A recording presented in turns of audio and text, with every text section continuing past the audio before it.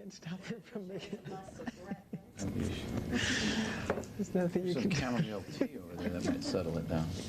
Of course, problem is it might put you to sleep. You're welcome. Mr. Jackson, in the latter portion of 1993, there were some allegations leveled at you concerning improper conduct with some young boys. I assume you're familiar with the fact that those allegations were raised. Is that right? Yes. In fact, there was ultimately at least 2 grand jury inquiries into that I am currently aware of, although counsel tells me there may have been a third. Were you aware that grand jury investigations were conducted into those allegations? Yes. Strike that, did you know at the time that the grand jury was investigating these matters that they were in fact investigating? In other words, you didn't find out after it had completed. You knew in advance that people were being subpoenaed to testify. In advance? Yeah, poorly phrased. Let me rephrase it. It is my understanding that some of Neverland Valley Ranch employees were subpoenaed to testify before the grand jury. Do you know that to be the case as well? Yes. Are you familiar with a person named Jordy Chandler? We're not going there. Don't answer. We're not going to get into who he knows and doesn't know.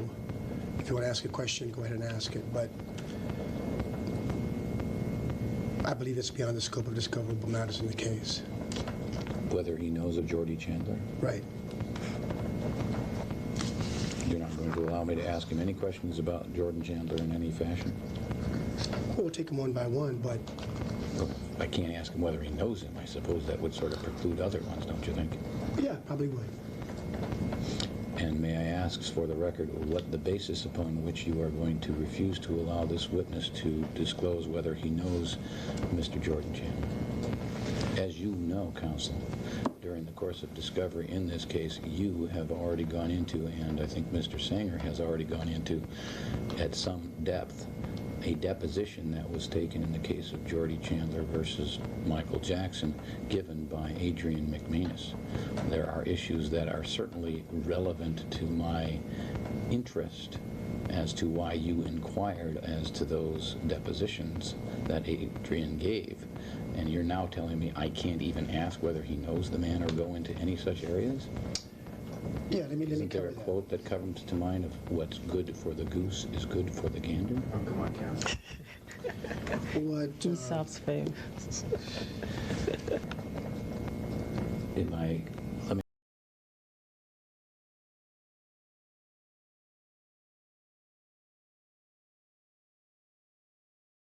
Now, someone who's guilty isn't going to sit with this is an absolute travesty of the justice system.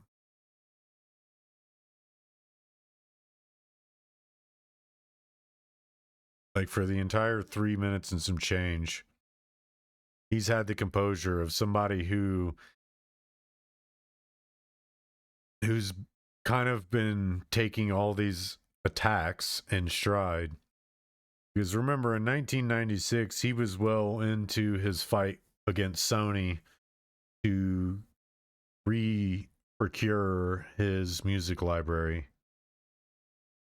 He was already fighting Sony, and when he went against the music industry, they did what they do best, and that's try to bury him. And then you have people like the Daily Mail TV. We know who they are. The Daily Mail, we know who they are. Putting this out and then making this out in a way that makes Michael guilty without actually ever knowing anything. So a person who doesn't know anything about Michael Jackson, the circumstances of Michael Jackson, and his fight with the music industry would read this and instantly think Michael Jackson is a pedophile. Regardless of what Macaulay Culkin has been saying for decades. But the fact that they put this in here makes it as though Macaulay Culkin was one of the ones that alleged that Michael Jackson molested him. And that we know that's not the case at all. It's not ever been the case. Macaulay Culkin has been the one who's been fighting for Michael Jackson since he was a kid.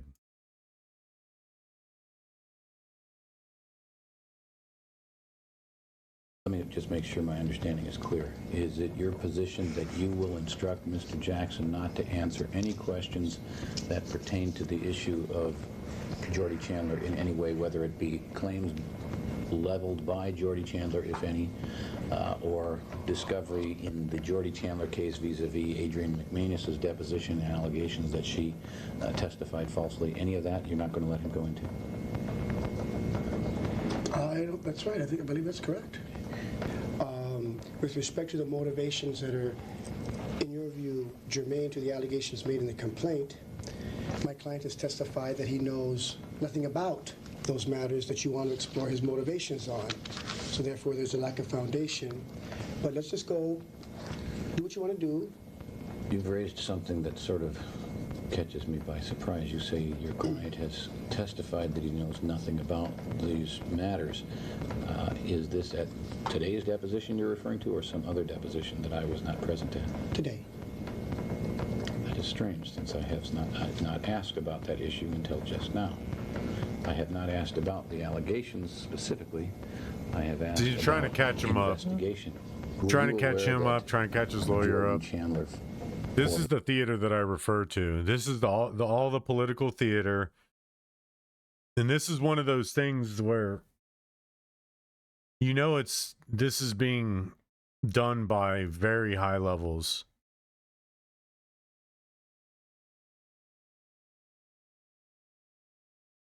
You know this is being done from a very high level.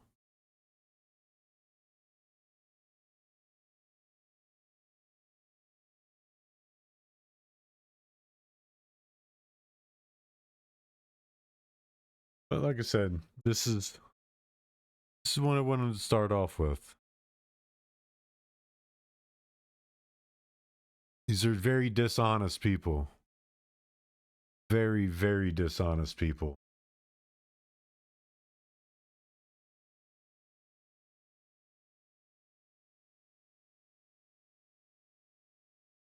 Huh.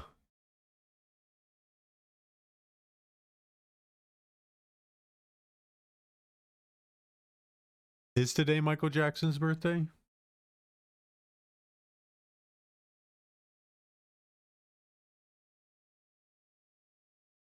No, August. To say.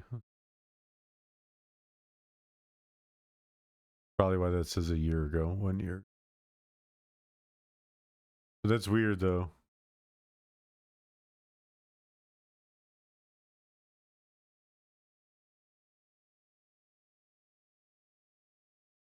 See.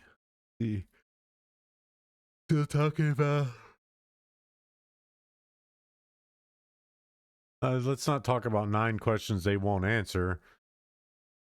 And let's talk about the fact that there's 9 questions that should be asked. And an answer sought after, but instead, the House and the Senate won't actually ask those questions to be answered, and because they know that the DOJ doesn't want to answer them. It's all a game, it's all a show, and we're all being run around the block. We're all being run around the block.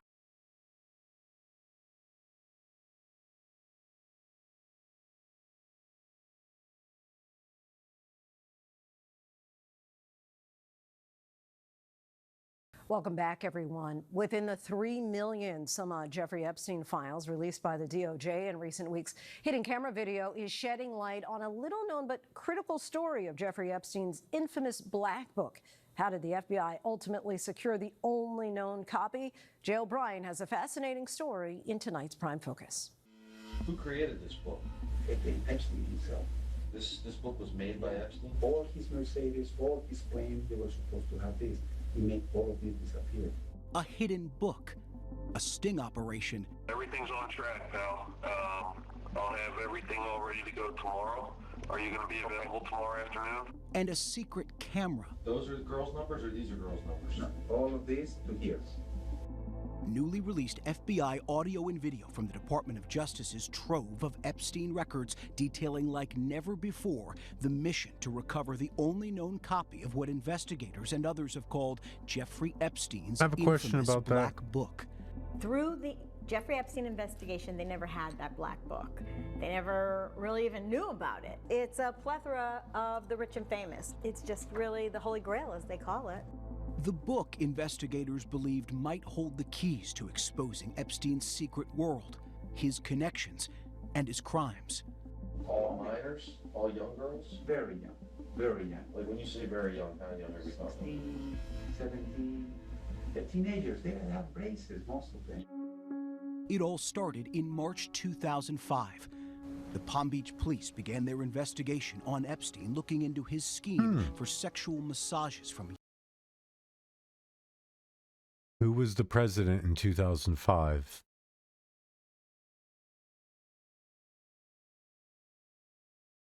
I know who the president was. Young women after a 14-year-old girl reported to law enforcement she was molested at his mansion. ABC News covering it all in 2019 for a 2020 special. The Palm Beach police did a thorough investigation. They really had a lot of evidence. They did trash pulls. It was an 11-month investigation. It was intense. But Epstein caught wind there was going to be a search at his Palm Beach residence and devised a plan. Video. I made a theory. It's alleged opinion theory.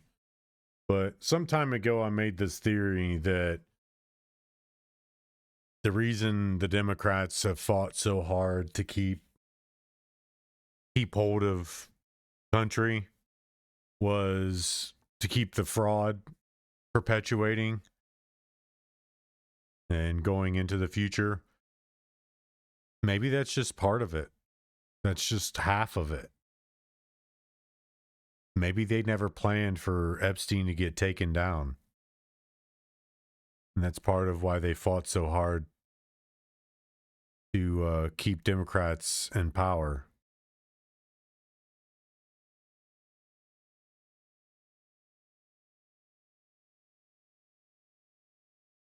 I'm pretty sure Epstein was arrested for the second time.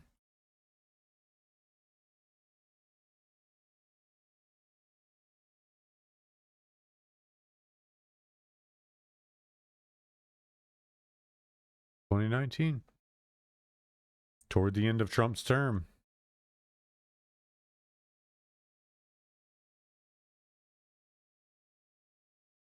This is a question I've been on my mind for a while. What broke investigation and to the point him being arrested in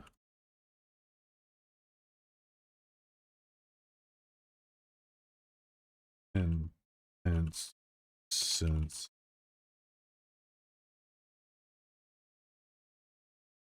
it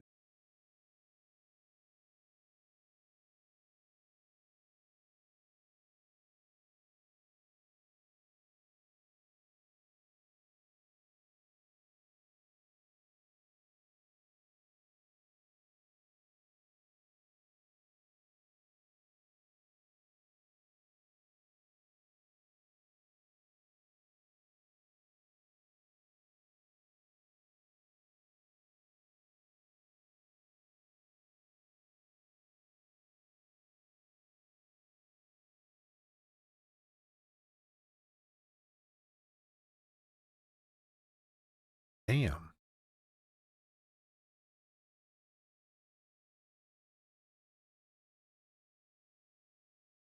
Suppose the sweetheart deal. Track down new people. Suppose the sweetheart deal.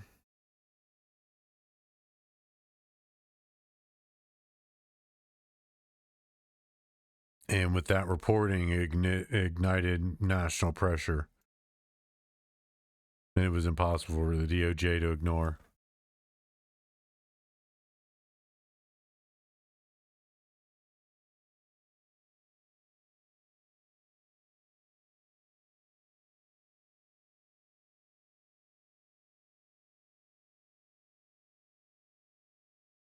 Hmm.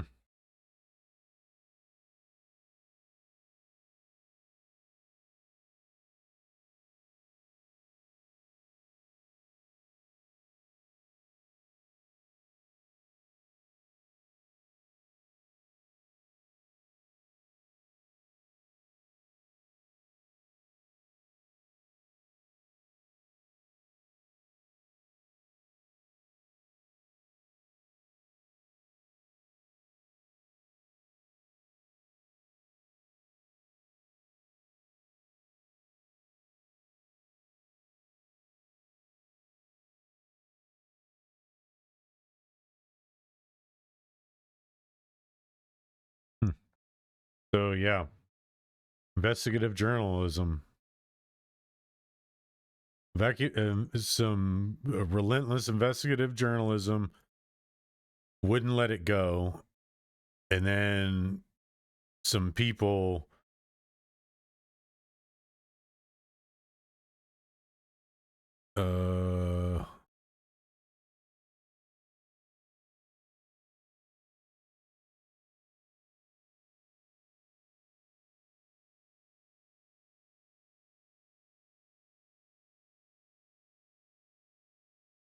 so yeah, this alone blew this whole thing open. This thing alone blew this thing open. But it's been going on far before, allowing them to prosecute crimes committed between 2002 and 2005. Which means that his crimes were going on in the early 2000s.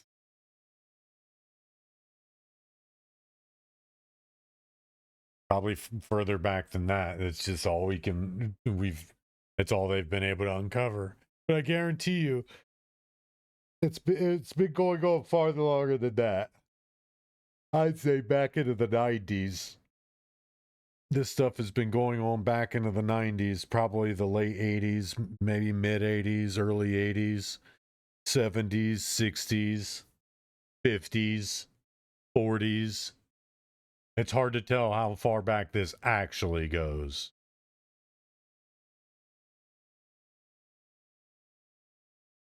Because it calls into question a lot of stuff. Because think about Shirley Temple. I think it's Shirley Temple. Almost positive it's Shirley Temple. She was born in 1928. Shirley Temple was... God, I can't spell. Was it who talked about how gross Hollywood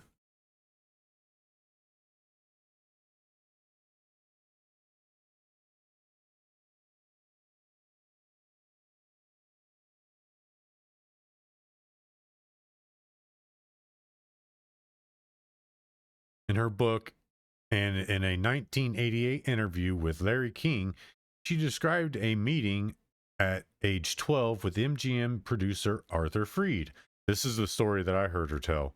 And this came out of her mouth. I watched her talk about it out of her own mouth, which is part, I believe, is in this documentary. She stated that during a meeting about a potential contract, Freed unzipped his trouser and exposed himself to her. She was 12. She described a black box, a soundproof booth used on set to discipline child actors for misbehavior. Children, including Temple, were sometimes forced to sit in the box on a block of ice. She characterized her early work, such as Baby Burlesque series, as cynical exploitation of our childish innocence. She recounted that mothers were often not allowed on set, and she described Hollywood as a sinister place for young actors, where she faced inappropriate behavior from adults.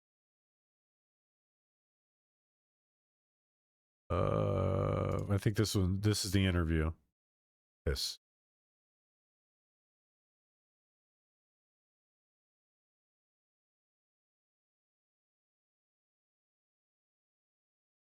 She has been an ambassador, chief protocol, corporate board member, mother, grandmother. But this is the way most people Hollywood will stars. remember her.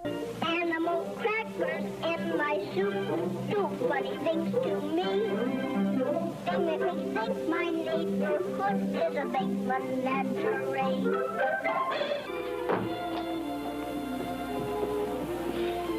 So you're really going? Yes, Professor. Well, I knew it was the best thing Professor for you. from Wizards of Oz, he looks but like. I didn't think you'd want to go.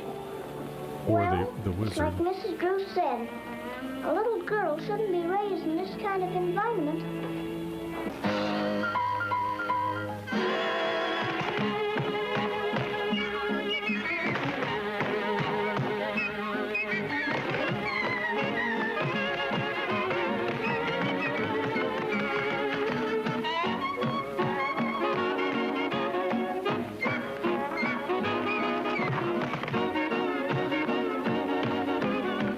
Say back in that day, tap dancing was like all the rage.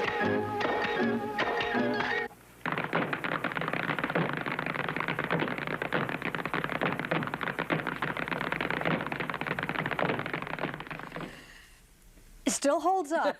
It's been over 50 years since Shirley Temple Gosh, first she had appeared such a on the radiating screen. smile. And after more than a dozen unauthorized biographies, she writes her own life story. It's called appropriately Child Star. And welcome. Good morning. Thank you, Jane. Good morning. I can't tell you how weird it is sitting across from Shirley Temple and that's your face, and watching you watch yourself as a little girl on television.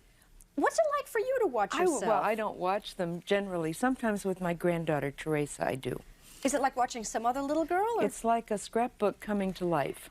That's what it is. Were you really that cheerful, or were you just acting? I'm a happy person. I'm optimistic, but I'm a realist. Yeah. Do you remember ever a time in your life when you weren't a big star? Yes, when I was a starlet. When I started out, I was about 3 years old, and I worked for a year and a half as a starlet, and learned discipline. I learned that time is money.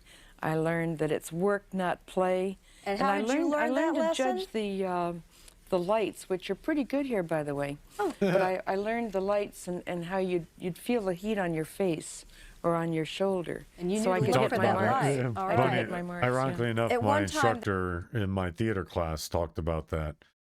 How back in the day, theater actors and actresses knew if they were in the right spot by the fact that they could feel the heat. If they felt the heat, they were in the right spot. If they didn't, they were in the wrong spot. So it was a big theater thing back in the day. They put you in a black box. Yes, it was one of those sound boxes. In the old days, they were great big boxes, about 6 by 6 feet on big rubber wheels. And they took one of the sound boxes and took out all the sound equipment and put in a big cake of ice. And if any of us little 3 to 4 year olds weren't disciplined, weren't obedient, they put us in the black box with the ice for a little while. And you cooled us off, one at a time. You got put on the ice in the black box several times. What did your mother say?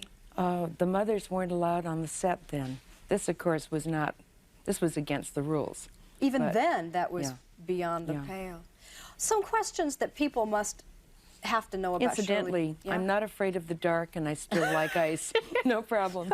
Okay, just some of the routine questions that Did you have a classic stage mother? No, my darling mother was probably the best mama that one could have. She was shy. She was very efficient, very accomplished, but she had no say at the studio, at Fox Studio. She had no say in who would be in films with me, what the films would be, no control at all. But she and I were partners, and we took care of each other. You are just the Sounds about symbol right. of innocence in Hollywood, and yet you were not spared the sleazy, seamy side, and at a very early age, a studio executive, I guess, exposed himself. Yes, And that was only one example. I thought he was a producer, but he turned out to be an exhibitor. Yeah. And at that same moment, your mother in a separate location was being, well... Louis B. Mayer was after her. Oh, no. And Arthur Freed is the one who, of course, my reaction when the exposure happened was to laugh heartily. I'd never seen anyone naked except myself. You were 12 years old. I was 12. Yeah. And it struck me so funny that I laughed so hard, it made him furious. Yes, he said, out, out, out, be gone. Yeah, but the career didn't end at that. What did the studio publicity departments keep from us about you? Were there any secrets? I don't think there were any secrets. No, they followed me around pretty well and took good care of me. I think of course, this book, Child Star, is about a child in love with her profession, and I just love my profession, and a child in love with her mother. Yeah, so even way back, this is the 20s and the 30s that this was happening.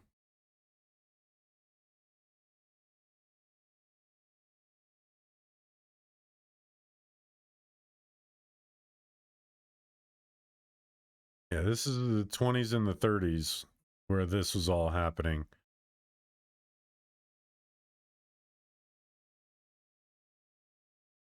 So, and I guarantee it was going on way before Shirley Temple.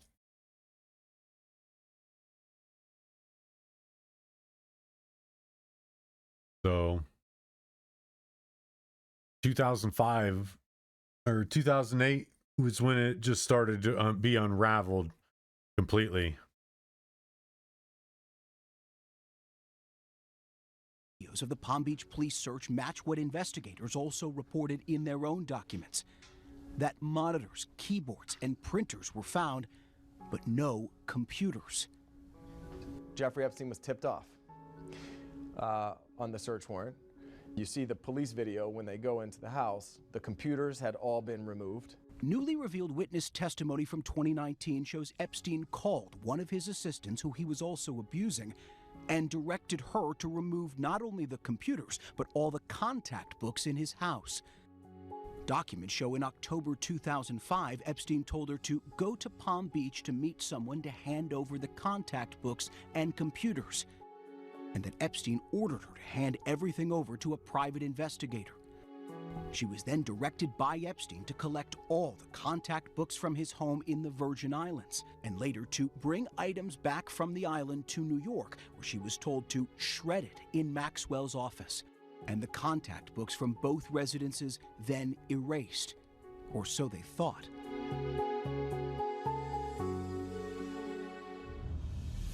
Unbeknownst to Epstein or his now convicted accomplice Ghislaine Maxwell, Alfredo Rodriguez, Epstein's butler, had kept a copy of the book.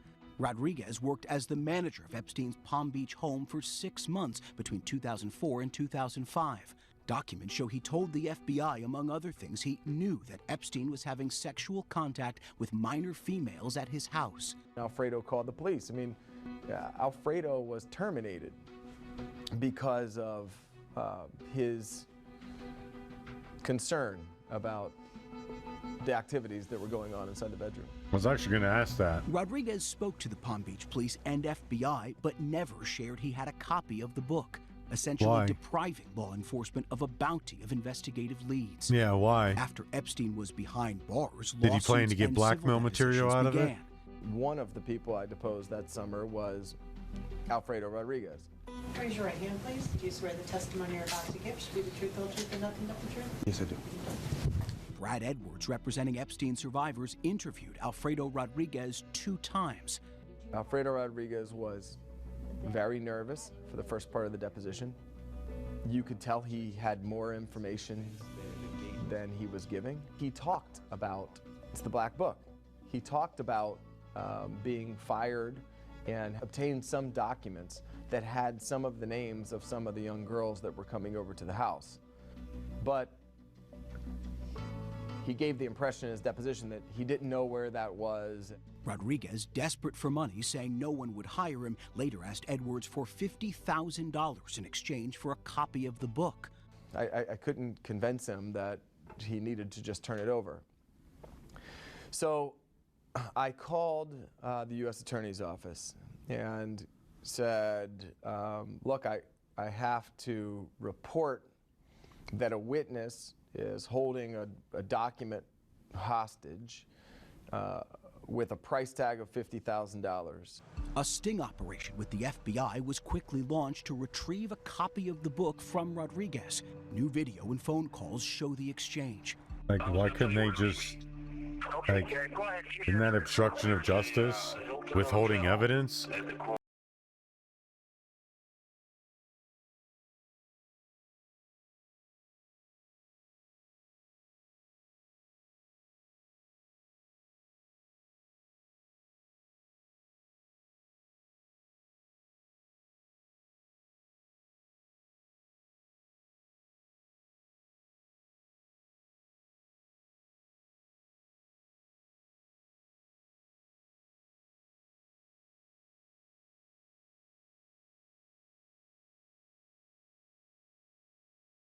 Yeah, form of obstruction of justice.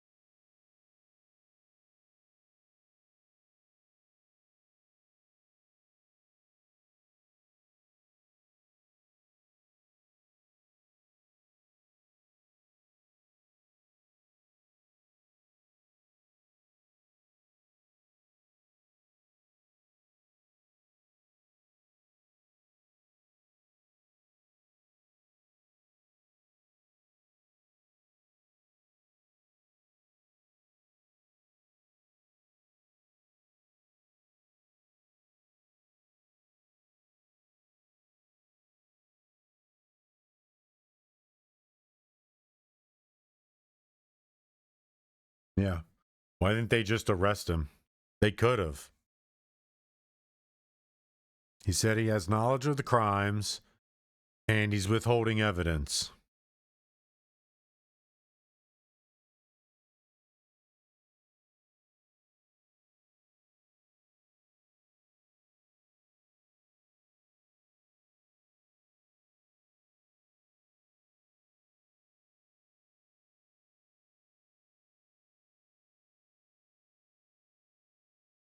Corner of Glades Road in Boca. I'm in room 118. No. The FBI, no, the FBI didn't know nothing. Nothing. The FBI just went through the files of Palm Beach Police Department, and they didn't subpoena me. The man on the right, an FBI agent undercover as Brad Edwards' associate. On the left, Rodriguez in possession of a copy of the Black Book. In the hour-long recorded conversation, Rodriguez tells the undercover FBI agent who to contact, circling the names of people he thought would have more useful information. I highlight Punch you in your ears. that I have access, crucial information. I put it into my handwriting, and also I compile a list of the people and a list of the girls on Palm Beach that were going when I was household manager. Okay. But what I took my time to organize this with stickers and I see dates. All right. You will see a lot of important people here. The amount of famous names that were in that. Mick Jagger, Courtney Love, Prince Andrew, Fergie, just people from all over the world. President Clinton, President Trump. He wasn't president at the time, but Donald Trump was in there. And just so many famous people were in there. And though many names are listed, inclusion in the book is not evidence of any wrongdoing. Yeah, In the because they video, got to throw Rodriguez that out calls there. out names of people he thought had information, including now President Donald Trump, who's denied any knowledge of Epstein's crimes. Of course, Donald Trump. Also mentioned so-called massage providers from everywhere in the world. The fact that the names and numbers of these girls, not only here but in other locations throughout the world, were contained in this book, he thought he needed to preserve that information. All right, let me get you your money, buddy. Okay, here. Shortly after that, when I guess they You were supposed arrested to give him? $50,000, he was arrested. It was uncovered to Alfredo that these were not Brad's fixers. This was the FBI. Fast forward to 2026 as Epstein survivors continue to call for transparency and accountability. While survivors have been exposed, abusers' names and contact information is redacted while our faces and stories are left on full display. If you are willing, Telling you, that was please raise your sabotage. hands if you have still not been able to meet with this Department of Justice. And the deceased sex offender's so-called Black Book is now held by the FBI. It's been used as evidence during civil litigation and in Ghislaine Maxwell's. But didn't they say that they don't have a... Epstein never had a Black Book? And Elon Musk even said that.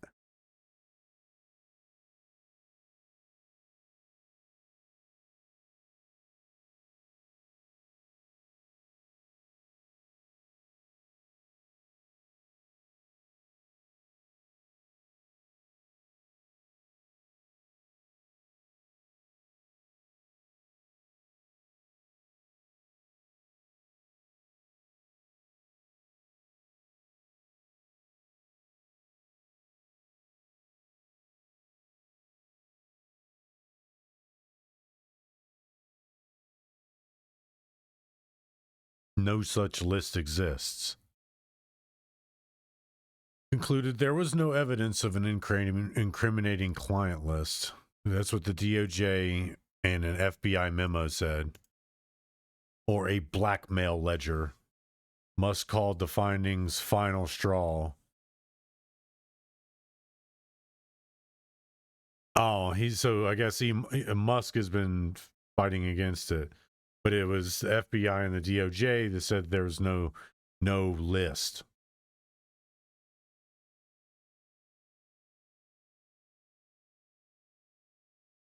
Yeah.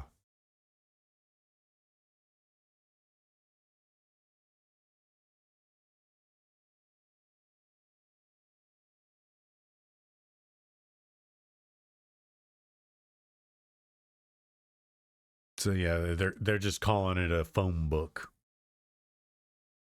List of names and contact information.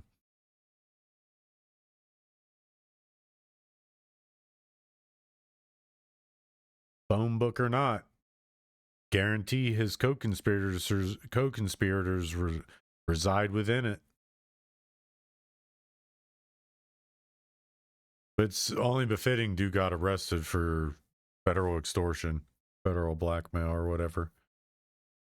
Maxwell's criminal trial. Alfredo Rodriguez passed away in 2015 at the age of 60. After holding on to Epstein's book for 5 years, he was charged with obstruction of justice and in 2012 sentenced to 18 months in prison. Longer than Jeffrey Epstein would ever spend behind bars. Our thanks to Jay O'Brien. Yep.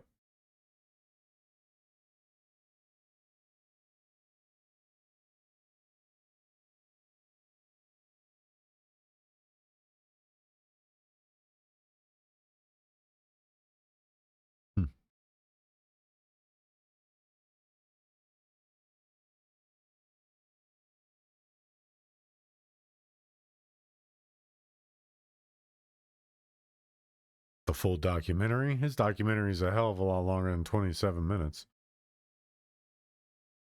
I was going to ask something.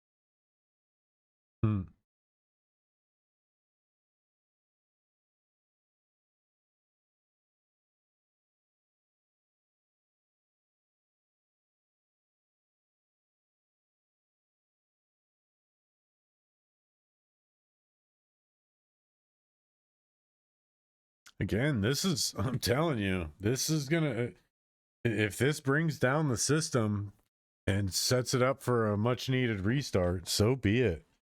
Bring this system down, restart this shit. I don't care if these are the best speakers we have. Oh, well, we're gonna have to get some new speakers, some new actors and actresses in our political system.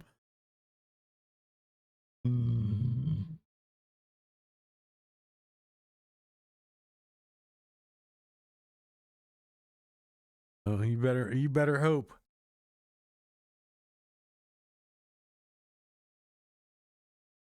You better hope it's Ted Cruz.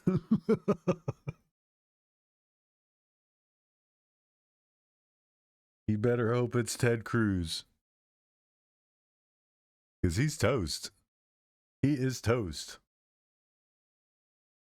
Oh, that reminds me. I need to go and change the information on that one.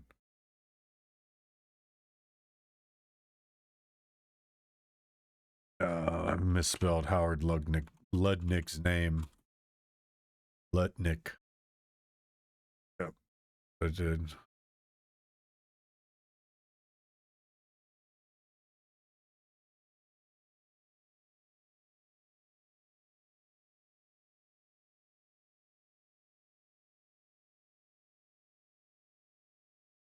Yeah, I realized, I was reading through this the other day and I was like, wait, I spelled that wrong.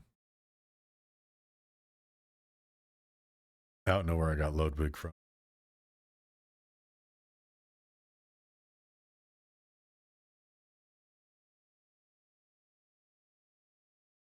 So yeah, he better hope he doesn't really show up there.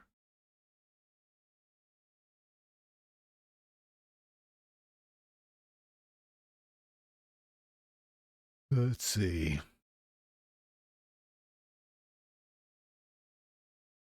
That's what I said, man. This is what I said. And we turn now to the latest. I said, for one, she shouldn't be able to enact any Fifth Amendment right. She should be lucky that she has any rights to invoke here, let alone a Fifth Amendment right. Washington, with the calls for transparency surrounding the Epstein files continuing to grow, both in the halls of Congress and by survivors, even after the Justice Department's release of millions of Epstein-related documents last month. That's crazy. It comes as lawmakers are getting their first opportunity today to review They the allowed her just to unredacted invoke a versions fucking right that she is not deserving Jamie of. Raskin, the top Democrat on the House Judiciary Committee, spoke to reporters this afternoon after getting his first look at those unredacted files. There were to be no redactions in order to spare people embarrassment. Washed up lawyer? You're not even a lawyer. Washed We up didn't loser want there to be a lawyer? You're cover-up, not even a and lawyer. What I saw today was Pam that Bondi there were she was getting so mad yesterday. And it's another one of the thing what I said about the theater. All you've seen all day today is clip after clip after clip of her calling Raskin a loser lawyer, a washed up loser lawyer, her going off on people saying that she crashed out. It was designed that way. The whole thing was designed to be some theatrical performance to get the ones on her side all riled up and the ones who are against her all riled up, but for a different cause. Perpetuated by him and his colleagues. being redacted when And that's they all of were them. not victims. And so we still haven't gotten from the DOJ their privilege log explaining why certain redactions were made. But I can tell you that I saw a whole bunch of them that seemed very suspicious and baffling to me.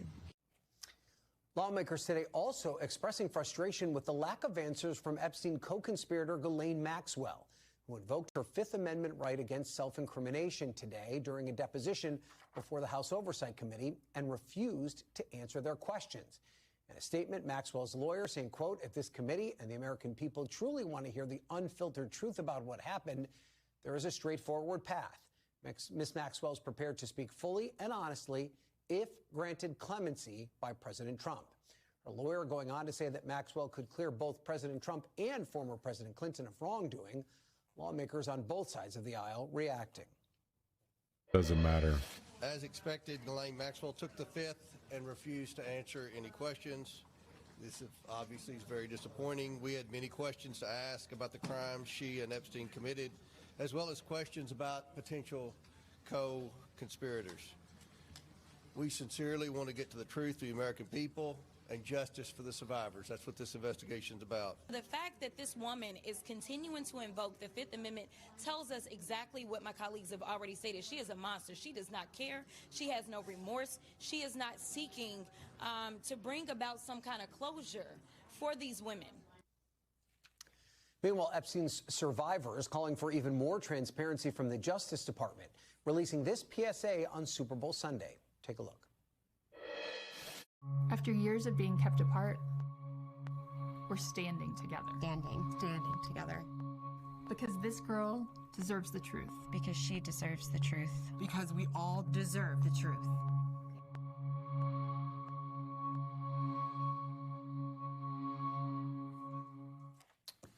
Joining me now to talk more about this, Democrat Congresswoman Melanie Stansbury of New Mexico. Congresswoman, thank you so much. I know you're going to see the unredacted Epstein files tomorrow. What will you be looking for? Well, you know, there are a lot of unanswered questions, but I want to clarify. Yeah, they're already late about that. Epstein files Ain't nobody seen no unredacted files.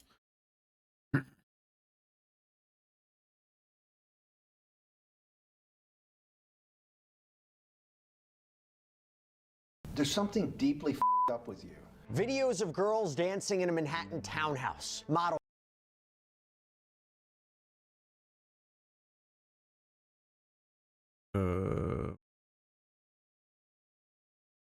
Actually want to see, oops.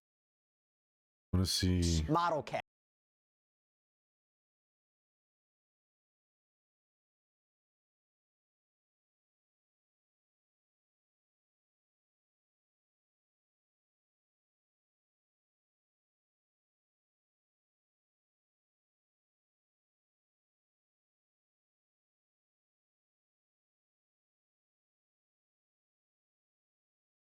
I was hoping to find the actual videos, the interviews.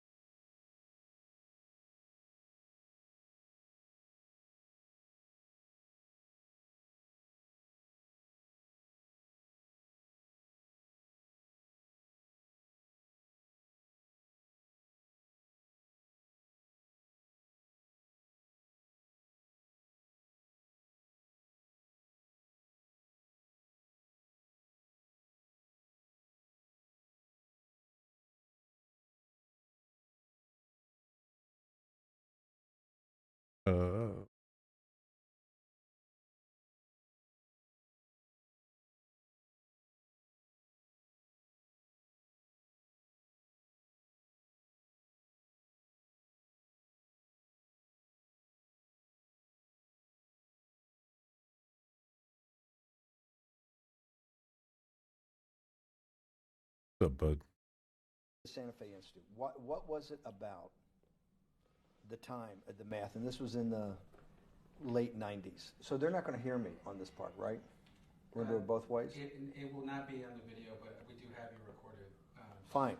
Remember, when you're answering on these questions, I'm not in the shot, and they're never going to hear my voice. So a little bit, you got to repeat. In your answer, you got to repeat what my question was. Oh, a little bit. Okay. Santa Fe Institute. Why, when you're at the top of your game on Wall Street, do you decide to finance, which was at the time, or endow, or become the donor or sponsor, however you want to say it, for what was considered the most cutting? Yeah, these are Steve Bannon interviews.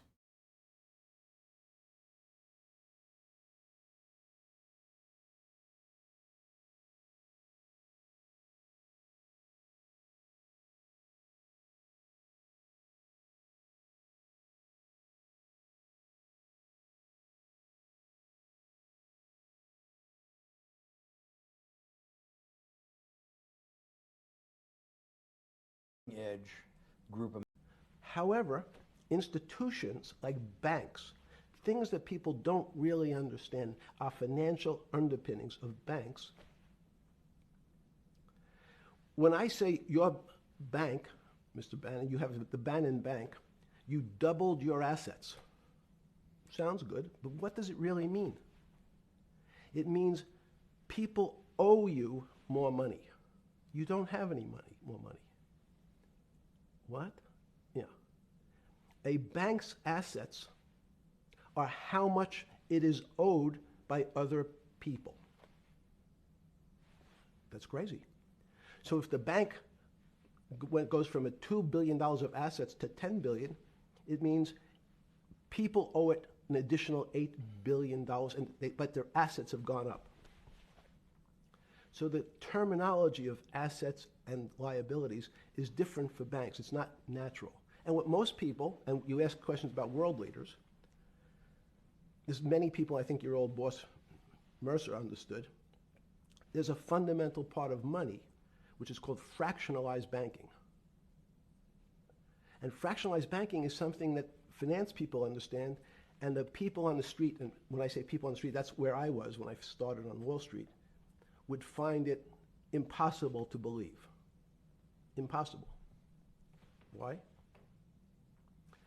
Bannon Bank, I give you $1, just one single dollar.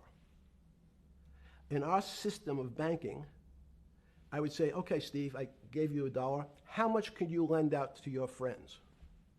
And your natural reaction would be probably something less than $1 because I want to keep something in my pocket. The way our system works is if you as a bank are holding my $1, you can lend out an additional $8 or $9. No, it's impossible. I only have $1, Jeffrey. We have something called fractionalized reserves, which is if you have 1, you can lend out 9. That's the way our system works. And so not only do world leaders not understand banking, but the man on the street, my father who worked in the park department, it would be beyond his imagination that people could lend out more money than they actually had in their pocket. Next question. But how did this, in understanding that? The fact that that bank sound good, and if you're talking to the patterns where think about this is It's crazy. the same interview. We always value things at the cost from the Something like 2,000. Something's 1,000 and 990. This person now has to value it at 980. When did you first start to He get changed his understanding shirts Bill Clinton during the interview. in all this? Did you change glasses? Yes. Okay. I changed shirt. I saw that black. Yeah, great. I think we're gonna have all kinds of changes. I'm experimenting. Okay. When did you get a feeling? Did you ever anticipate before it happened something like 2008 could happen? No. How could that be? Because it's the word I can beat it to death. Is that it's very much like would I anticipate I'll have a heart attack tomorrow? Unlikely. Was 2008 a heart attack or a stroke? Debilitating. I've seen this part. Both. It was both. But why was it both? Because in fact, as I said, the blood was getting dried up in the system, and the head, which is sort of the central bank, wasn't working. So to some extent, it was a combination. It was a crisis. Did you see that building up over time? It's always been lurking in the background. I mean, if you have an older parent, would you say it's possible? Did you anticipate him having the heart attack today? No, you hope things are going to go better and maybe they'll fix it up. The system was getting too complex, and it wasn't based on derivatives, because what people keep forgetting, and as I was just explaining, Wall Street and in many professions, including Wall Street makes it sound complicated. They don't want the little guy to understand what they do, because they make so much money and they don't do very much. So they couch it in words like derivative and stock options and commodity futures and different types of contracts. It's all everyone is capable of understanding it. It is not complicated. But Wall Street, because they make so much money from doing fairly simple things, needs to make it more complicated than it really is. We had a very big recession in the early 90s based upon real estate and Japan basically imploding. Let's again, okay. You had a recession in the 90s. I don't know what it's based upon. It's always interesting to look back and say, separate from there's certain triggers, like in the 70s there was a... What do you think it was based upon, the 90s downturn? It's clearly there was a huge downturn. No, I know there was a downturn. That's what I know for sure. That's a fact. That's all. Everything else is sort of speculation about why did he have that? I understand that, but there's some speculation that has 0% probability of being true, and there's others that have 90%. In the range, when you look at the range of alternatives of what could have caused it in 90, and what I'm trying to do is get you all the way up to 2008. Look, you're the smartest guy in the room, right? You know that. Do you think there's anybody in the world today? Oops, this is going to be a bad question. No, but do you think anybody in the world today, the Alan Greenspans, the Bernankes, is there any central banker you know, any partner of any Wall Street firm, any guy running a trading desk, and I would take it that would be, or anybody at a Larry Fink at BlackRock, Steve Schwartzman at Blackstone, the top 100 financial guys, and let's throw in a couple of Nobel economists, and let's throw in the best professors at Wharton, at Harvard, at Stanford. Do you think that there's anybody that understands money or understands the world's financial system as good as you? There must be. But it doesn't come to the top of the head. No. Okay, fine. Now that I've gotten that, let's go back to 1990. In that arc from the fall of the Berlin Wall to 2008. Good. We had we started with the implosion in Tokyo of the Japanese economy, Japanese financial markets. We had the huge run up in internet stocks, right? We had the implosion of that in 2000. The bankruptcy of Drexel Burnham in 90, implosion of Japan, huge run up in equity markets for the internet, implosion of the internet in 2000, 10 years later roughly, and then this run up through the Iraq War and all that, the run up to 2008. Every 10 years it seems like we're in some sort of 10 years before the 1990s was the 70s. You sound like an astrologer. Okay. And not a financial person. You're supposed to be a mathematician. It just seems to me a pattern of every 10 years. That's misleading. That's exactly right. Because people like to see patterns. People like to see patterns where there are none. So a pattern of a financial crisis every 10 years is just in my mind. Yes. Long-term capital, that had to be bailed out back in the late 90s when everybody panicked. And that wasn't that bailout today would look small, and it was a $5 billion or was $30 billion. Businesses fail all the time. But they long-term capital, the Federal Reserve stepped in. But I'm saying people go bad. Things go bad all the time. Yes, you're correct. The audience is watching this, the little guys, they go bankrupt all the time and nobody gives a shit.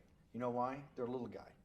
But when long-term capital management goes bankrupt, or Bear Stearns goes bankrupt, or Lehman Brothers goes bankrupt, people care because it's an unfair characterization. Why do you say that? Because again, it's the complexity of the situation. If you think about you have a complex system. You have your body. Now, in fact, the little guy is my finger. This is. And Bear Stearns is your heart. That's correct. The banking system is my heart. The system, I can't risk my because remember, it's not only my. You haven't been able to name. Hang on. You haven't. Hang on. No, hang. I was trying to hang. I wanted to see if the hang on worked. No, you haven't been able. You're not good enough yet. You're like junior wizard trying to do it. You haven't. Yes. I'll say, since we can't name another guy that's as good as you. There may be a couple out there. You're not bragging. You're humble. It had to be sometime. Please tell me there was some time before you went to jail and basically got cut off from daily information in the summer of 2008,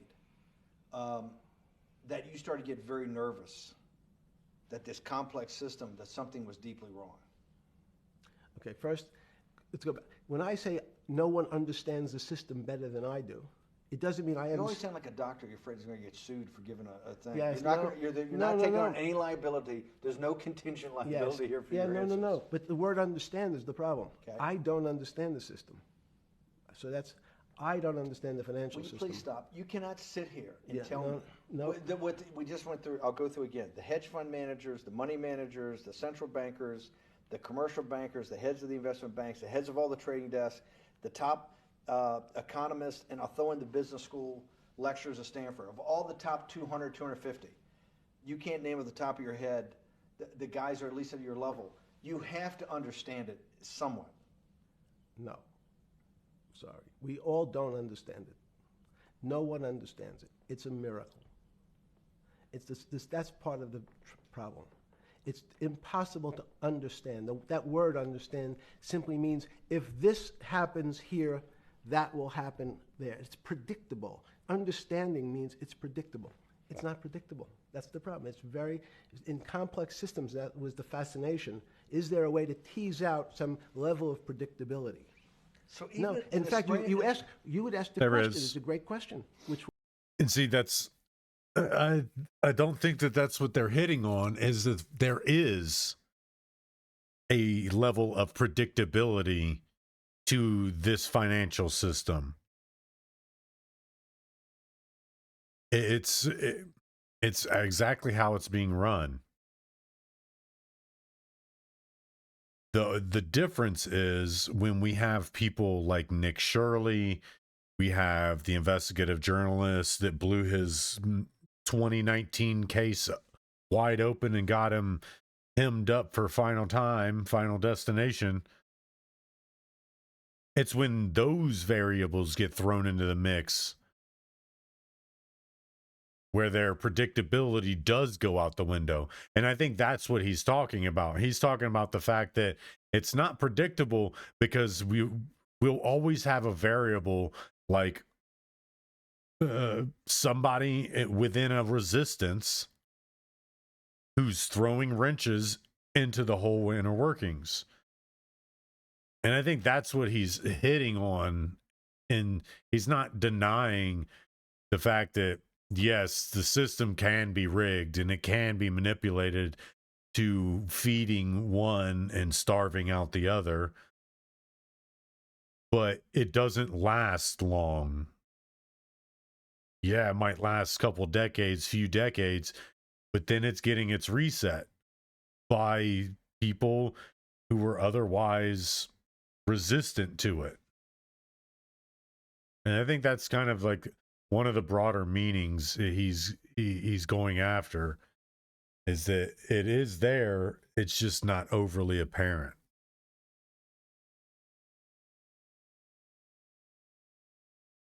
Ugh.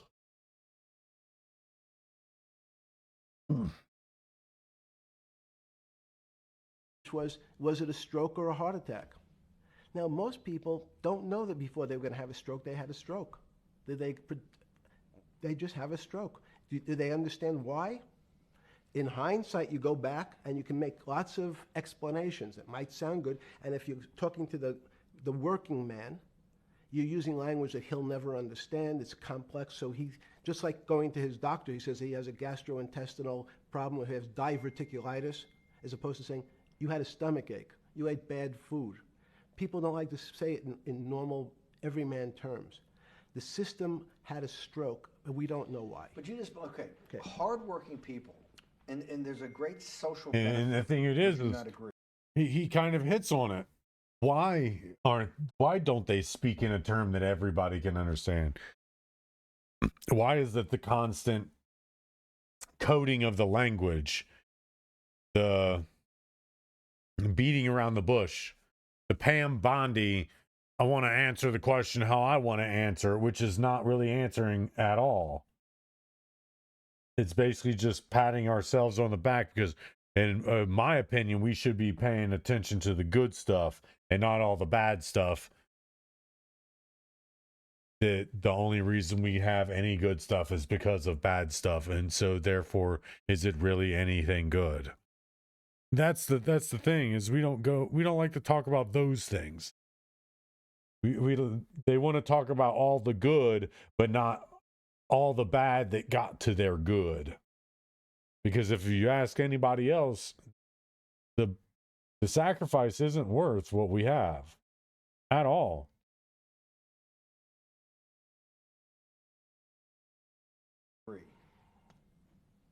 With having people having What's the saying? Progress for the sake of progress isn't progress at all. ownership in the system. When you say ownership in the system, it doesn't mean. Let's start over. Okay. So flip over your phone too, because Yes. I don't want anyone to see. Yes. Oh, I need to go get something to drink. I'll be back. What's up, buddy? What you doing? You chilling? Always down there with your little leggies pop out. Little leggies popped out and friggin' adorable.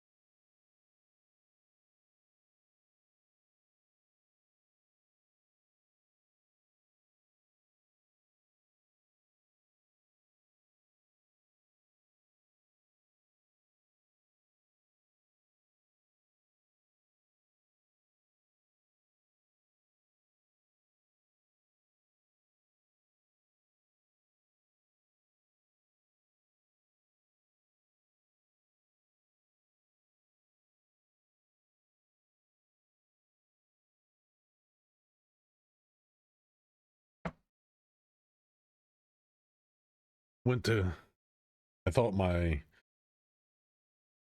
the whip topping that I made the other day, I thought it was still kind of frozen. And I was like, I'm going to get me some of that. Basically like ice cream. No, it's actually kind of softened back up. Thick and jiggly. She thick and real jiggly. Oh, and super chocolatey. Yeah, it's definitely got the mousse consistency.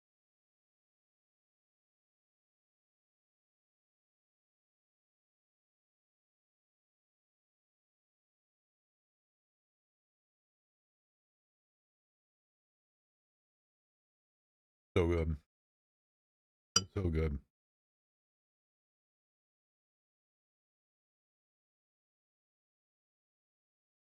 And you don't need to know how to cook to make it either. What you do is get you, I think they have them at Kroger. They're I think they're a half gallon of heavy whipping cream.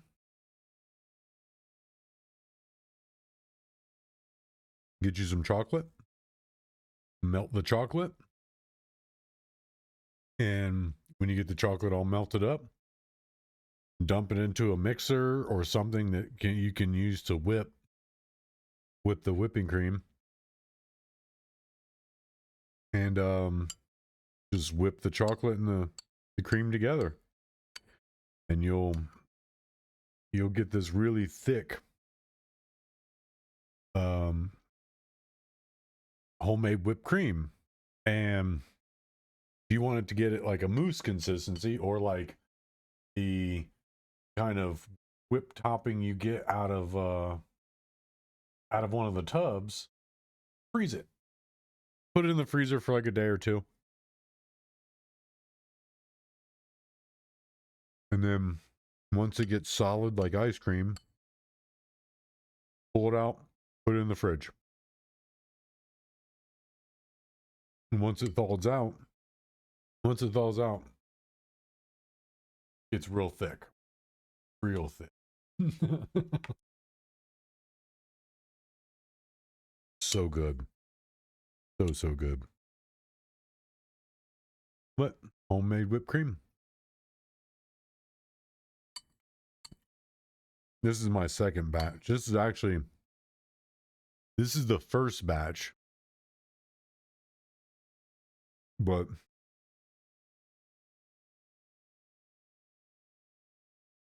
it's I'm eating it last because the first one I ate was the banana chocolate, which was really good.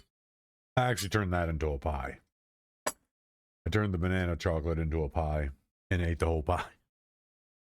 It took me 2 days to eat it, but over the course of 2 days, I ate a whole banana chocolate pie. Banana chocolate whipped cream pie. Oh, so tasty. My goodness. What would have made it better is if I had some cherries, like that sweet cherry flavor. Same with that. The only thing I would want to add to that would be to turn it into a pie and put cherries on it. Not in it, on it. Make the same type of whipped cream pie, but put cherries on top of it. A cherry, like some cherry syrup.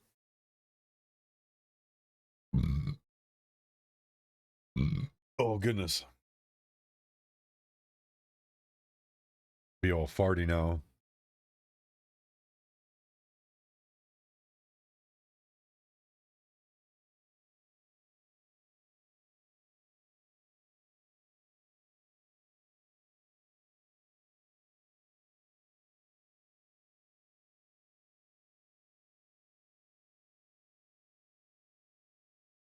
Walk over to the place to deposit some money tomorrow.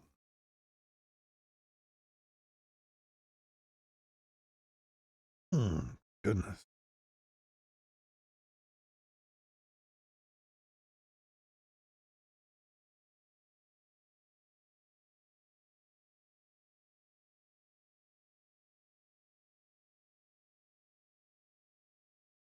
That got a little itchy.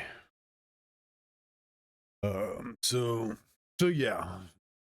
These I've watched this interview, and this, like, he says some very odd things in it. Talking about how he talks about the 2008 crash, how he talks about people always looking for patterns, even when there are none. Like, we know that's kind of like that's a real thing, but to say that there's not a pattern with having a financial crisis every so many blocks of years, so every decade, to say that that's a pattern that humans are looking for. What do you mean that's a pattern we're looking for? That's one thing we don't want to see, is patterns of crisis. Like, we hope, wish, and pray that these are just our own imaginations, but for some reason they always seem to be coming true. Whenever we start seeing these patterns, we're told that, oh, that's nothing. Well, it seems like a whole lot of something. So it's like, how much is that is him actually just deflecting, or if it's just like, because we know he was he worked for, he was in Israeli intelligence. We know that. We know that he was in Israeli intelligence.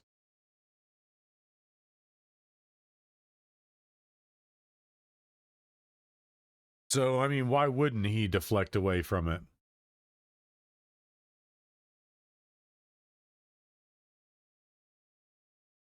Makes sense. I mean, it makes the most logical sense there is.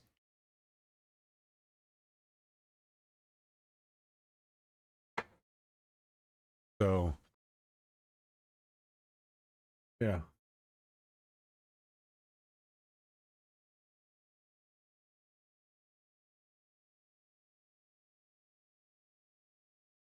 Castings, pornography of all kinds. These are just a few of the more than 2,000 videos released under the Epstein Files Transparency Act. Plus, there are interviews. So we basically where gone Epstein through calls that himself already. a Don't need to go back through that.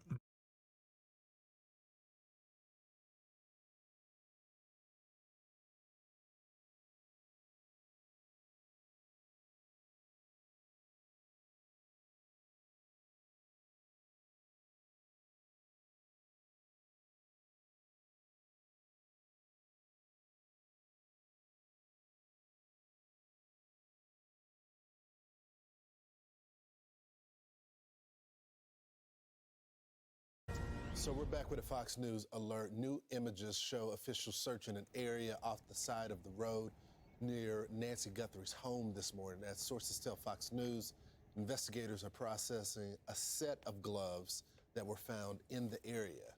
Matt Finn joins us from outside Nancy's home in Tucson with the latest. Good morning, Matt. Good morning, Lawrence. That horrifying surveillance video of the masked figure on Nancy Guthrie's doorstep right behind me was released on Tuesday, and so far the FBI has not officially given us an estimated height or weight of they this have. suspect, and you think that would really help the public narrow down. I saw who that they the are other looking day. for. Law What are you enforcement talking tells about? Fox that it is Those look like rubber gloves. working on giving us that profile, but there's no guarantee or timeline. Now, yesterday, investigators found a black glove about a mile away from Nancy Guthrie's home on Campbell Avenue, which is a busy street that connects to Nancy's neighborhood. This type of clue could ultimately offer critical DNA evidence. And if you look at the Nest Cam video from Nancy's front door, you could see the masked figure wearing dark gloves. This morning, Fox News saw a Pima County forensic team searching brush on the side of Campbell Avenue, which is where the glove was found. Some of the agents were taking pictures, and over the past few days, we have repeatedly seen local and federal agents scouring the area around Nancy and daughter Annie Guthrie's homes. It's clear to us agents are focusing on finding clues and talking to neighbors around Nancy's house and her daughter Annie's house, including asking for more home video. Now, as of this morning, there are no known suspects. Law enforcement is not asking the public to be on the lookout for anyone in particular, and that includes a vehicle. Lawrence. Thanks so much, Matt. Matt was just This is kind of where things end up going south for the victim, because the FBI, who's been proven to be the worst at their jobs, the absolute worst at their jobs, especially with Kash Patel at the helm. Oh my goodness. I'm sorry, Nancy Guthrie's family, but you are not in good hands with the FBI and Kash Patel. Shit, I could probably do better investigative work. Give me the evidence. Let me dissect it. I'll do better than them. Their shoddy FBI work they did on Charlie Kirk's case. Yeah, I definitely wouldn't trust the FBI to get it right. Be asking for a second opinion like a doctor. Am I truly gonna die, doctor? Am I truly gonna die?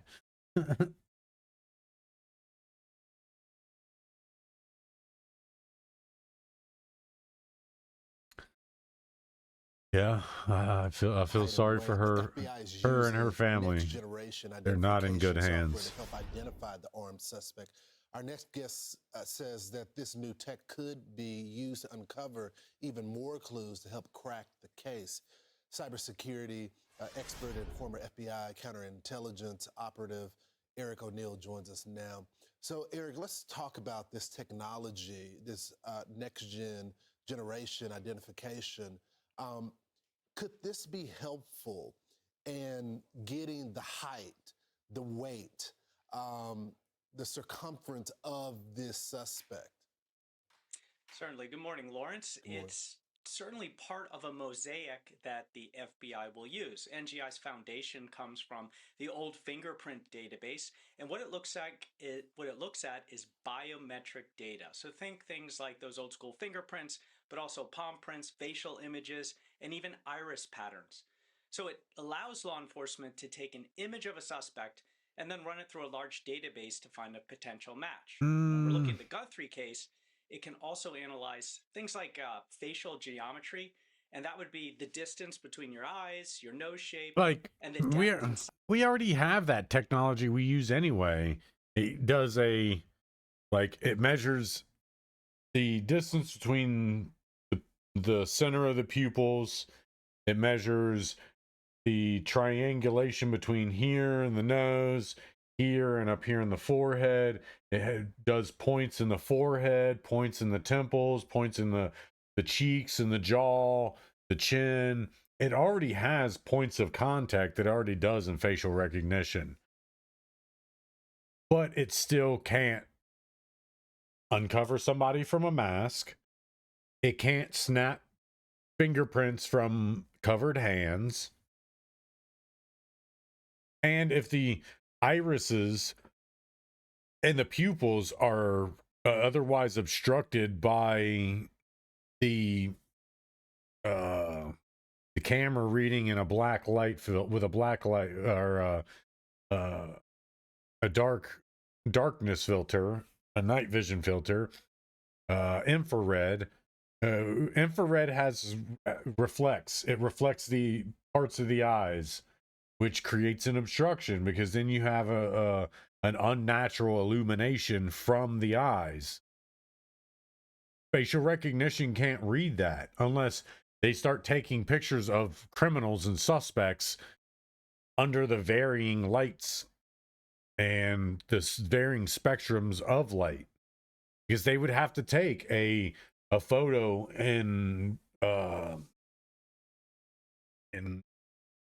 varying spectrums in order to be able to get facial recognition to recognize what someone's eyes look like when they're obstructed by the night vision filter or the infrared filter. unless they already have that preloaded, they're not going to be able to pull that information. They might be able to get an approximate head shape, but I'm sure there are tons of already in jail criminals with that exact head shape, exact body size, body shape. And unless they can read the fingerprints through the gloves, it can be a little tough. And I'm hoping the person's stupid enough to wear gloves, that pair of rubber gloves over top of their actual hands, because then, yeah, they could probably pull some DNA from there. Because those gloves make your hands perspirate really, really bad and really quickly too. Especially if you're exerting yourself. Heat can't escape them. So if heat can't escape them, they can't naturally cool. So they will sweat and they will perspirate, and that juice will stick to those gloves.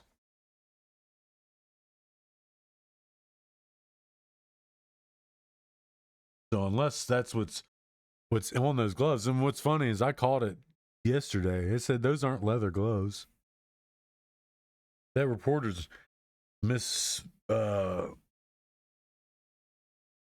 misreading what those gloves look like. They had a more rubber latex look than they did a leather look. Size of your face. Now here's a problem.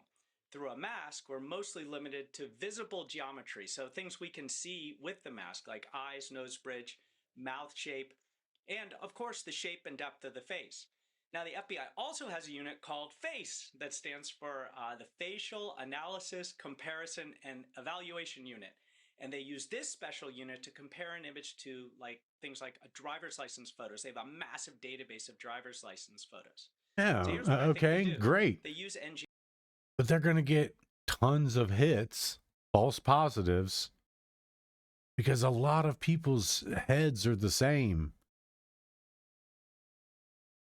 I mean, it's going to still take them a long time. And in the time that's going to take them to do this, instead of putting out some of the information that they already have, by holding things back, they're making it harder for this person to be tracked down. Because I guarantee they have more than just, let's talk about the tools we got. NGI to find partial matches with face against known individuals, but then they need more evidence before they send a SWAT team to someone's house. So with the situation with the delivery driver whose door was raided by the FBI's HRT team yesterday, I suspect they used NGI to get a composite image of a potential match of the suspect, ran it through their NGI database, and then used the face unit to look at driver's licenses, found someone who probably found a number of someone who was a partial match, then used other things like telemetry from cell towers. And because this guy's a delivery driver, he was in the area at some point, and they thought he was a good person of interest. I'm sure there was a tip as well. But the point is that the FBI uses all these things, including an analysis of height and weight, which I'm sure they have, to come up with the idea for a potential. They've already said between, I think it was like 5'7" and 5'10". Rescue team for our audience. But can I drill down on those known individuals? Because most of this technology uses these AI databases to gather this information. But when they're using AI for this, the known individuals that you referred to, are these people with criminal records, or are they using tools such as they do with the genealogy searches from the private sector that is a wider database? You're exactly right. So they're using AI to do a lot of the database research, but they have access to more than just mugshots. So the NGI is specifically looking at biometrics related to mugshots and other information, but the FBI also has access to a massive database of driver's license information and other information that they can pull from. So I mean, they can access, I would say it's probably not that hard for them to reach out to the driver's bureau of wherever and say, hey, we're wondering if we can get access to your driver's license database so we can run a facial match through it to see if we get any hits.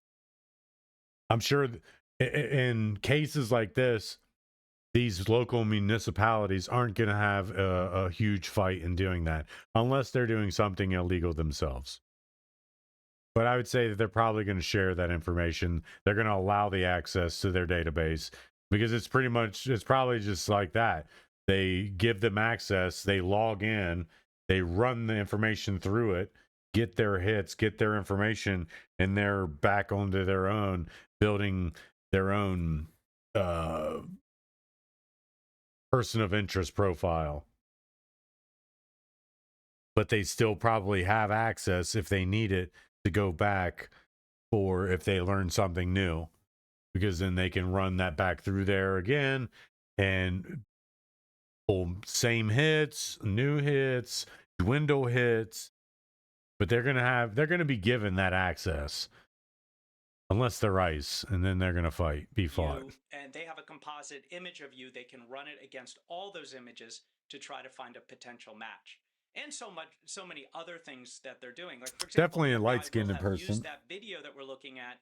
At first, I thought they were white by this, but the images go out to the public, and with the reward that's also set, when you go back, when it zooms out, the skin darkens up, even in the same light. Interviews and good old school investigative techniques, and you marry up the technology with the old school sleuthing, and you can start to find persons of interest. Real quickly, Eric, why don't we have a full diagram when it comes to this suspect, weight, height, and all of this? Could this be they're still running the tools? I mean, we saw this with Brian Kohlberger. We thought that the case was cold, but it wasn't cold.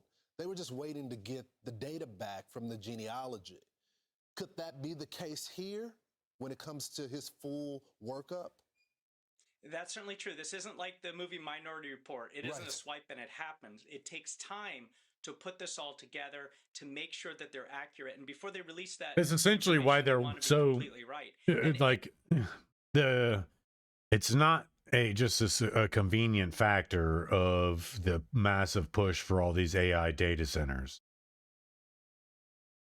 If they can get all these AI data centers up and running, their ability to use them for things like this will bring down the amount of time it takes to do these massive cross-check searches with humongous hundreds of millions of people databases. And that's kind of why they're wanting to push this AI stuff, AI data center stuff. Is because it also helps in the law enforcement, where I can kind of see the agreement there, but the use for the police side of it, the law enforcement side, it's not the superseding factor. It's not. The superseding factor of the data center push is so that they can house more data on us. That's it. I gotta pee.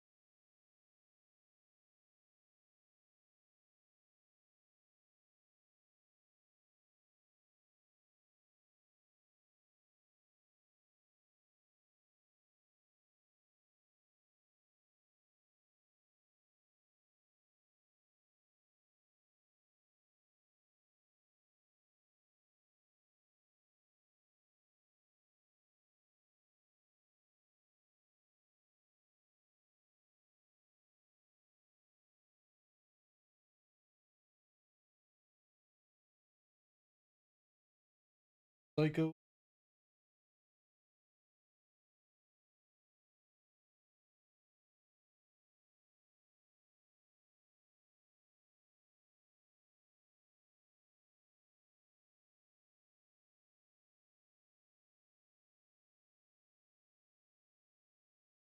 And I'll give you one more little clue that they probably have that they haven't released. When a Nest camera records that video, it is also recording audio at the same time. I would bet that the FBI has audio related to that video that they haven't released. The only reason they wouldn't have it is if somehow the audio was separately corrupted from the video when they recovered that video. But I would bet that they have Not the likely. audio, and because that particular Ring camera has a battery, it's very possible that as that criminal carried the Ring camera with him, it recorded additional audio after he ripped it off the wall. Such important information. Eric, thanks so much for joining us. That's only if they trip it, though.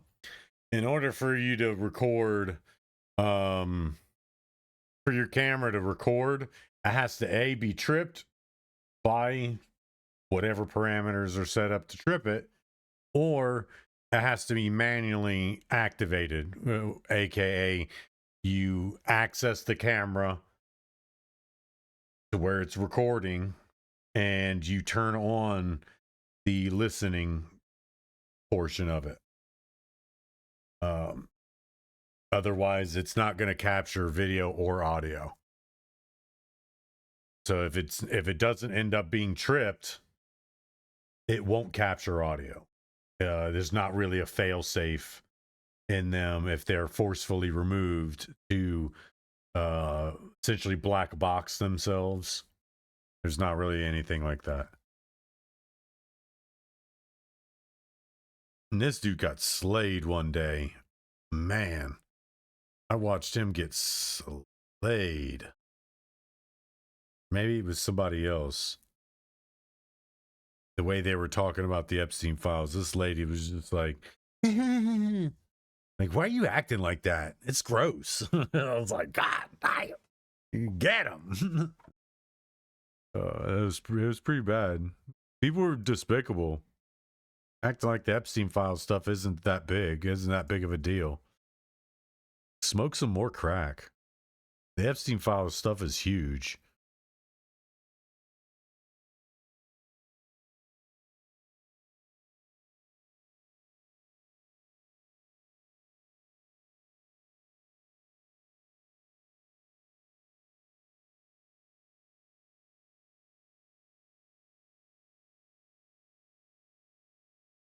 They've never released a ransom note. Just waking up, we're going to give you this Fox News alert to kind of give you an understanding of where we are right now in the investigation of Nancy Guthrie. A man has been detained in connection with Guthrie's disappearance after law enforcement released video and images of a masked man outside her home the night she went missing. So let's take a look at some of the major pieces of this puzzle. And it is indeed a puzzle right now, although we're getting more and more pieces. First off, this came in yesterday. Newly discovered images and video from the doorbell camera. Some things to point out. Look at the thickness of those gloves. This is what he's doing when he realizes there's a camera there. He goes to the shrubs, picks it up as if to say, hey, don't look at this. But meanwhile, can he figure out that moment when he gets the shrubs and walks up, you're on camera and is indeed taping? And here's one of the biggest mistakes he can make. Oh, okay, one more other thing. Notice the gun right there across his middle, across his crotch. The question is, you can't really drive with a gun like that, so uncomfortable. So maybe investigators are saying to themselves, he put this whole thing together, his coat and the gun, after he got out of the car. That could help you with surveillance video, red light cameras, and other things. Also, the jacket's very distinctive. You could go to Amazon, others. Who else sells jackets like that in the region? Who I said, let me see your video. This is another thing that's quite important. It's also the thickness of the gloves and the backpack. The backpack is full. Now, if you're a burglar, the backpack would most likely be empty. Why would that be full? Why would you take that in? What tools do you need? You're already getting into the house. Here's the biggest mistake, ironically, that he made. He goes up and eventually rips off the Nest camera. Why is that important? Because when the Nest camera gets ripped off, they stop over-recording previous moments. Yes, she didn't have a subscription that she kept up with, $10 a week, $100 a month. But when you rip the Nest camera up, it actually stops looping. So they're able to go and say, what was the last images that that Nest camera had? Google helped out a series of ways. It could have been a warrant to go see it. They could have decided to volunteer and give the information. Bottom line, they got it. We can all see it. And this is what they're saying is on the porch. And we see this. You can even see this from the naked eye. You see blood. It goes back to Nancy. This is her blood on the porch. The question is, which we don't know, but investigators do, how much of her blood is on the inside so we could see what type of struggle actually took place. Others speculate when you get to an older age, if you're on blood thinners, it doesn't take much for you to bleed. Yeah, I was gonna say with that little bit of a spatter pattern,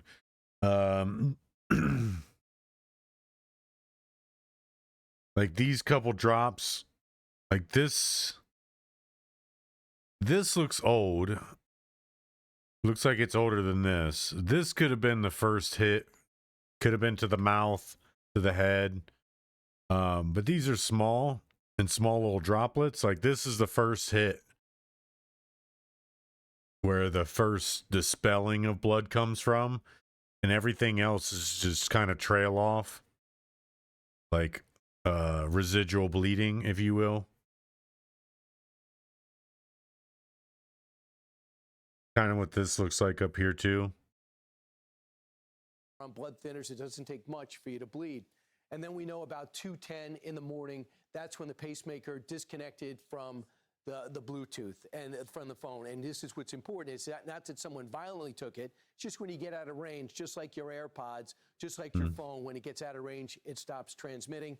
And we know there's a couple of ransom notes she's out there. outside of the bubble. Is it related to a guy that picks up shrubs to block a camera? At the same time, can you put together a Bitcoin ransom note that some see? What I'm thinking, if her pacemaker's connected via Bluetooth, could they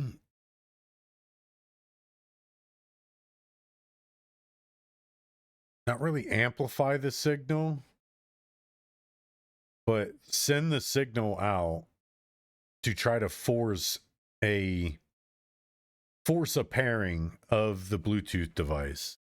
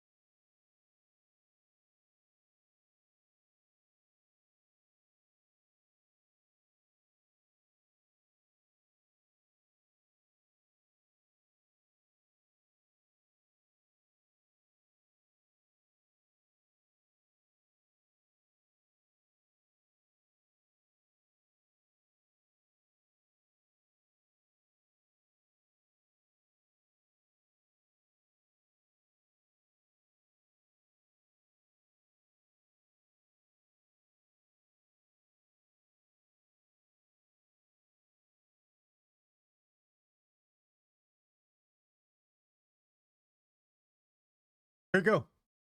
There you go. That's what you do. That's what you do right there. You set it up to where you're sending out the signal, the pairing signal between her pacemaker and her app. You send that out, you broadcast that over your umbrella, and see if there are any hits. See if anything tries to connect to it, because her pacemaker is going to want to automatically reconnect to her signal.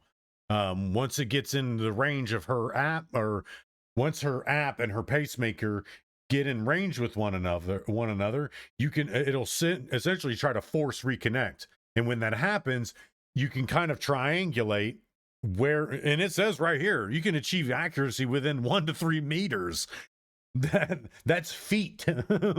1 to 3 meters is anywhere from 3 to 6 feet. So you can get almost pinpointed accuracy. But you basically, what you want to do is you're going to clone her device. Would cloning her, cloning the device that has the app installed achieve this, or would there be a more in-depth way to do it?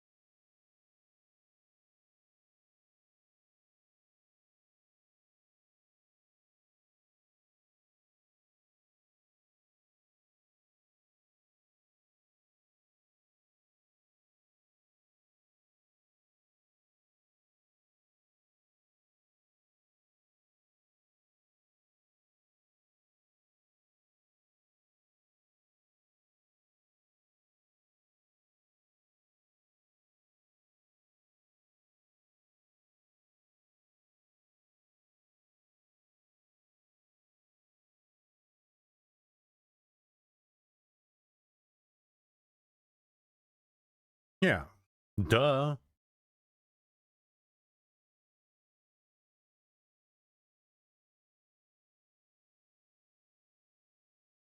Yeah, you're basically setting something up that's listening for all the signals, because these pacemakers give out a low emission signal. So having something set up as a set of essentially as a set of ears listening for the signals, they can essentially isolate her signal, the signal of her pacemaker alone.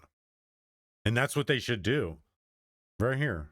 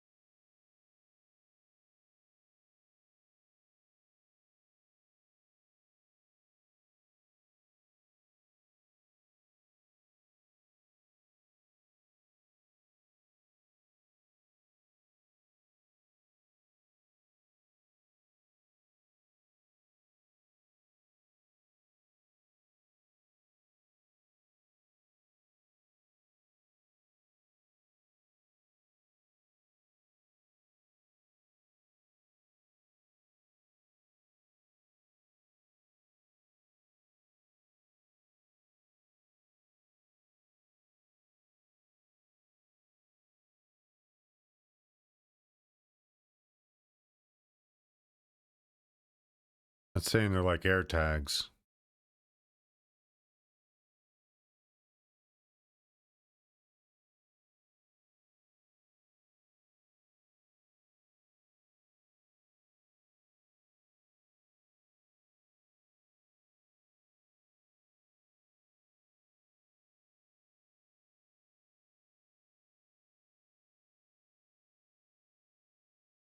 this is all, it's all regulatory, like regular stuff that would go on.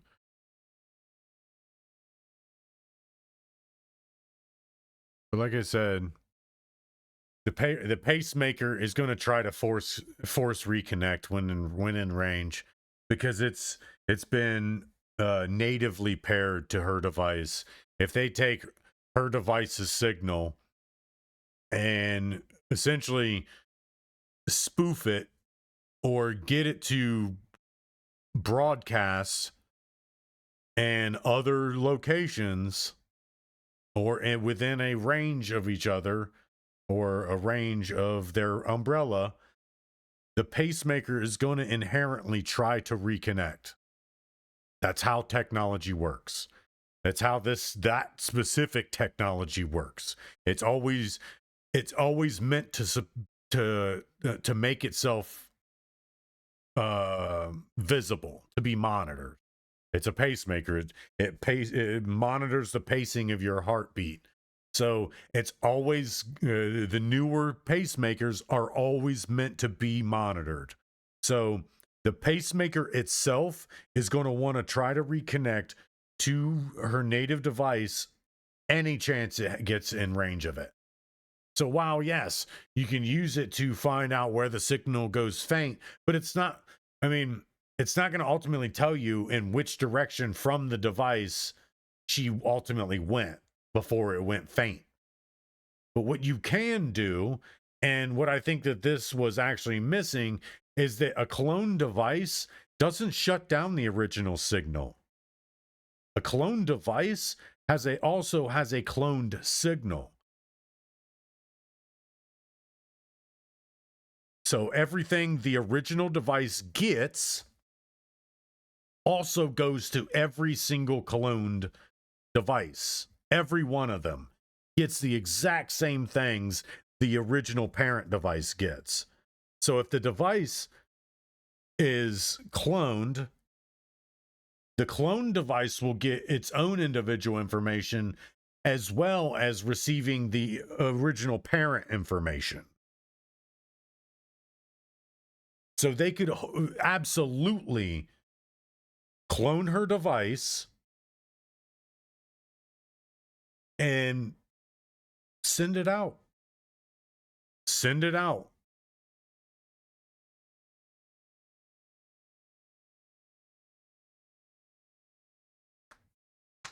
That's actually one of the biggest, it was one of the biggest scare tactics used when smartphones and Bluetooth started to become a real big thing, was people cloning people's devices. Law enforcement cloning your device. Scammers cloning your device.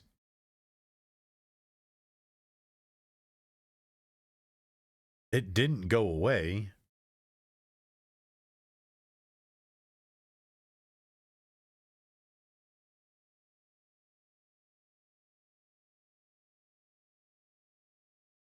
I'm telling you, with something like this, they could do that. They're not pushing a signal to her. The signal's already transmitting. It's already trying to find her device to connect to. It's just lost range of it. Once it gets back in a range, it'll start communicating with the device again. And once it does that, there you go. It tells you within 3 to 6 feet. Oh, you need to be within 30 feet. So you mean to tell me that her phone lost connection after she was 30 feet away from the device?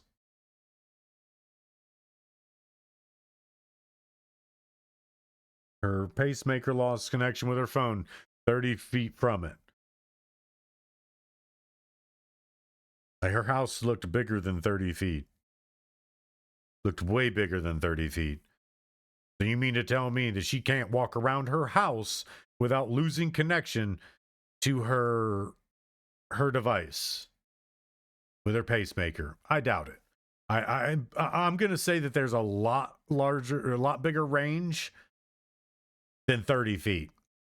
30 feet is not that big. That's not that far away.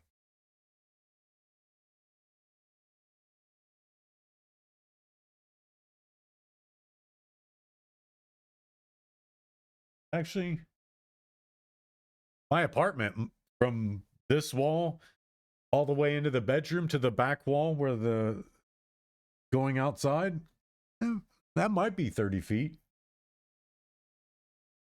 Yeah, it might be. I'd say it's between 20 and 30 feet, maybe even a little more. But you can't tell me that she's losing connection. Her phone and her pacemaker are losing connection within her house. Oops.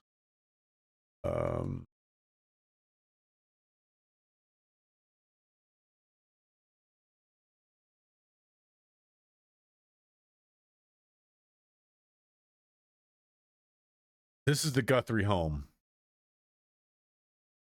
That's a massive house. That is huge.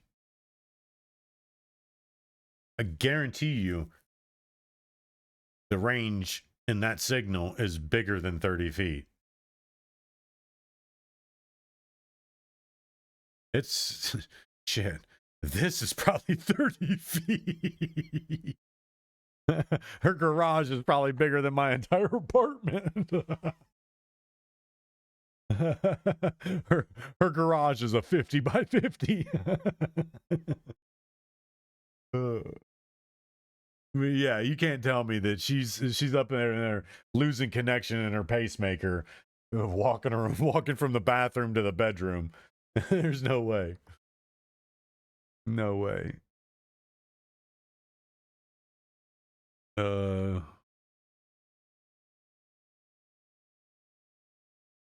It's spelled wrong, but whatever. Let's see.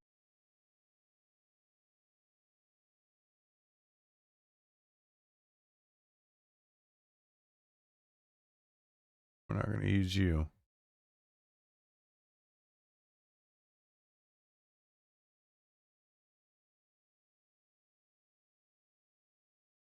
Nancy. Trying to remember her name. Her first name. Nicey.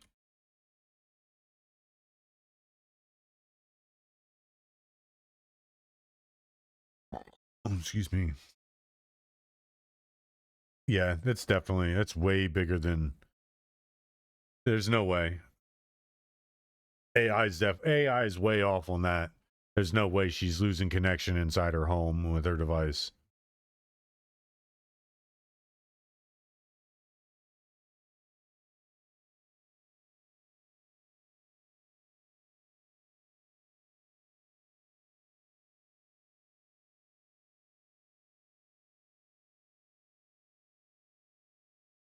$3,776 square feet.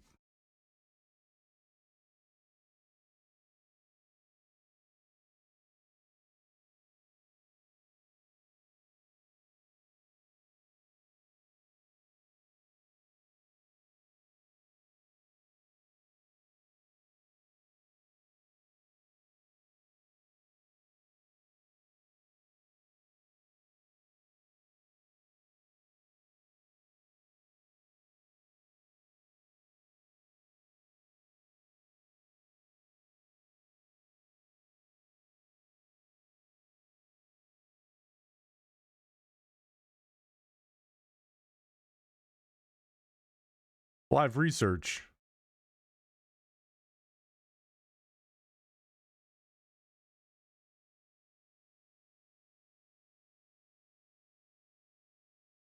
There's absolutely no way that her pacemaker is losing connection with her phone within her own home. And she's got to run back to the room her phone is, or she's got to carry her phone from room to room to stay connected to her pacemaker. No way.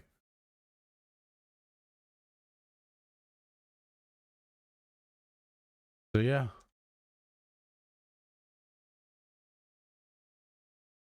I think they might be able to do it. Me personally, I think that we have the technology in today's technological era that they could do that. They could not really create a device, but basically take what we already have and manipulate it in a way that it's more or less like a frequency net. Like it did say, well, frequency net, but what I'm referring to is something that is not just a net, but it's going out trying to listen to all the frequencies. It's mirroring the device that it's looking for. So if it's looking for a pacemaker, it's looking to connect to the pacemaker it lost connection to. So if you spoof the device or spoof the app or whatever, connect to the app on another device, on multiple devices. But I would say spoof the device, because then it's gonna be like, how many ever devices are only a single device, but it's gonna have a massive umbrella of connection.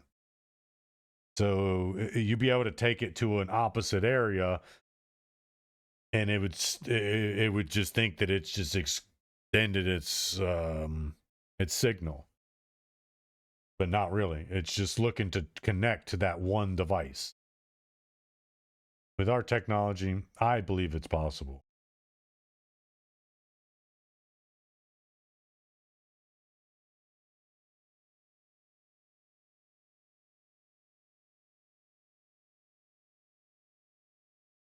People say is perfect English that makes perfect sense. So our next guest knows all about the high-profile missing persons cases.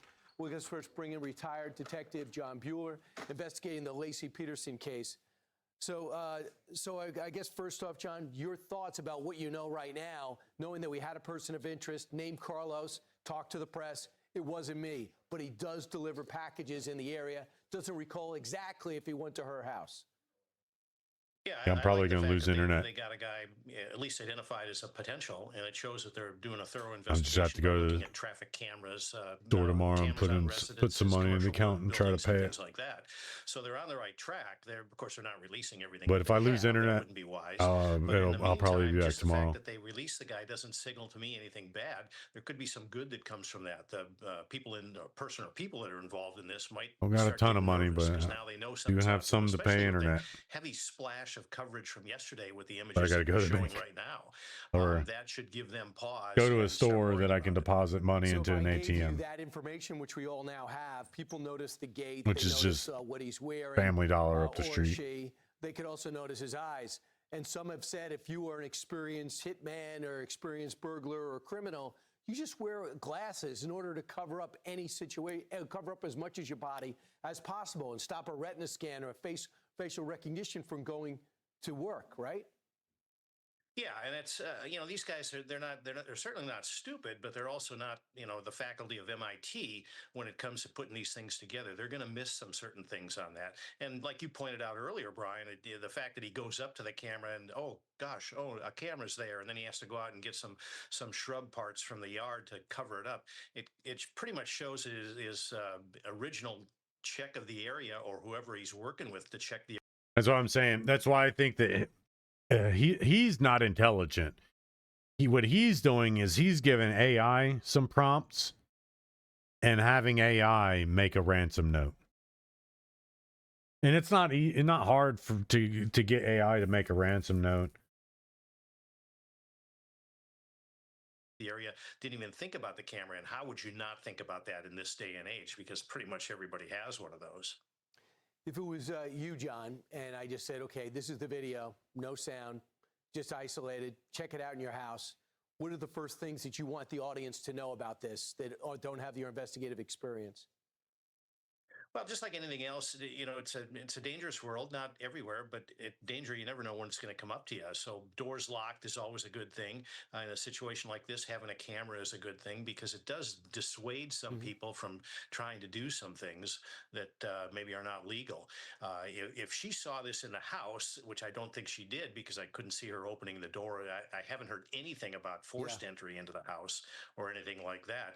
But they are able to determine directionality from blood spots spots on the pavement and on the pavers when she was taken away from the residence, so they'd be able to show that. But in addition to that, the ransom notes that you were talking about earlier are a little bit concerning, because it's really difficult to determine if somebody's playing a fraud on that, or if it's actually a sincere ransom note. Those are the things that pop out at me when I'm looking at these things. And what's the first thing you would do now, today, as the sun comes up? Well, if I'm working the case, I would have a team of guys trying to trace down the jacket, the backpack, certainly one that's got the little I said that the other day. straps, things like that. Your analysis of the backpack being filled up when he comes to the residence, I think, is very accurate, because if he's coming there for a property crime, he's not going to have a full backpack. Clothing doesn't help me too much as far as the size of the guy, because he might have several layers of clothing on there. But another thing that maybe people are missing is, if you have a friend that could be the same age, race, and physical of this guy, where's he been for the last week? Where's he been for the last 9 days? Has he been gone or absent and you haven't seen him for a while?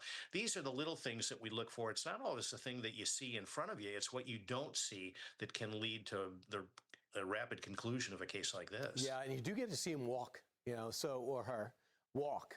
And It's they a say dude. mustache, and they It's say not a eyebrows woman, it's a that man. are somewhat manicured. So that's pretty distinctive. You get rid of a mustache, but the eyebrows aren't going to grow up, grow out. Yeah, precisely on that. If you're manicuring those, it kind of suggests something. Maybe it was an intentional disguise on his part.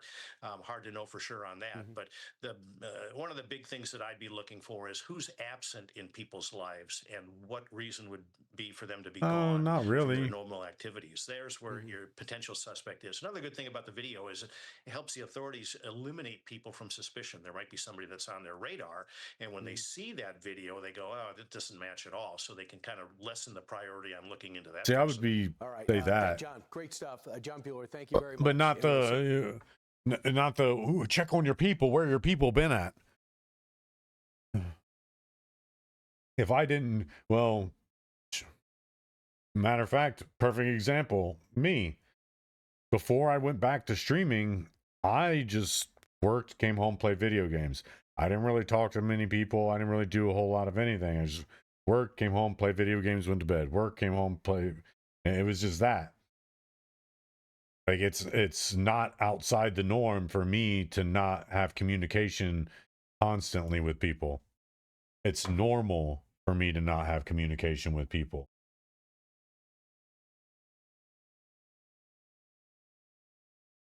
So I would say the check on your people, where your people been for the last week, that's kind of flimsy. Because that's assuming everybody talks to everybody, and that's not the case. Someone who's a kidnapper and a ransomer, you really think that they're in constant communication with friends and family? I would say nowadays it's more likely that they don't have friends and family than being missing out of a friend's and family's lives for the last week. I'd say there's not a ton of validity there. Maybe in the 80s and 90s, before the internet, not so much now. There are people that are logged in 24 hours a day, 7 days a week, and they never talk to family and friends. Would they be a kidnapper and a ransomer? Highly unlikely. But the biggest things are tracking down the things that you can track down. You've isolated about what kind of backpack it is. You've isolated about what kind of coat it is. You know that those were latex gloves that people use for restaurants. You have somewhere around a time frame in which you can go and investigate where someone would be putting together all this kidnapper material. Don't need to speculate on who's missing out of somebody's lives, because then that gets somebody swatted that don't need swatted, or might not deserve being swatted. Now, you might get lucky, but that's what that is. That's luck. You lucked out. Stay on top of this. I'm Steve Ducey. I'm Brian. Yeah, that's a tough case. Tough case.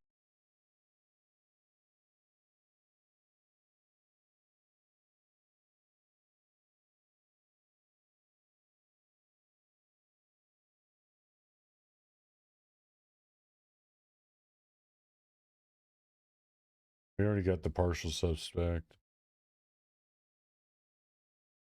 Yeah, we know Bannon's all over him. That's ignorant. That looks so dumb. Why would you want to look like you're missing all your teeth? It's black gold, man. Look at black gold. Black gold. If I was your mother, I'd shut that shit down too.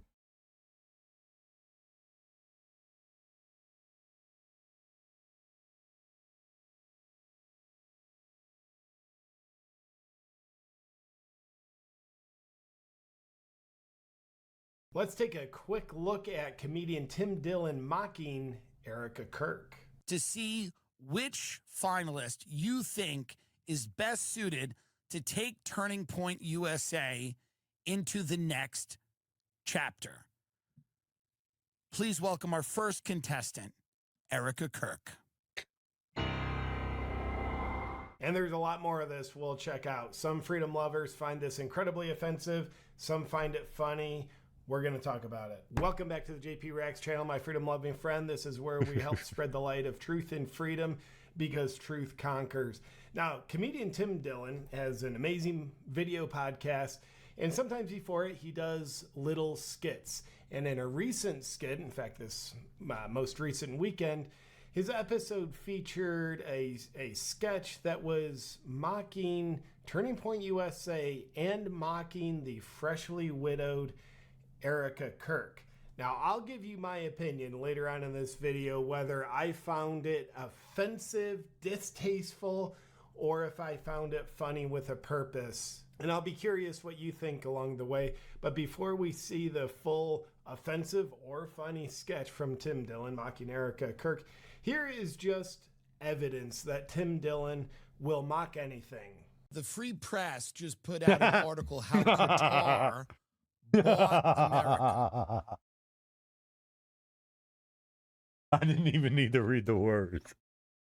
I didn't even need to read the words.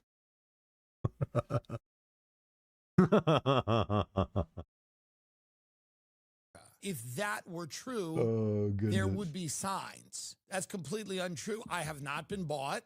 Does this look like a man who's been bought by Qatar? Now, at the end of the video, I'll show you an even funnier clip of him mocking Israel. But nonetheless, let's get to the sketch at hand, where Tim Dillon, you'll see him set it up from the beginning. Does this look like a man America's Got Talent who's been bought by Qatar? And he goes of Turning Point USA. He has 3 contestants come on, Erica Kirk being the first. Let's take a look, and you get your notepad out, because I want to hear if you think this is offensive or funny. Ladies and gentlemen, welcome to the Tim Dillon Show. We have the unique privilege this week of hosting a contest to determine who is going to lead the next chapter of Turning Point USA. The 2 finalists have made it through all the preliminary rounds, and now you, the audience, are going to vote by phone to see which finalist you think is best suited to take Turning Point USA into the next chapter. Please welcome our first contestant, Erica Kirk. Erica Kirk goes on to sing a Celine Dion song, Love You Like That, can't play that, copyright.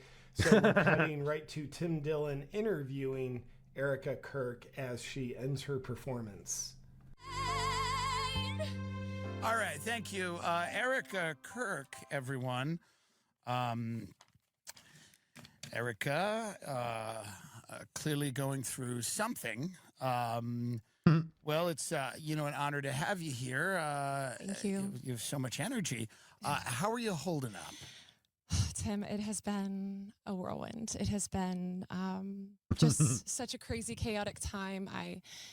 I'm going on tour. I have a Christmas album coming out, and I mean, I just signed with WME. I'm I'm going on SNL and I'm going on Rogan, and I have a Skims collab coming out next month. So it's just a very exciting time. It's actually amazing that that's how this is all happening. I did try your smoothie and air one, and it was excellent. Thank you so much. Do you have anything you want to leave the Turning Point fans with? If Israel did it, I forgive them. Erica Kirk, everyone. Now, Tim has 2 more contestants coming up. You'll see them.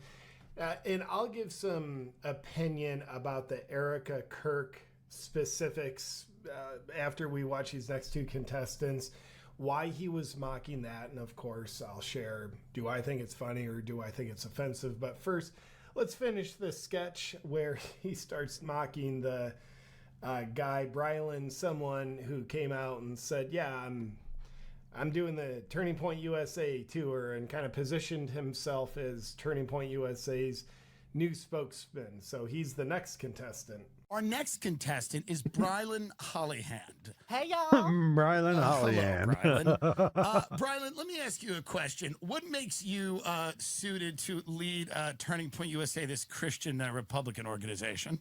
Well, I have an extensive resume as an 18-year-old. I go to Auburn University, Roll Tide, and I am the biggest Democrat hater in all the lands. Okay, settle down, Brylan, settle down.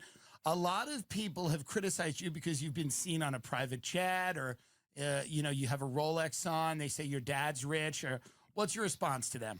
Well, I would just say my daddy got guns.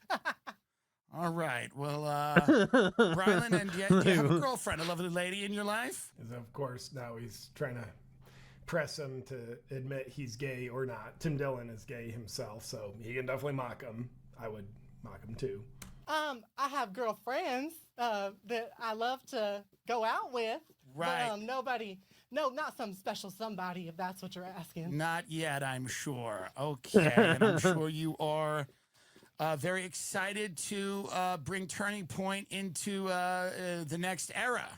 I'm going to make my Turning Point jet kiss my daddy's jet. All right. Well, thank you so much, Brylan Hollyhand. We'll let you know. Couple quick things on the actual Brylan Hollyhand before we see the third contestant. Here he is. The modern day left is the party of violence. Insightful statement. And here he is on the private jet that he made sure he posted so everybody could see him on a private jet. And of course, Tim Dillon was mocking that in the sketch. We'll return to the video in a second, but first, ladies and gentlemen, it is flu season, which means it's flu shots. Rely on expensive insurance if I catch a cold. JP reacts in real life. Check this out. I've seen reports of this all over the place. AstroTurf grifter Brylan Hollyhand has been outed for lying about being sponsored by Turning Point USA. He's going around claiming his new tour is a partnership with TP USA when that is an outright lie.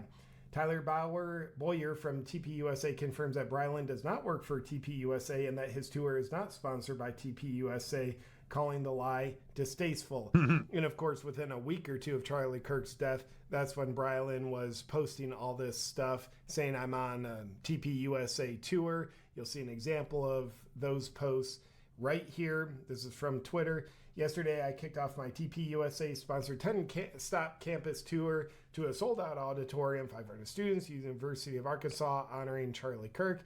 Today, I joined Ben Shapiro's show, Pro-Israel. No one person can replace Charlie. Gen Z must rise up to continue his legacy. And he's made multiple posts claiming to be on a Turning Point USA tour. So it's basically like stolen valor. Charlie Kirk valor. I don't have much respect for that. Now, before we get to the opinions on offensive or funny, let's finish the Tim Dillon sketch with the third contestant to be who's the head of the Turning Point USA.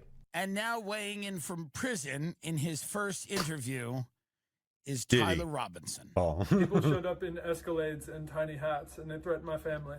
It wasn't me. Thank you, Tyler. I forgot there's actually 4. I forgot about that one. Well, ladies and gentlemen, your votes have been pouring in as our 2 contestants have made their case as to why they should lead Turning Point. But a very powerful write-in campaign has taken root and a new name has been introduced. Please welcome Candace. The Fibonacci sequence will lead you to where Jimmy Hoffa is buried, and that is the Holy Grail. Thank you, Candace. Okay, the sketch ends there. And remember, at the end of this video, I'll show you Tim Dillon mocking Israel directly. That's just funny. No question about that. I've never A lot seen of people this. probably have 4 questions months about ago. that. I don't. It's funny. So was this mockery of Turning Point USA and also specifically widowed Erica Kirk, is this offensive or is this funny? Here's my opinion, and I'll explain it. I think it's my hilarious. opinion in short is I'd assume he's probably going to say it's funny.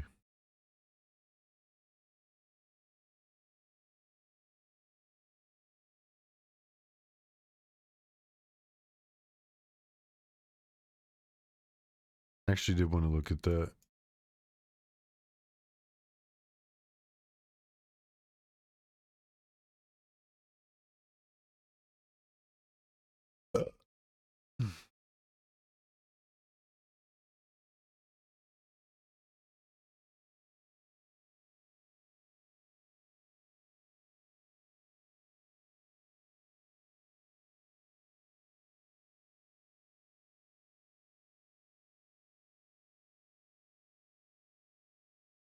Why isn't it giving me my Zoom, man?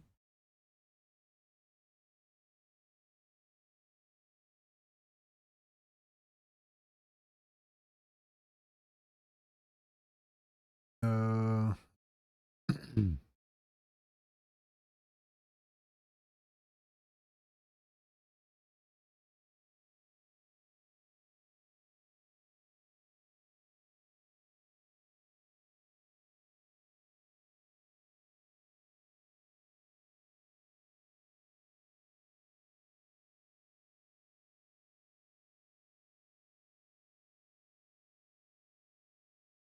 approximately 1996.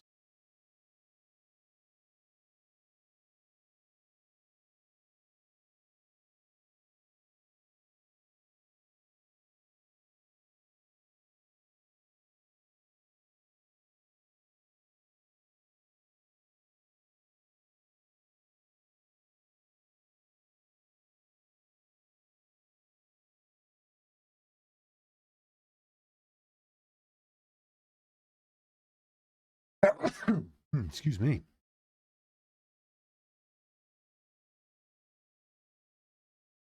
How much of that's true?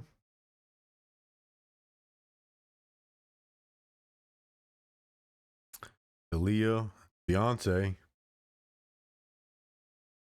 I'm almost positive that's Aaliyah. Looks like her.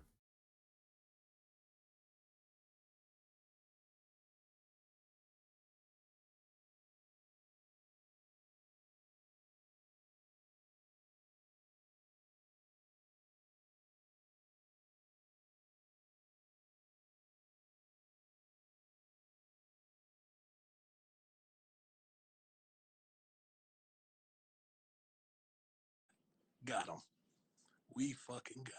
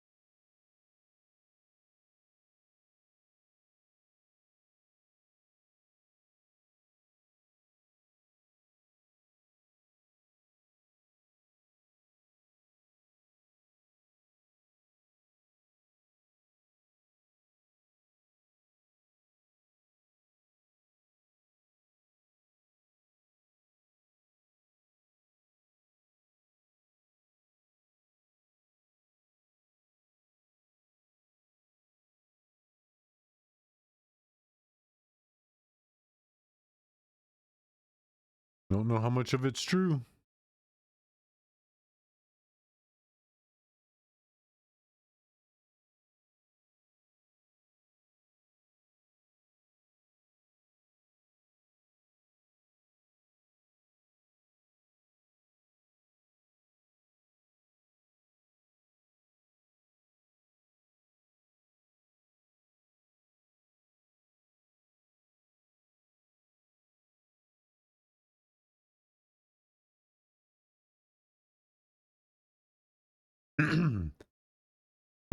Excuse me.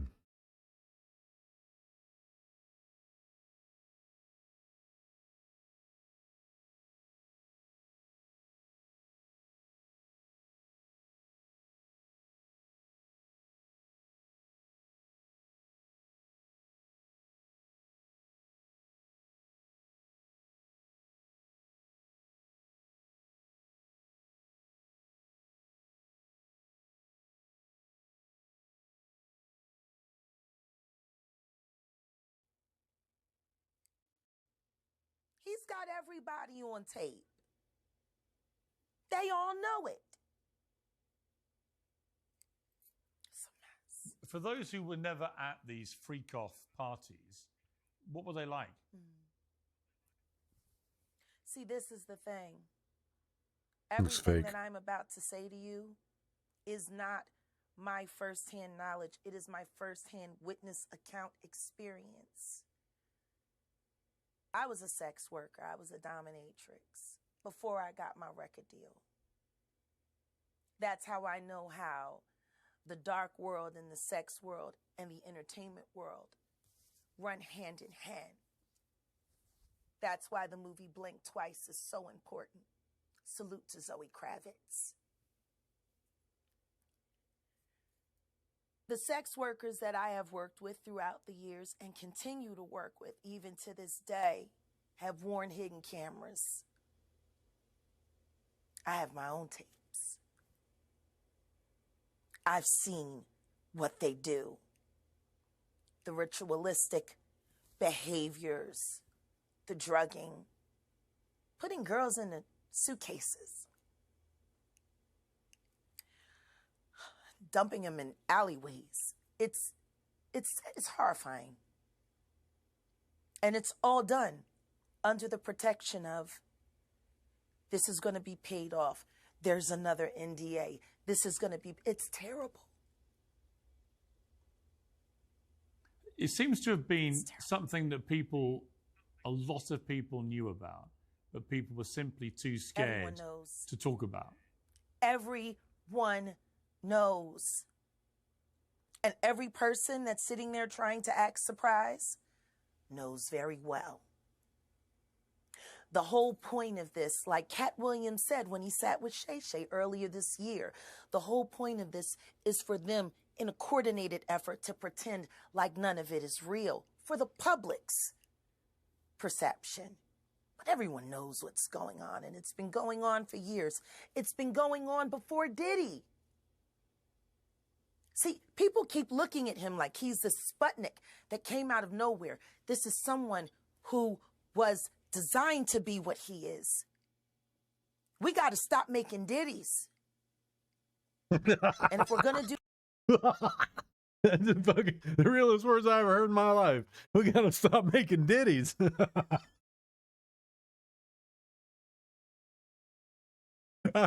Manufacturing ditties off the factory line and shit. Like, that's what's really rolling out of the Ford plant. Ditties. Get your ditty model today.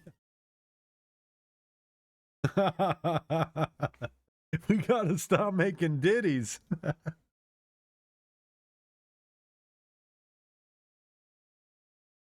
Oh goodness. You can't say it like that, ma'am. You can't say that way. It sounds too funny.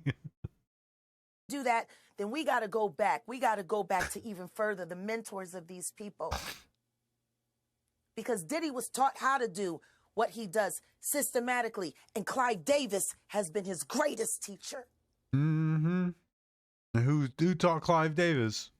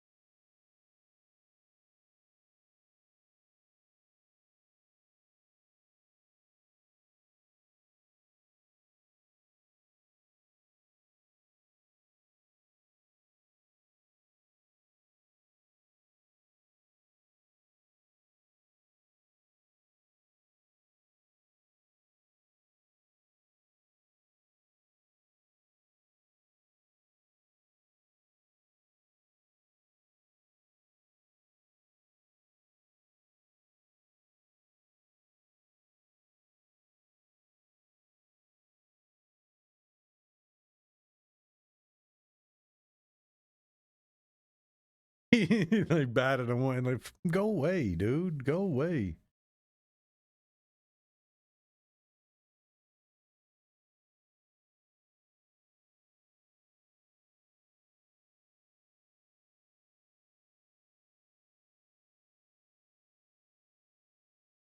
What you doing, Fluver?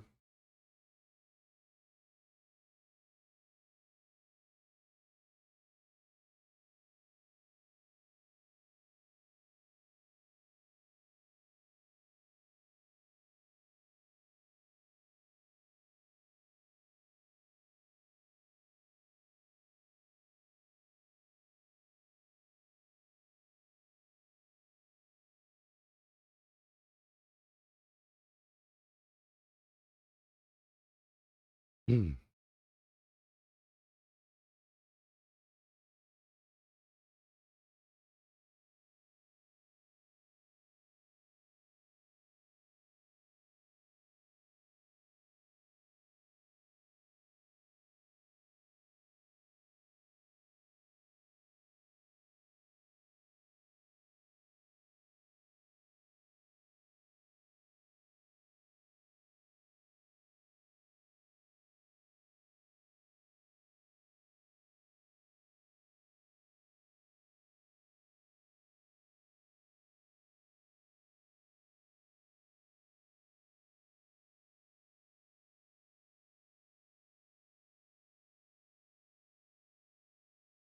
That doesn't say anything.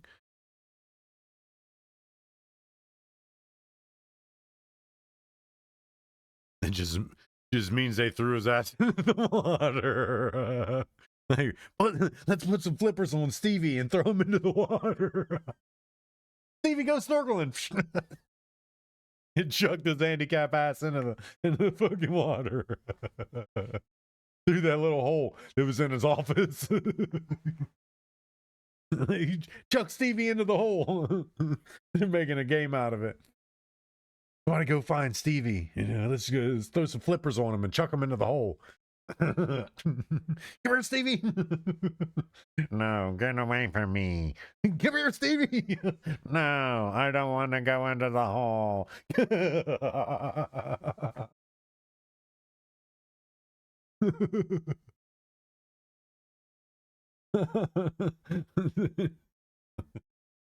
Chasing Stephen Hawking around the island trying to throw him into the shithole.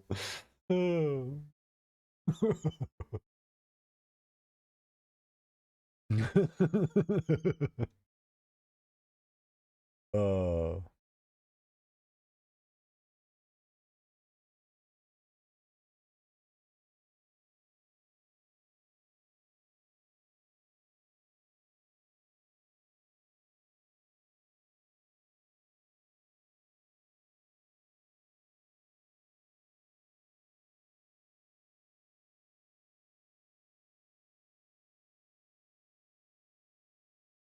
People love running with it.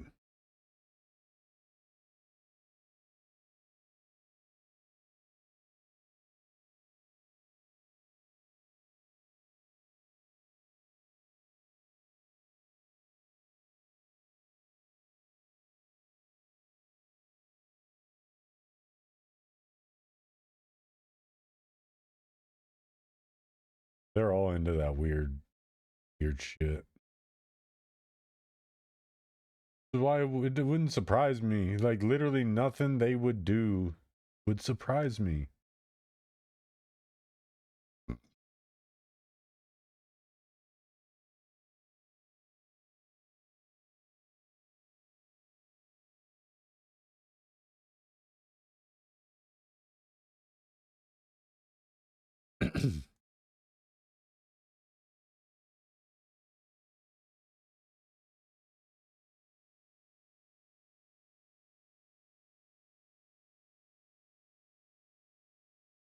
You keep saying it. It's all of them.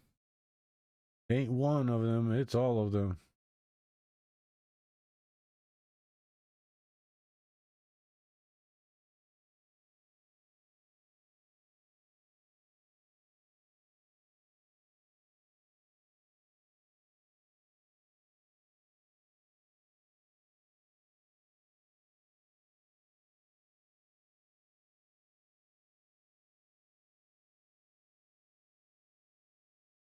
I don't give a shit about no fucking white performers at no fucking Super Bowl. I don't give a shit about performers at Super Bowl. I don't give a shit about the Super Bowl.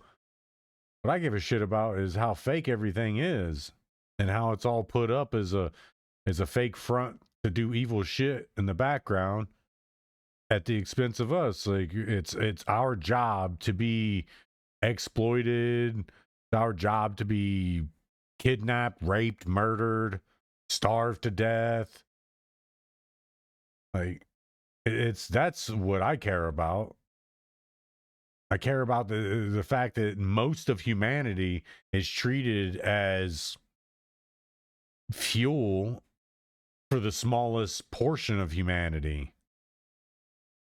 Well, we're the ones with all the designs and the ideas. Yeah, stolen. Yeah, all of you rich, scheming, dirty, scandalous people aren't the most intelligent things that come out of society. No, everything that you all have is stolen from somebody else. This shit is all facade. It's built on lies and built on mask after mask.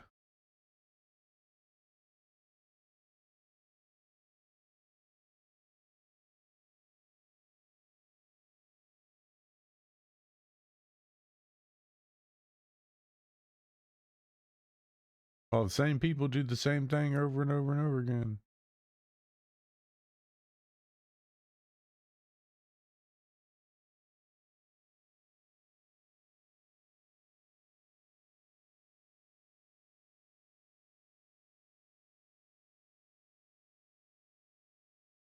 Yeah, I don't give a shit. Don't give a shit. Shit about no.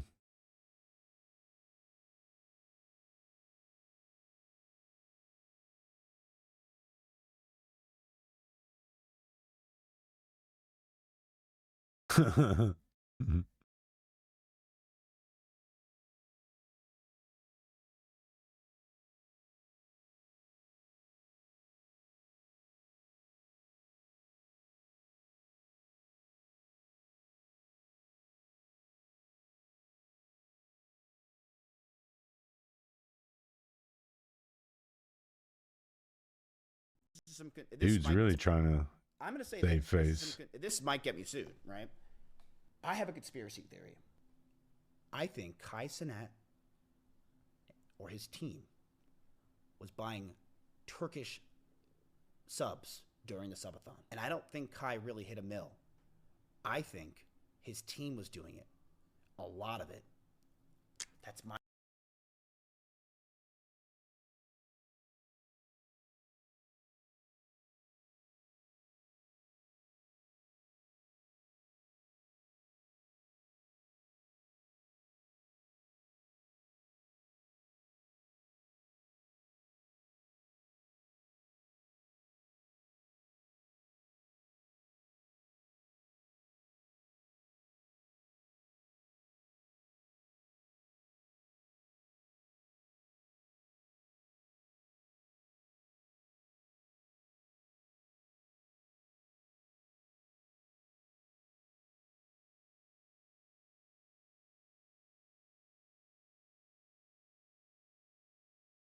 I mean, if he did his research,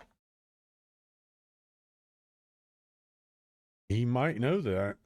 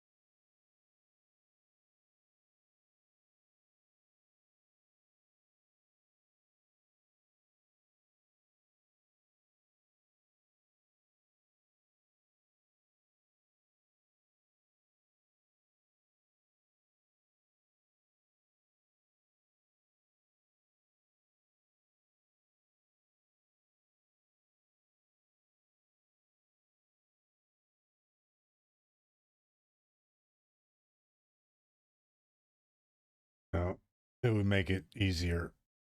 You could blend it in.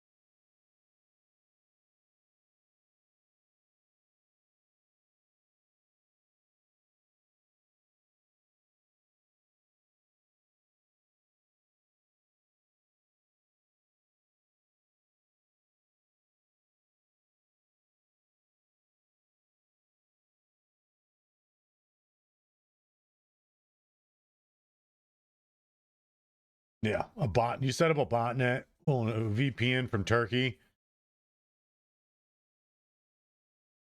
and then you have it do it across multiple platforms.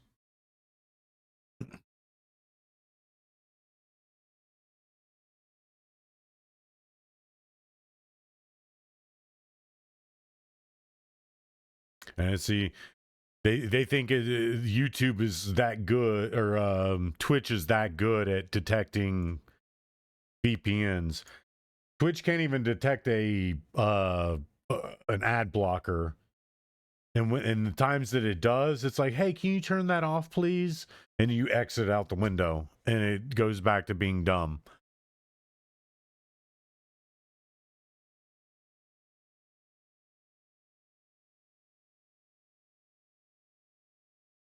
And see, this is also going off the fact of going off 2026. The million person subathon was last year or the year prior. I think it was last year.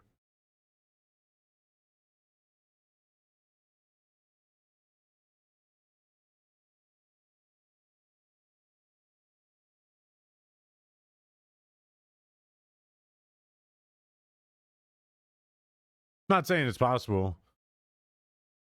Just trying to entertain all the avenues of approach to where it makes it.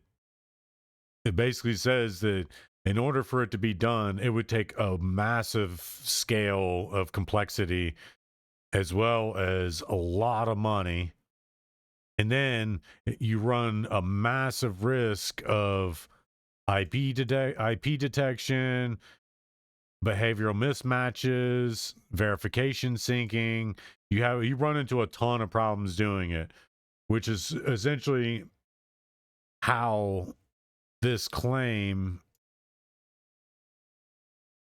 gets debunked, is by the level of complexity and the scale in which would need to be done.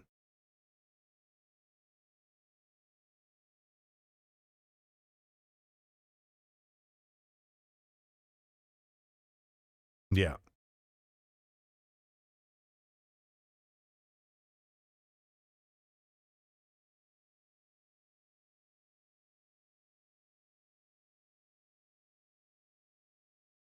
So yeah. And that's why I'm asking it in different ways and different things and exploring different ideas about it is because it dives into how hard it really would be.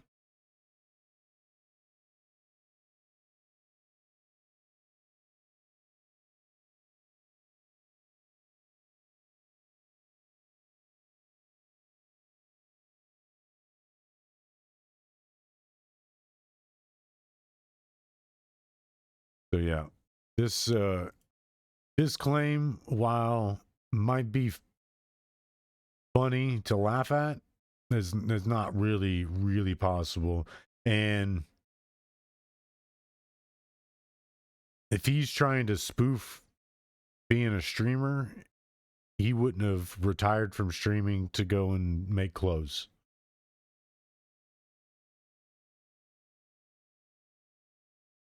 My theory. I think a lot of it was fake. I didn't want to say this publicly. I know I'm probably going to get killed. I'm not suicidal. I'm not suicidal, by the way. Shut up.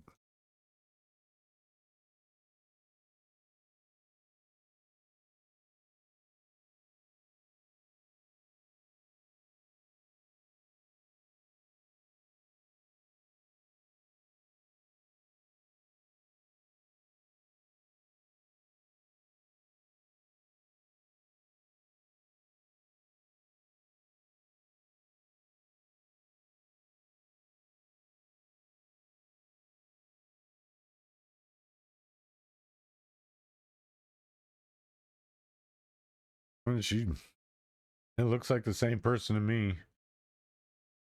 She's just gained a ton of weight.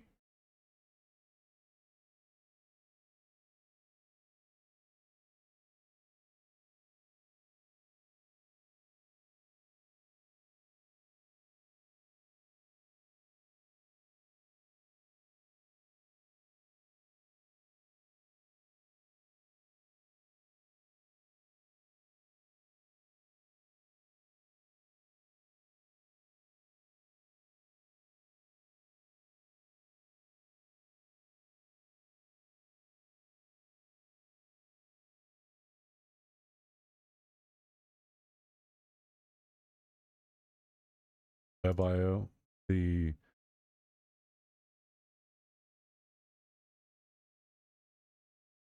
yeah. I think this is what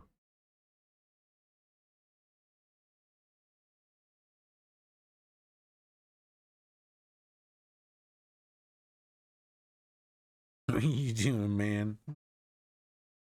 Acting like crazy person. Acting like crazy person.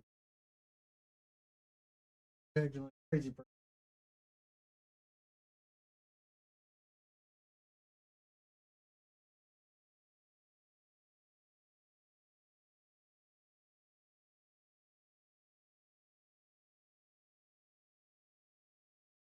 Goofy little guy.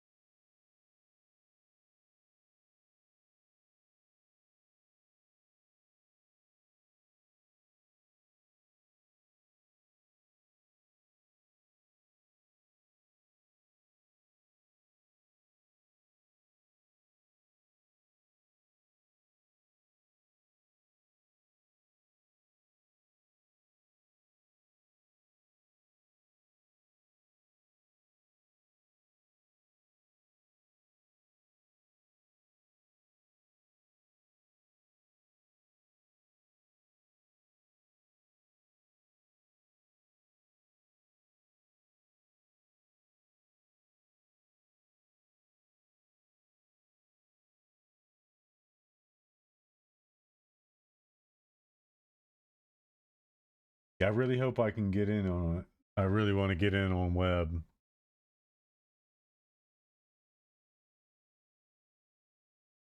I signed up for it.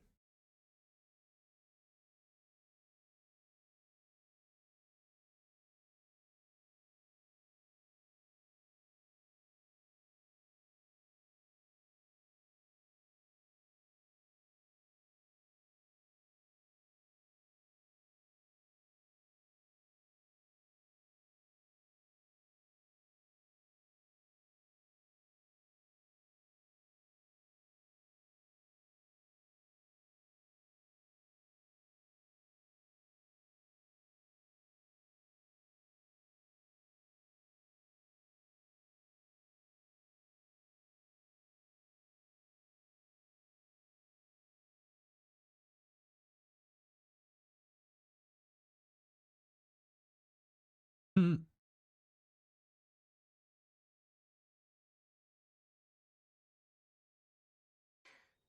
cure.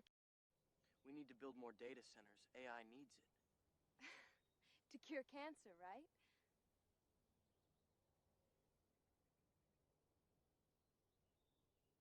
We're curing cancer. Right? Build more data centers. The big boobs. The big boobs. He cured cancer, right? We're curing cancer, right? We need to build more data centers. AI.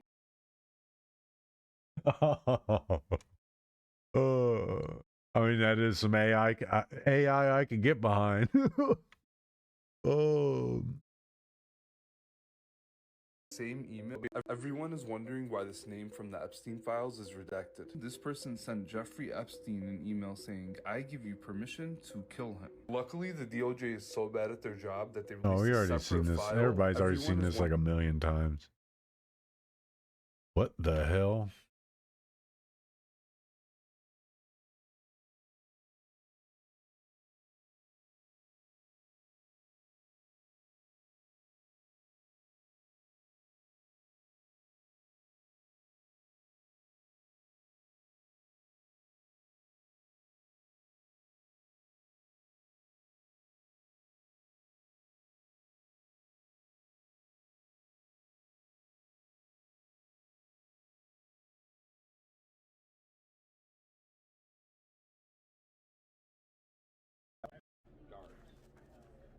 Why wasn't there more security? Yeah, there was like There was 30 guards out back there. It was ridiculous. It was all staged. You think it was DC, the mayor influenced? I think she's just a puppet. Yeah. I think it was done for high.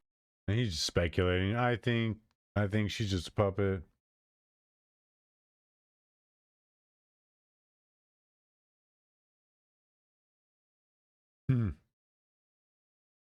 So I'm saying, why is it TMC somehow always got the scoop on things?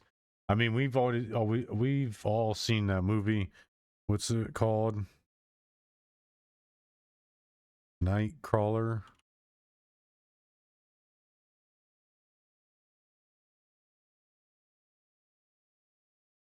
This movie right here.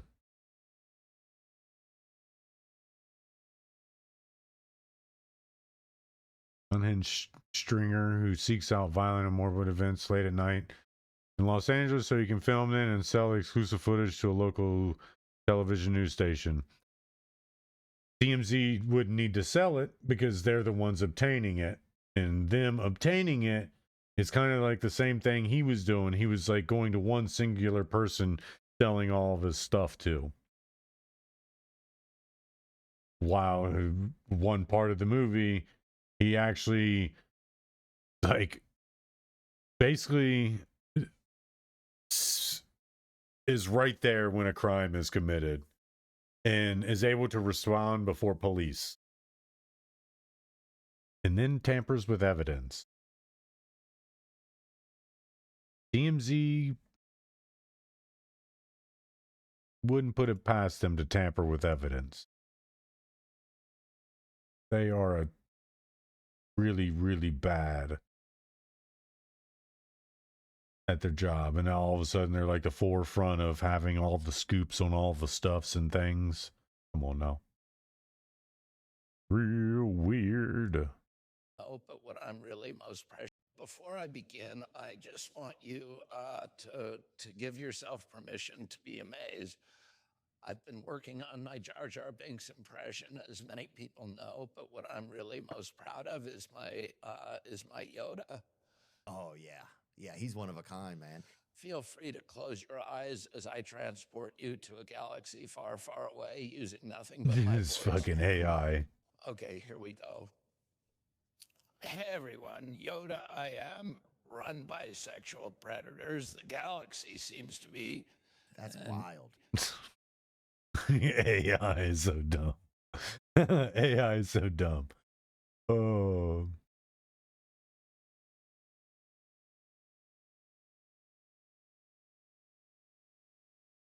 I mean, Redacted is pretty good, but of course. Don't Nirvana think so. frontman Kurt Cobain didn't die by suicide. He was, in fact, murdered.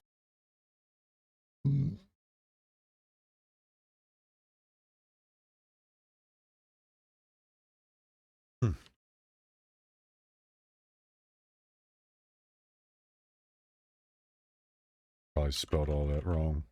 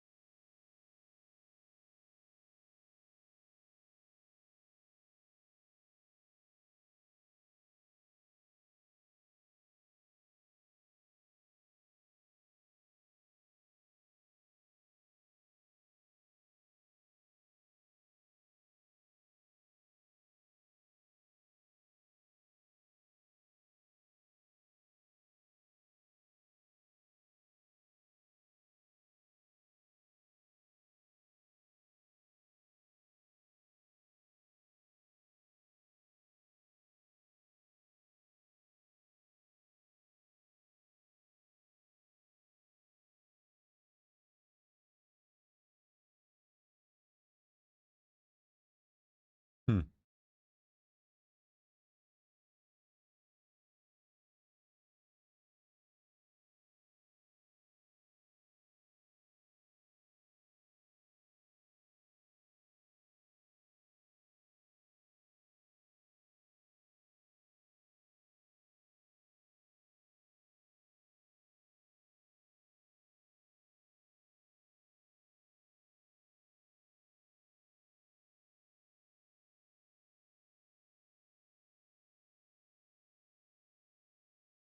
Hmm.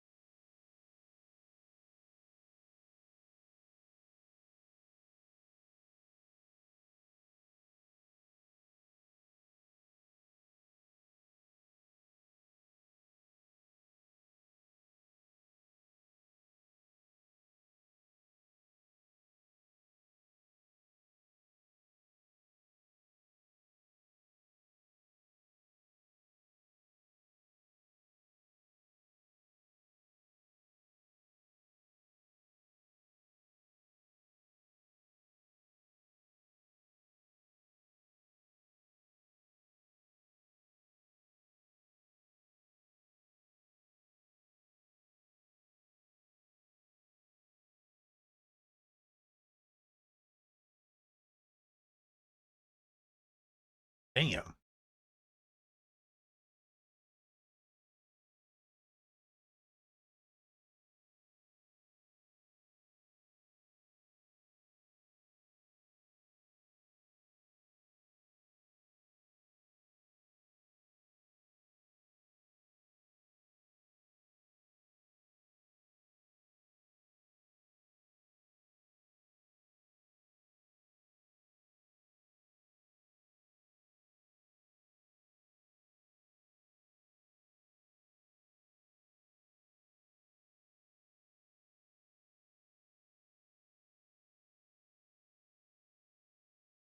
It's a Wikipedia article.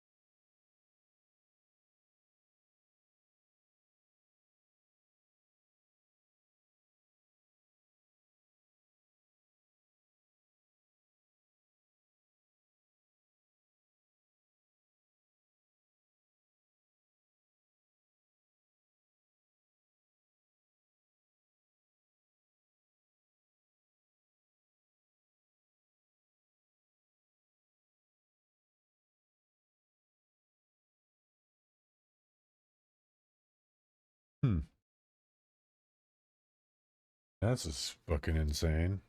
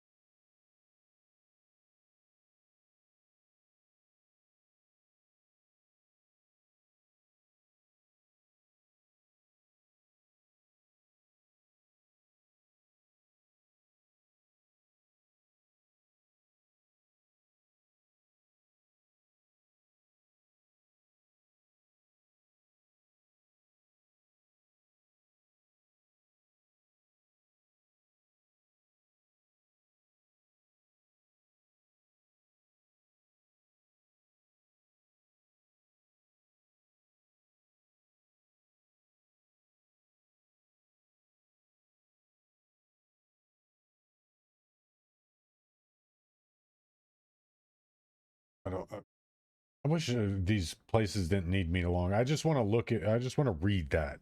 Don't want to log in to do nothing. Want to read it.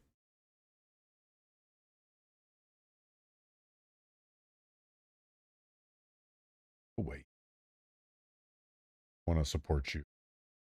Oh, that's their biography.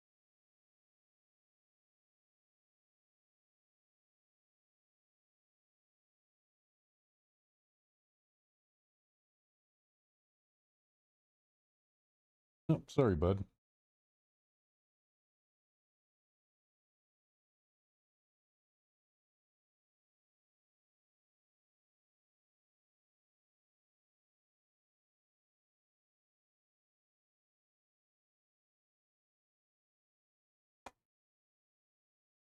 The thing of it is what would be the motive for this, any of these guys to kill Cobain?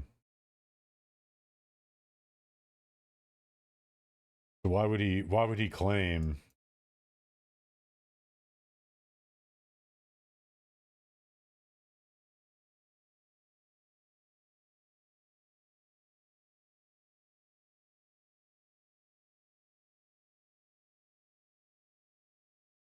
what we do is El Duce, Kurt, and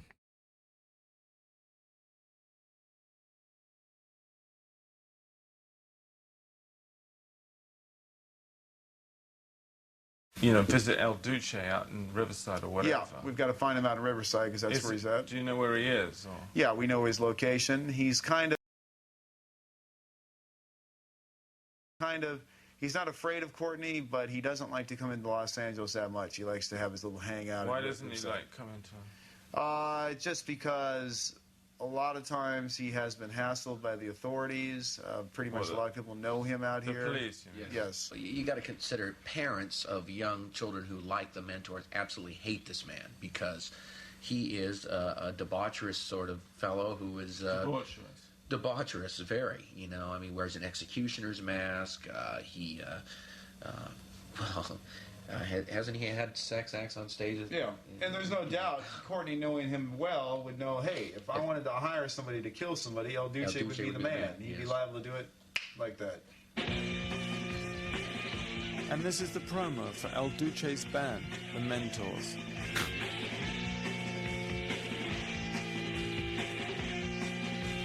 Yep, there's lady on the street. Your ass looks so sweet.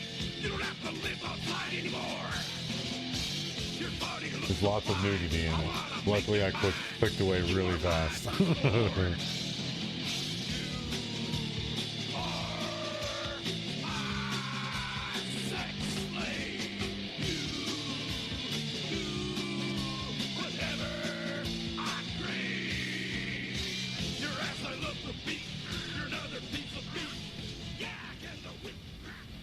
Okie The following dokie. day, we drove out to Riverside with Divine Brown's pimp, a close personal friend of El Duce's, who said he could Surprised put they us showed in that on touch. YouTube. That definitely is not a monetized video. Let me give it. Okay. Back, Vixen. Back. Is that? Looks like him right there, actually. That's the one. There he is, El Duce. Where? Oh, there he is, right there. So he's Hey, I got some Courtney Love there. There it is. This is him, El Duce. This is the. Tell you, he's. Where's the booze? Sure, the dog won't get out and attack us here.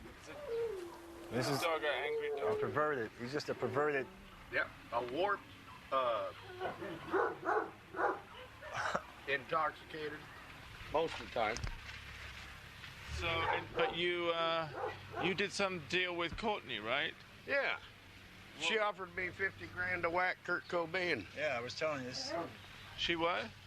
50 grand to whack Kurt Cobain. And that's a fact, is it? But people might think you're not the most reliable witness. Well, that's too bad. You may not be the reliable witness your own self. Now think about that one. Yeah. You know, when she offered me money,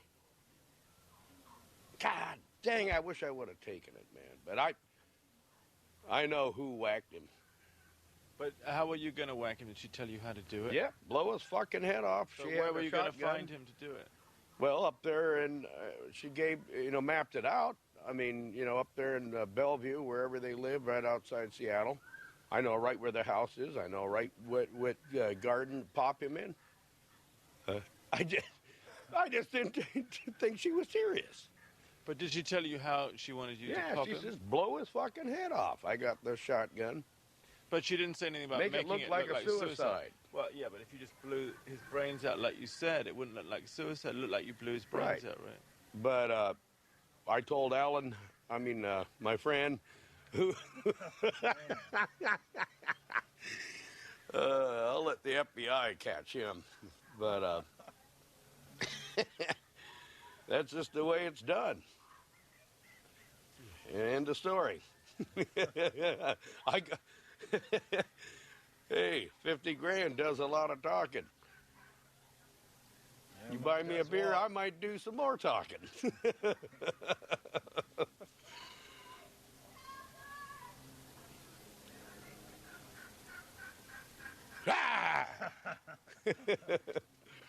And that seemed to be the end of the interview. I didn't know quite what to think. El Duce had passed a polygraph test, even though his main witness had nodded off before its completion. Mm-hmm.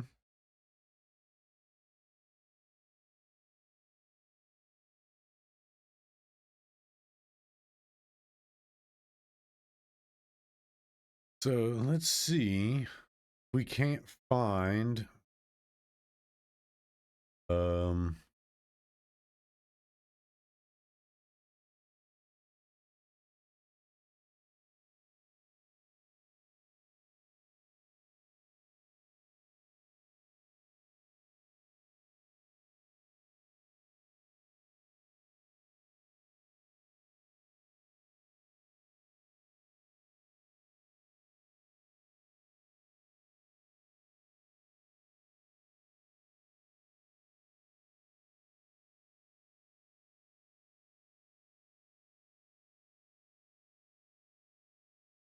all across the world descended upon Seattle this week to celebrate the legacy of late Nirvana frontman Kurt Cobain, who is considered one of the most prolific songwriters of the 20th century. The beloved musician took his own life 30 years ago on April 5th, 1994. When I was definitely in my early 20s and I was confused about life and what I wanted out of it, a lot of that resonated with me. A lot of the frustration in the music, that resonated with me a lot. I grew up with the music. I'm a fan of the music, of all music, but my favorite is Nirvana. And to me, the music of Nirvana is a music, sincerely music. And punk music to me is like the way of being alive. It's a way of life to me, Nirvana. Nirvana for me is the like a philosophy to respect women, do it yourself, rock and roll. That's to me Nirvana and the legacy of Cobain. I see the legacy as the music, really.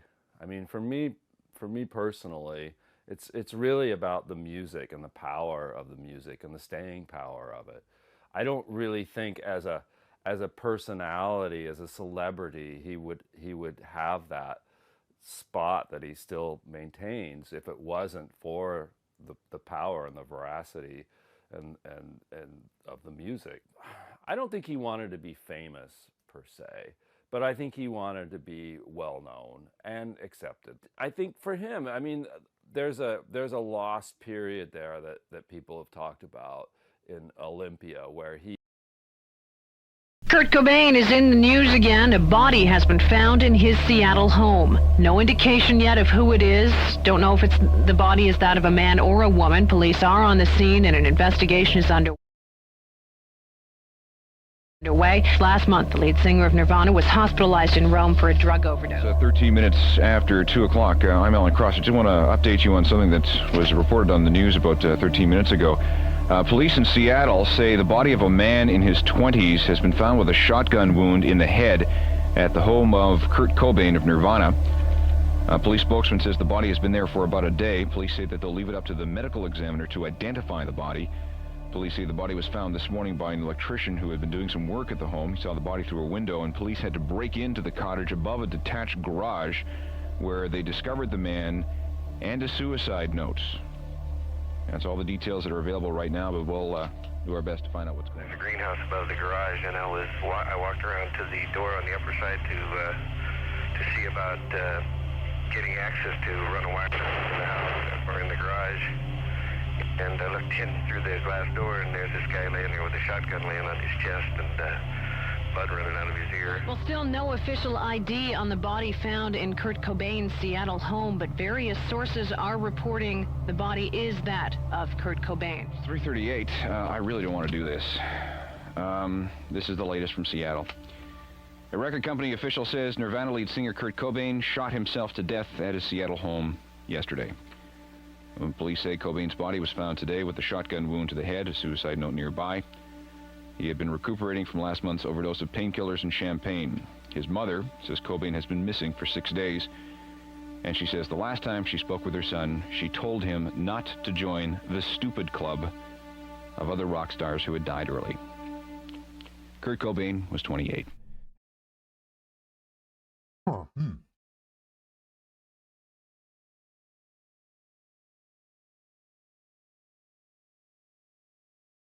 He had a shotgun laying across, pointing to his neck.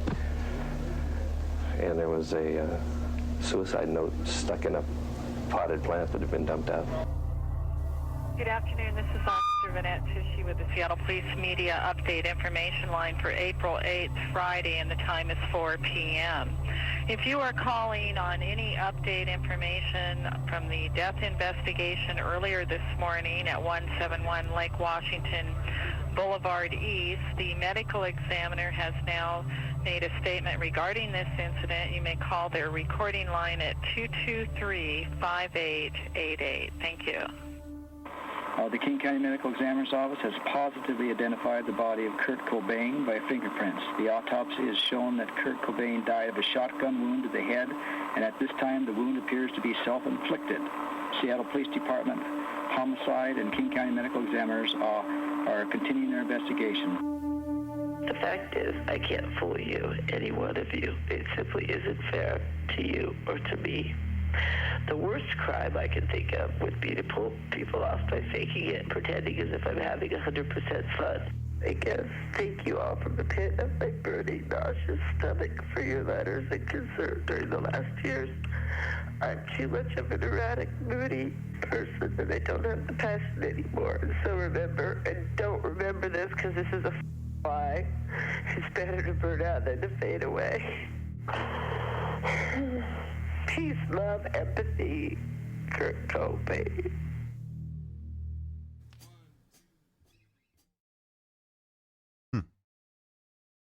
Yeah, I mean,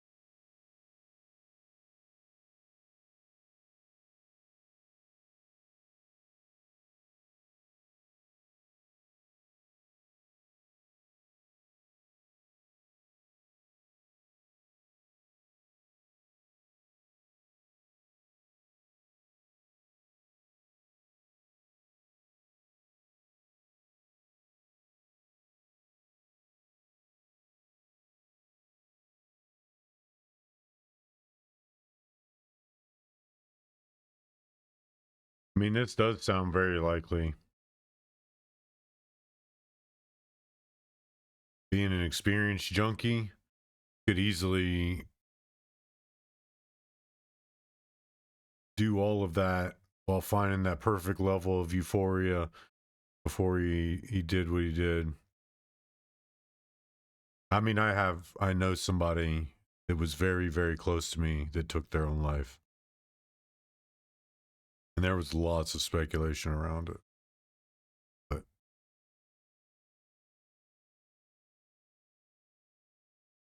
funny.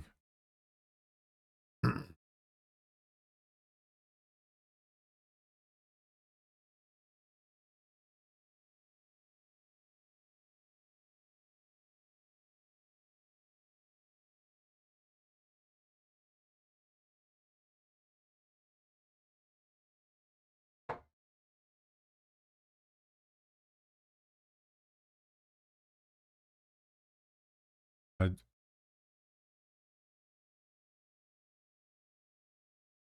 hard to tell, but I mean, this would be one of those very hard pressed things to try to prove it was more than a suicide.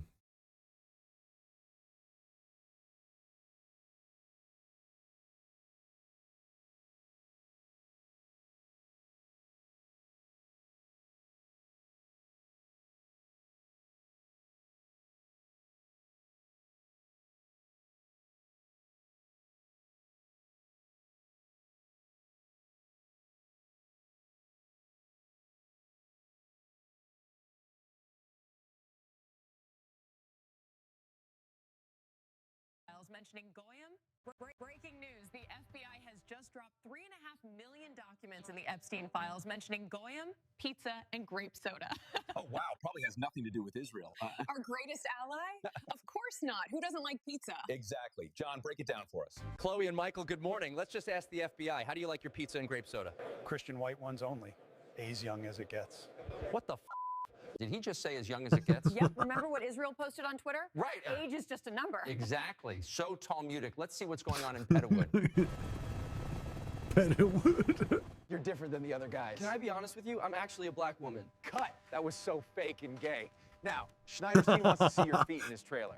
So we wanted this film to be so fake and gay. It's retarded. Why was Mr. Space E. Clooney and Jay-Z in the files, Director Berg? They just like pizza and grape soda. There you have it, folks. Noticing is antiseptic. Yeah. Wow, thanks, Ching Chong. Noticing is antiseptic. He made a woman get an abortion with a wooden hanger. Sick f***s. Let's hear what the normies are saying. What do you think about Trumpstein being in the files thousands of times?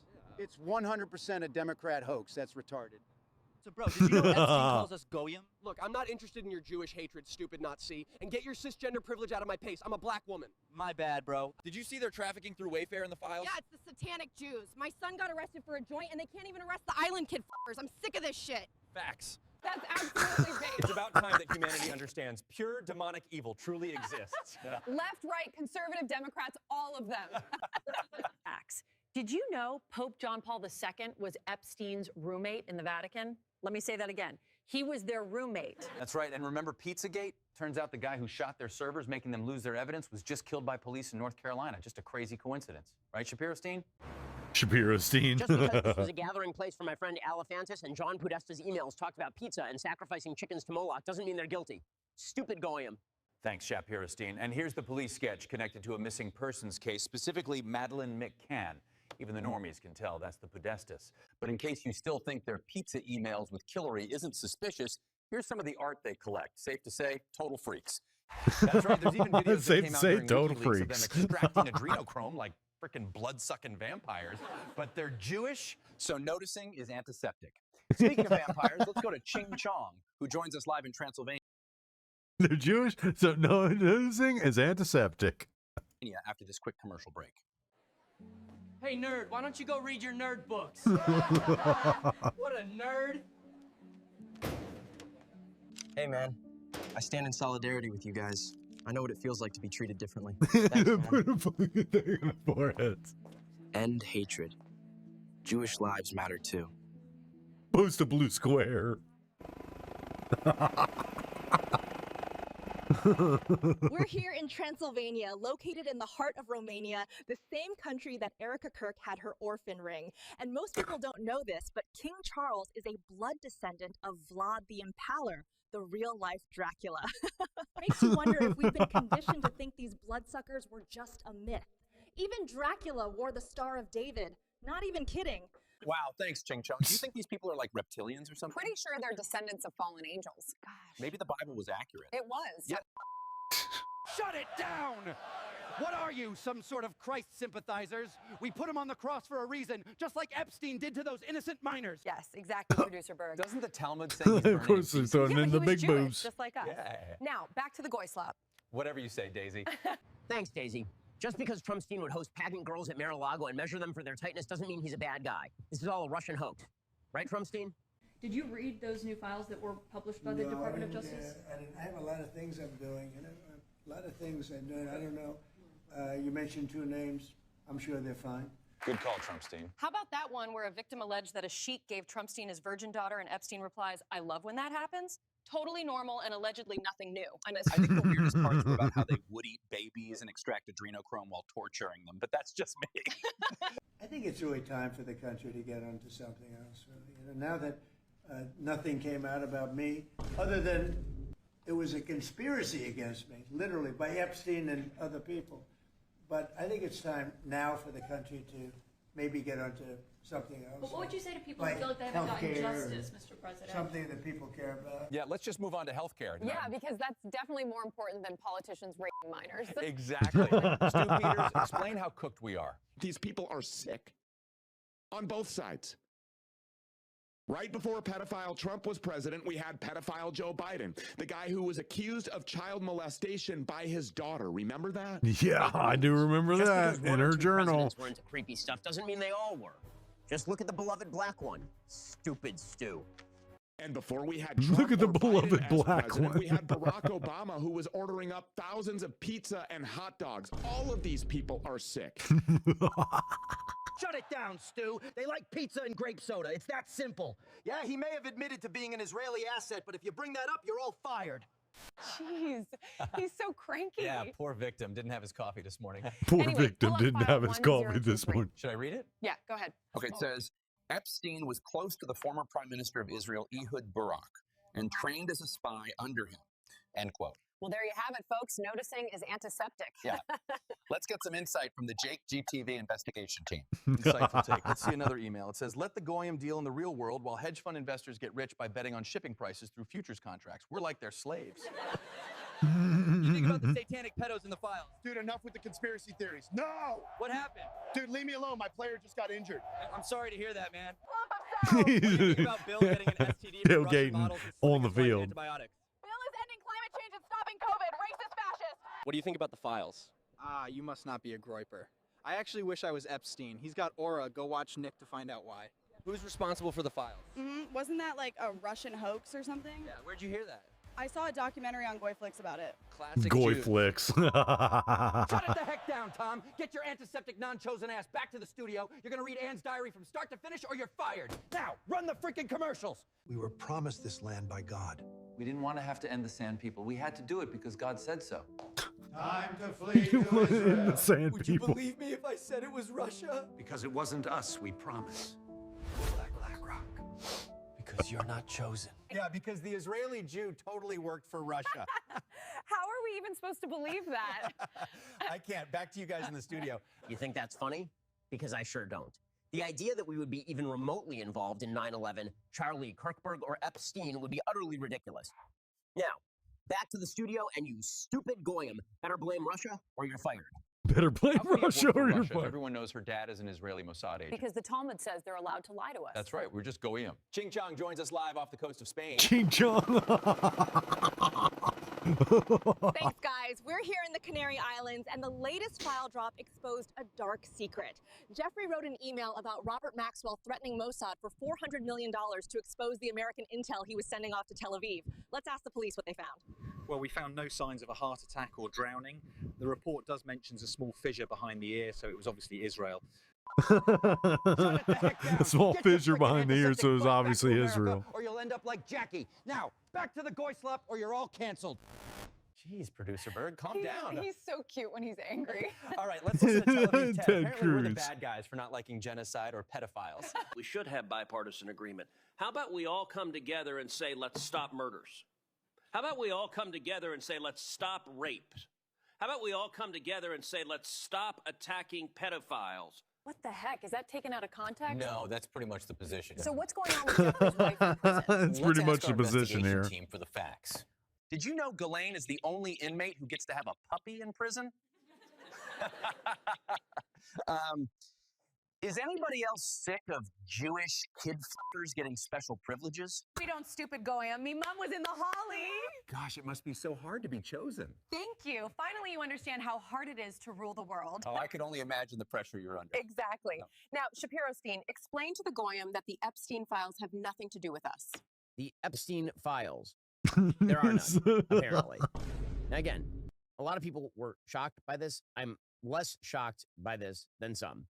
Okay, as far as the Epstein list, what I have been told by my sources is that there is no Epstein list.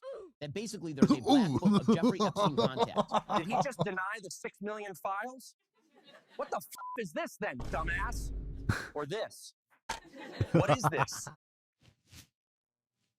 Explain. Explain. Okay, those tapes are just child porn. That's all. That's what they are. That's why the FBI is not releasing them.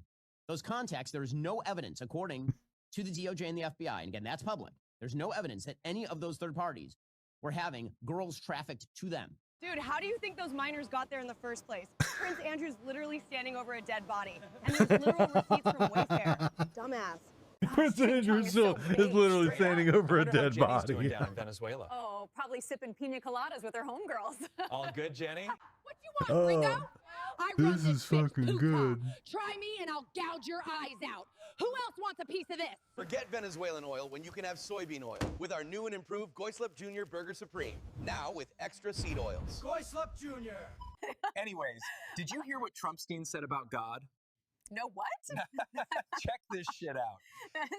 You know, Mike Johnson's a very religious person, and he does not hide it. He'll say to me sometimes at lunch, "Sir, may we pray?" I say, "Excuse me? We're having lunch, you know, the Oval." It's okay with me, but he's a very religious person, and he is popular, and he's doing an unbelievable job. So I think God is watching over you. God is watching over him. I don't know about me, so I hang around with him because I feel I'm protected a little bit. Wait, isn't it supposed to be one nation under God? Yep. So shouldn't we have a president who believes they're acting in God's interest? Bingo. Dennis, take it away. You guys get it.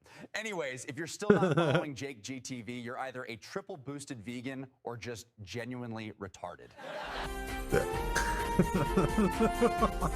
Jewish people have feelings too. Just because we do genocide and blackmail your politicians doesn't mean we're not oppressed. Because you're not chosen.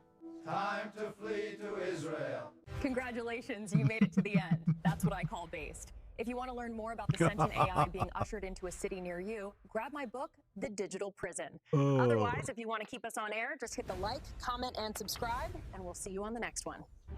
Did you shadow pulls ban out Jake GTV? Ram 4 and starts shining. Breaking it. the algorithm. Ramp up the Fed slop. We need to divide the goyim. Breaking. It's so dumb.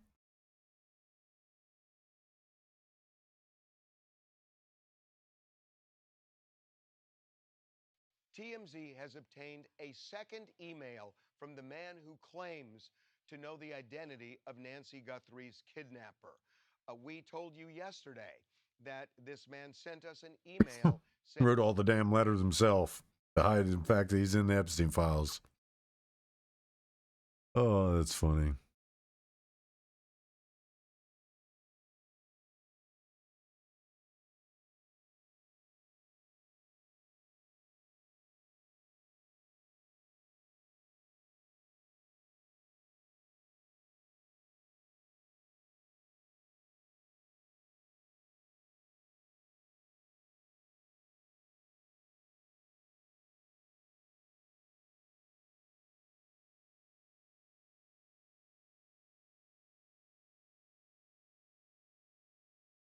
Created for 9 cents. Actors and actresses are gonna be out of a job. To be honest, everybody's gonna be out of a job at this rate. You could just spoof the whole world. Canvas, okay. Yeah, I won't argue with that. And then just hit create. Okay. Create canvas. Okay. Yeah, I won't argue with that. So now you're in. You've got all of the documents are inside that folder on the left-hand side, Jeffrey Epstein, but that's like the old way to access it. Fuck that way to access it. On the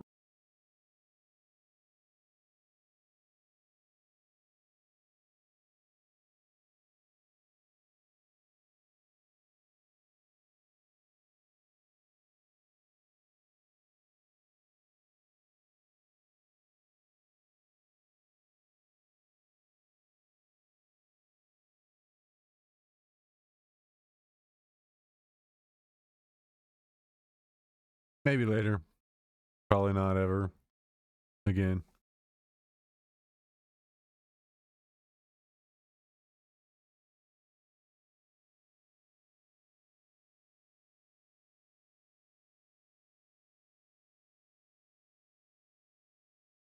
What you doing, Flufer? I hear you speed running your energy reserves.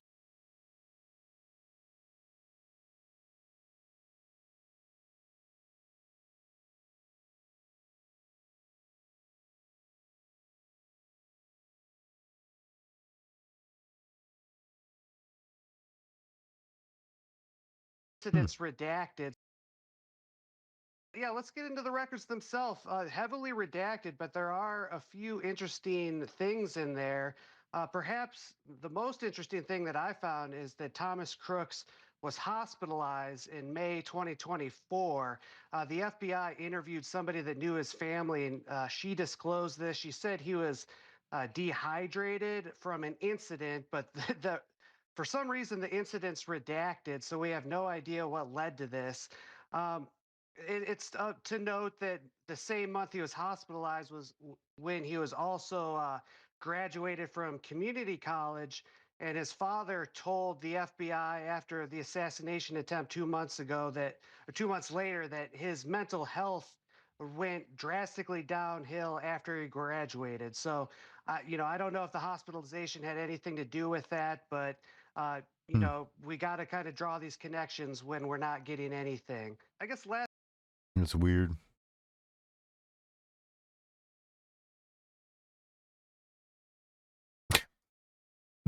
Presidente. Queridos amigos de Cuba, les habla su presidente, el presidente Trumpo. Actually, right now, I'm not your presidente per se, but if you think about it, why not? ¿Por qué no, muchachos? ¿Por qué no, muchachos? Oh.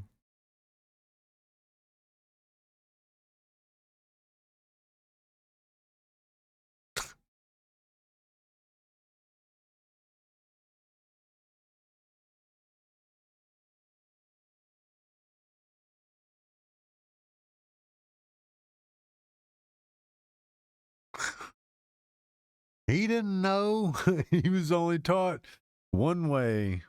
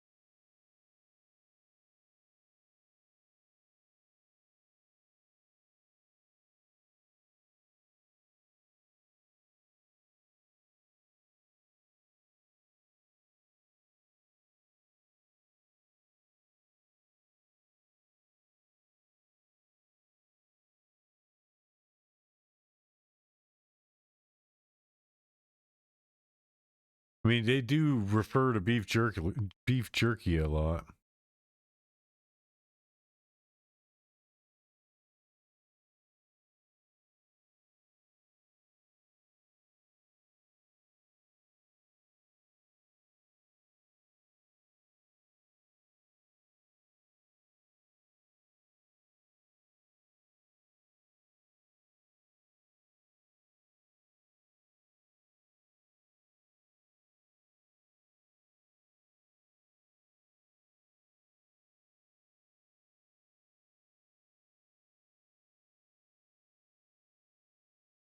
Just looks like a party.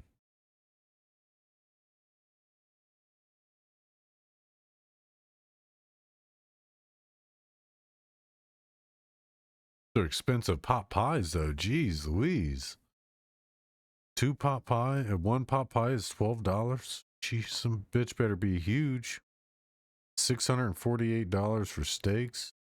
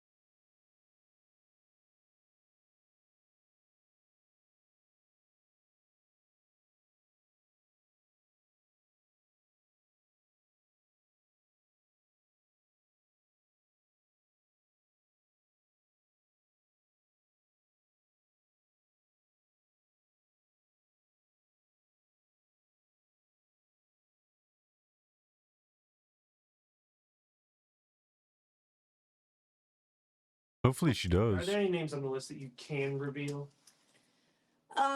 Well, Bill Gates is going to be on there. I've talked about him. Leon Black is another one who's been mentioned in the press. Again, when it comes to some of the female individuals, I want to make sure that I'm not revealing the names. We have vetted the list of females one time. I found more names yesterday, so we're going to do a second vetting of those names. The magician, whom everybody knows, is going to be on the list. Jess Staley is another one who's going to be on the list. So some of these names you're going to recognize, but then there are others who worked in the houses, who clearly witnessed things that I'm going to ask to come forward and answer questions. And have you seen anybody in the?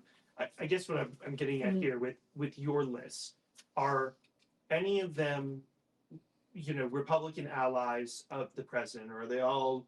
There'll be a mix of Republicans and Democrats.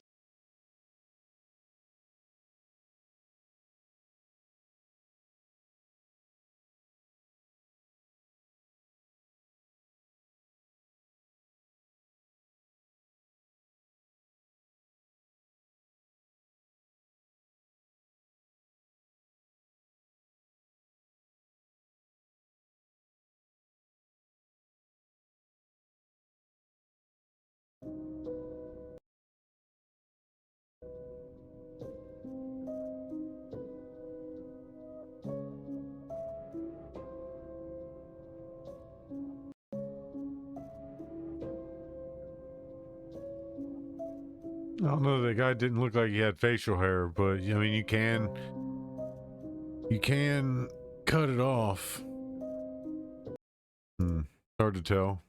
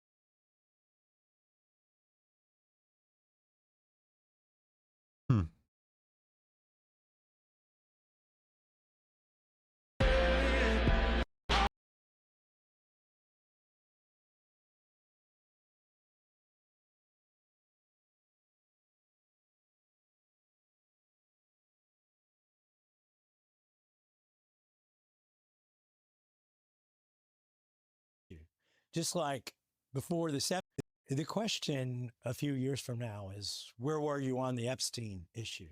Just like before this Epstein thing, I think the question for me was, where were you? Well, it's not really that simple. It's really not that simple. I mean, it is that simple, but it's not that simple. It's simple for us. Everybody up there at the top should be throwing people to the wolves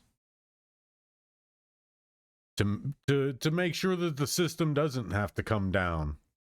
These people should be willing to out each other because the system and the American people are just far too important to allowed to be subjugated to whatever.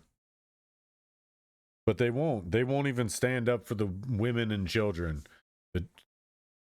So again, they'll sit and protect each other and just continue to be despicable people.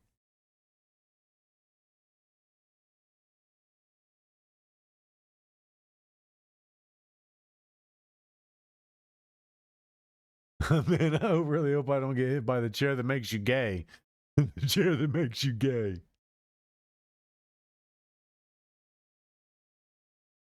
Like, he grabbed his titty. He is bleeding. That's jacked up though. Who fucked throws the chair at somebody? That's messed up.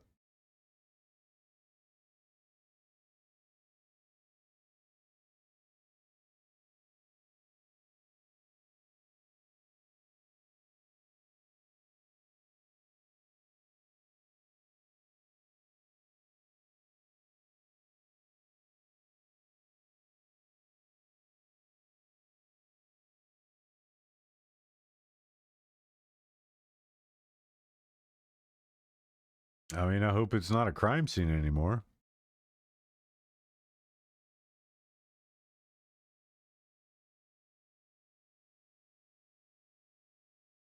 I always said art is this new age of art BS is a money laundering scheme.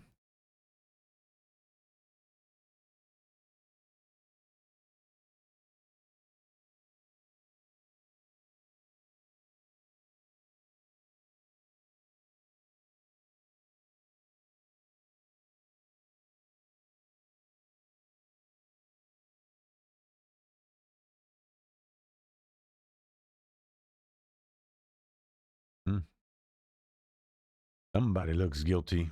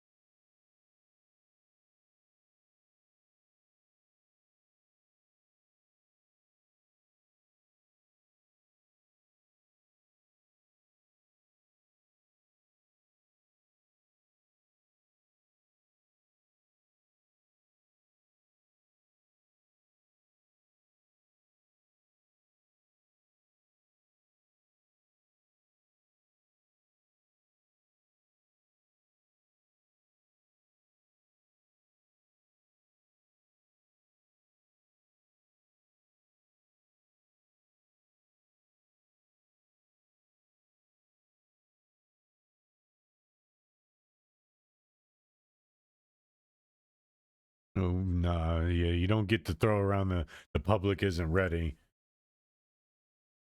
The public has been more ready than anything.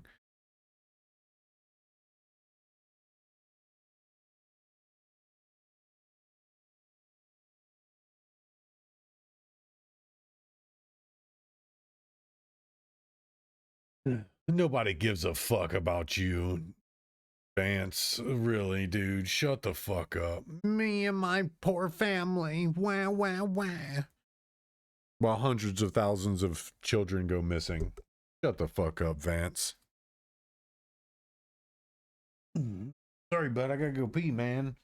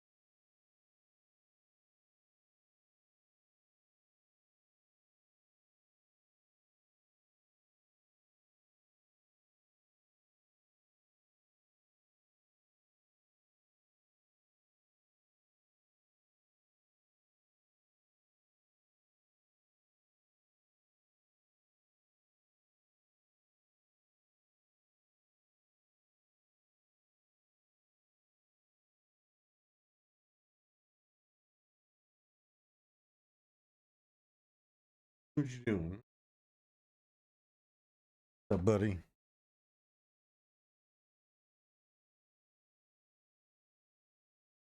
Noggin, little guy. I'm actually gonna go grab me a snack.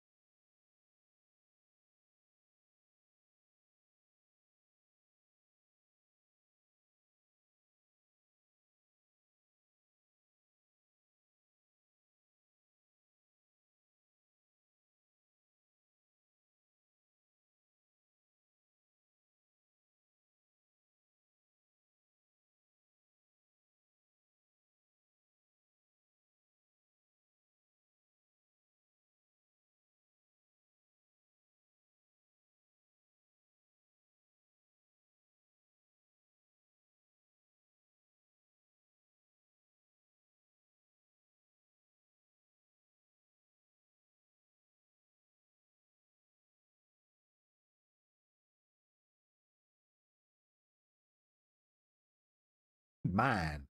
Can't have mine.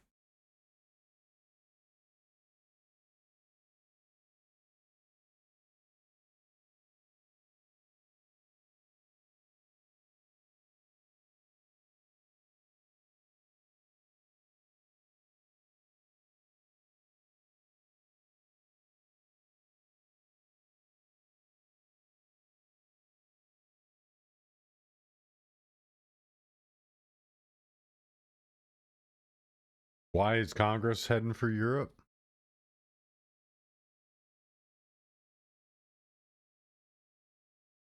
Yeah, we need to just get rid of them. Just get rid of them. Every fucking one of them.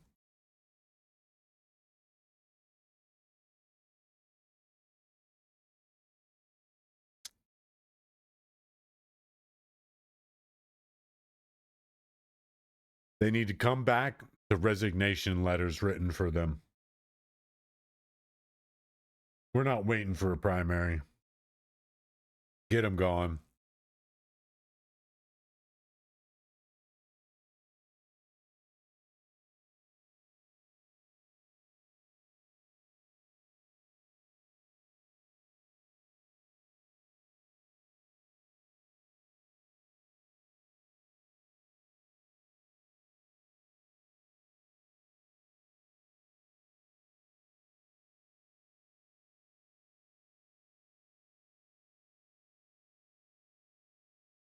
I mean, that'd be easy to debunk if it's not true.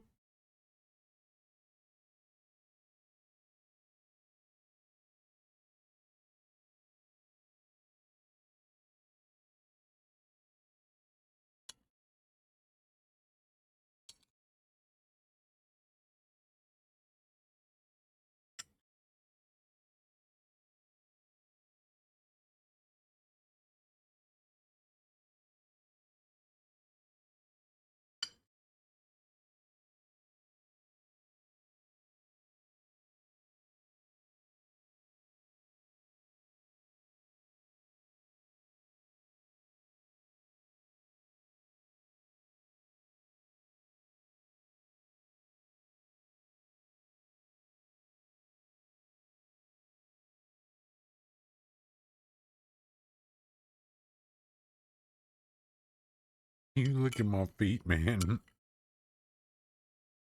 You can't have none of this, bud. It's chocolate's bad for you. Can't have chocolate.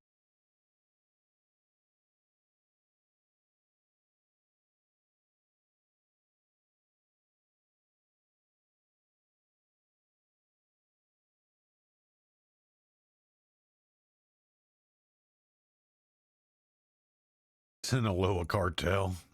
What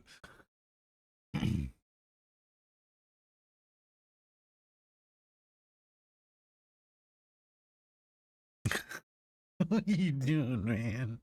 You jump on my feet, you goofball.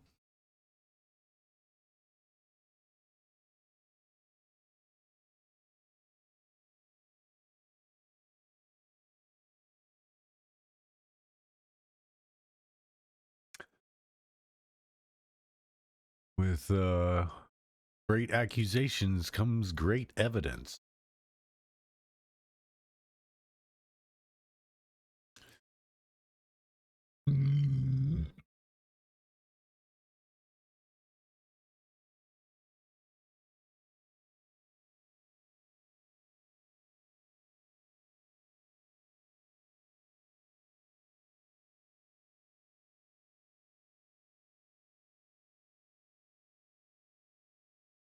John Brockman.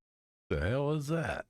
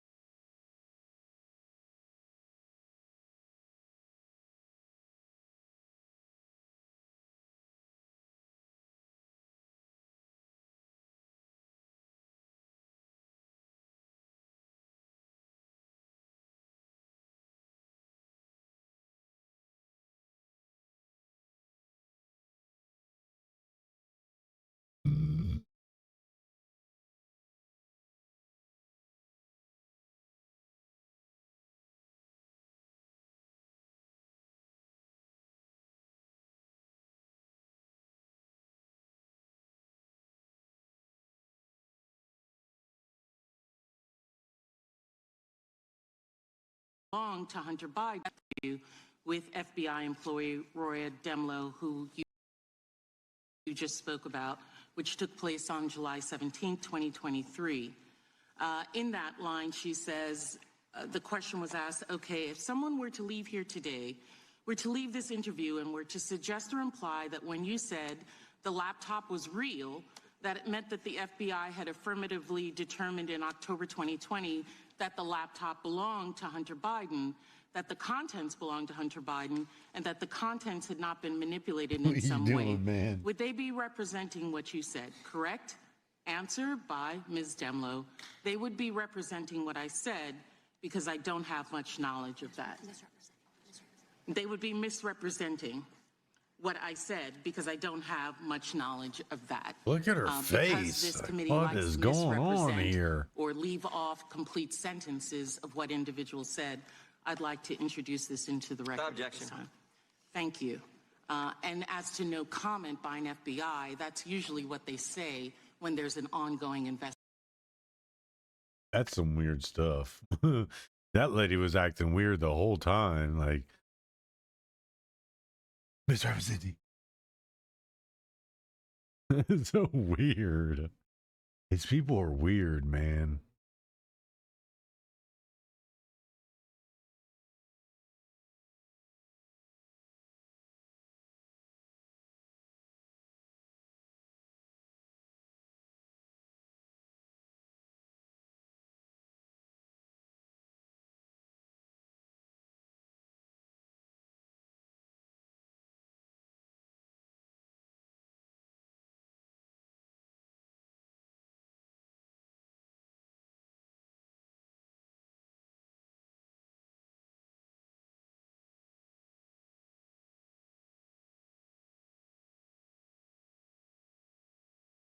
I need web, man. as a tool. It has all of the files from the court cases, including your court cases, all of the files from all of the court cases. It has all of the files that the government, the DOJ, has published to its website, including the ones from the Epstein Transparency Act, but all of the other files as well from Epstein's first court cases, all of the civil cases from all of the various victims that are public. Everything is there. So it's been amazing to use as a tool. I just got it last night. I got access to it last night. We used it during the space. I'm using it now. So I just asked it. I said, and this is up on the screen on YouTube, find all connections with Michael Bay. Based on my investigation, I can now provide a comprehensive analysis of around these FedEx shipments to Michael Bay. Oh, they have FedEx shipments. Okay. That came up That's without me even incredible. asking it to.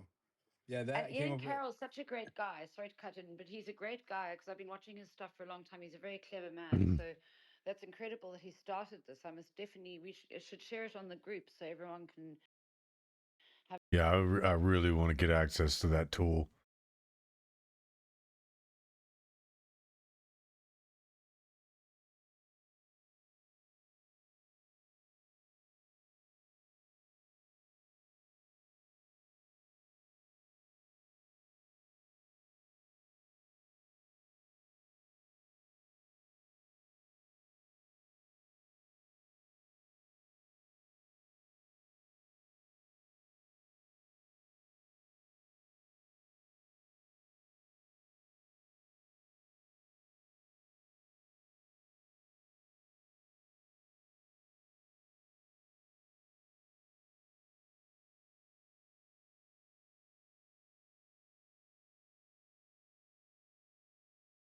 Husband blank and her husband blank are leaders of a prostitution, child molestation, sex trafficking syndicate known as Ashley Madison Network. I've heard of that.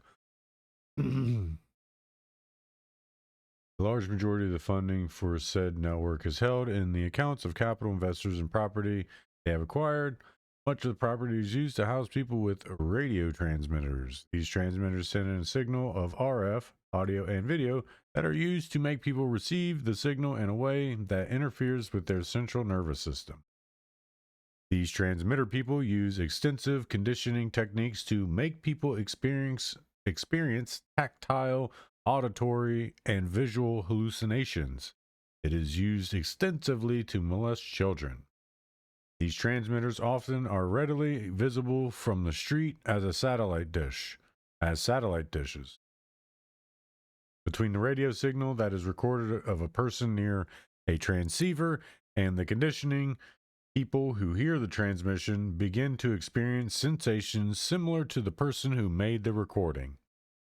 This ham radio technique makes it seem as though people are hearing voices and feeling these other hallucinations that often resemble sexual interactions with other people. This technology is what was used to communicate to and harass Jeffrey Epstein while in prison. Driving people to commit suicide is a common practice with these transmitters. They also frequently attempt to replicate break-ins and home invasions. For some reason, people who have them meddle in the lives of others and attempt to cause as much harm as possible. It sounds possible. Nothing sounds improbable anymore.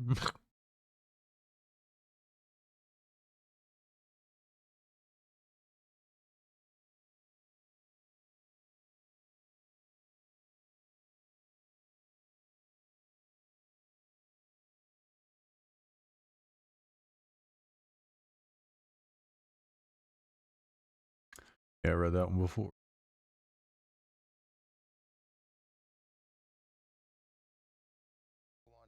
It turns out the first story that everybody wants or is voting for in the chat is the FBI destroying the Epstein prison footage.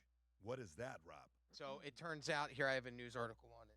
It turns out that the the FBI may have destroyed the tapes of Jeffrey I see Epstein's that, page 11. jail cell. Okay, let me read it and we'll get into it. So, Epstein files reveal FBI authorized destruction of master copy prison footage in 2024. Page 11. Is this it, Rob? Yes, sir. Go for it. New documents show the FBI destroyed its master copy of surveillance video from the night Jeffrey Epstein died before public demands for its release grew. When the agency later put out footage, it was a screen recording with a 1-minute gap. Officials initially blamed a nightly system reset, but records show that theory was never verified. Congress later released the full video, including the missing minute, which showed nothing unusual. The Justice Department has not commented. Rob, what is this? This is a report that came out, I believe, 2 days ago that the FBI destroyed the original master copy of the jail cell video, which may or may not have shown somebody sneaking into Epstein's jail cell on the day of his death. How do you process that, Tom? Well, the FBI is the nation's... It's hard to tell.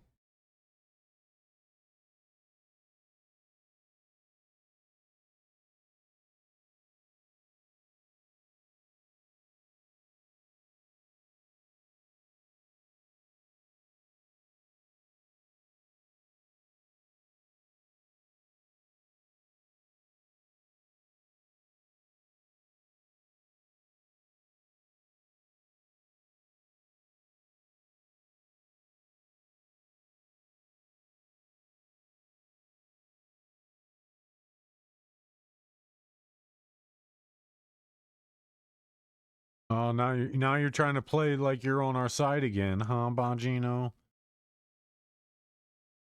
Bongino's such a turd. Trying to get back on our side. Oh, I was just playing them all alone, guys. I was playing them all alone.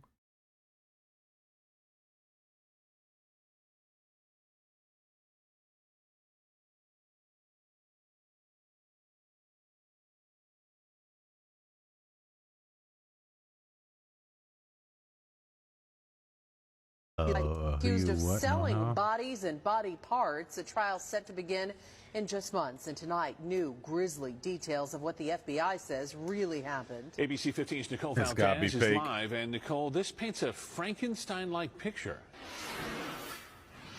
Yeah, it really does. Katie and Steve, closed for years. This building off 24th Street, the university, doesn't look like much, but according to new claims in these court documents, the Biological Resource Center was essentially running a chop shop for human body parts, mixing, matching, and selling them in ways we'd never heard of until tonight.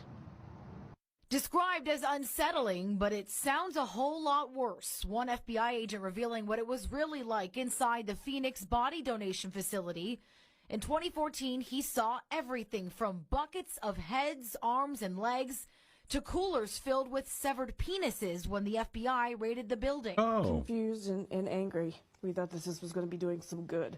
He even spotted a smaller them head dicks on ice. sewn onto a larger torso in a, quote, Frankenstein manner. It wasn't a choice we made. It wasn't a choice any of the families made. Body parts piled on top of each other inside Biological Resource Center, where families donated their loved ones for medical research. Discoveries of sickness and disease, maybe come up with a cure. Some say the company violated everything they promised. Tragedy that's never resolved, and it just keeps going on and deeper. The limbs, according to that agent, with no apparent identification. The company sued months after the FBI raided, families claiming their loved ones weren't treated with dignity and respect, a promise written on their own consent forms. The company also accused of selling body parts for profit after saying they'd only use the parts they needed and would cremate the ones they didn't and return them. A torso with a head apparently went for $2,400. A leg about $1,100. They'd even sell knees and feet alone for under $500. Now, the owner of the bio. The hell are people doing, man? Jeez. We were just looking at This this. deeply unsettling image was removed from the DOJ's Epstein website, and people don't know why. So as you can see in the bottom right-hand corner of this image, the number is EFTA 011331110. And this document, when you went to look at it on the DOJ's Epstein portal, was just this. There were no other attachments. It was just this single image in a PDF document. But recently, people online began to notice that if you search for this document on the DOJ portal, this is an actual screenshot of me performing this search. This is what you see, page not found. Now, we've seen this with a number of documents and photos, images, videos that have been released by the DOJ. They have quickly afterwards gone and removed them from the portal. But usually they are removing images and documents because they reveal personal information or they contain graphic images and things that they shouldn't have released, things that were illegal technically to release. But this photo has none of that. This photo just appears to be a picture of steaks or meat and nothing else. So why was this image removed? Why didn't they want the American public or the world really to see what was shown in this photograph? I don't know. Your guess is as good as mine, but I would love to hear y'all's theories in the comment section because nobody online knows. And yeah, I am definitely eager and curious to figure out what the secret is that they were. Yeah, it's weird. Super weird.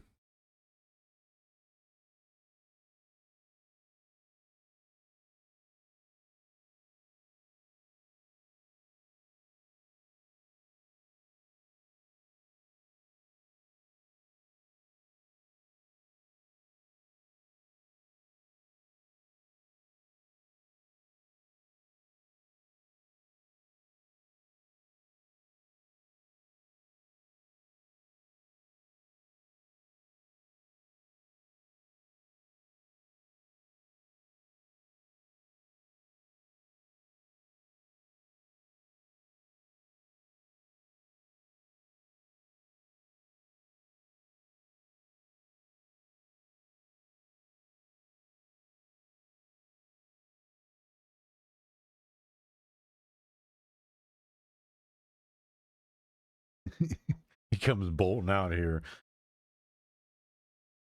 Goes right to the curtain and stops. I go to pet him. He bolts away and then bolts back. Goofy. Love his little energy.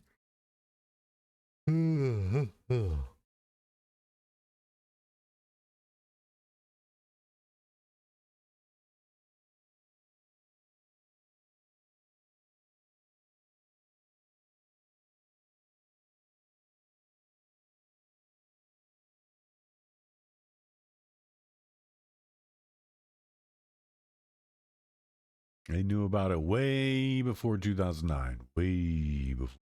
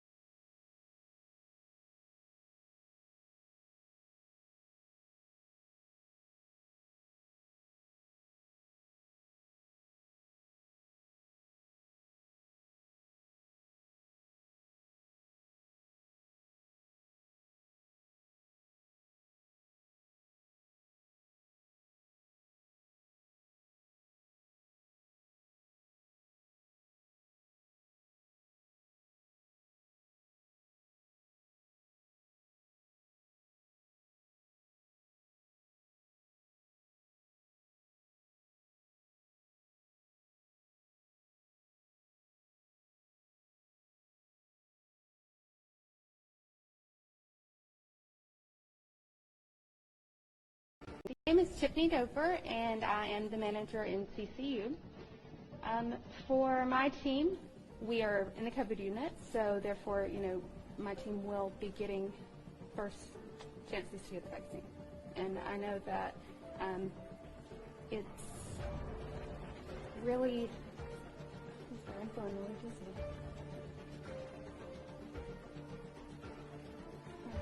I'm sorry.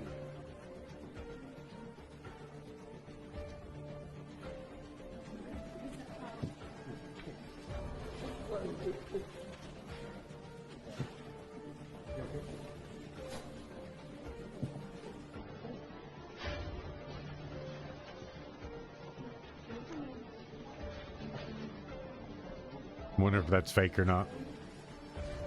My name is Tiffany Doper, and I remember hearing something about that.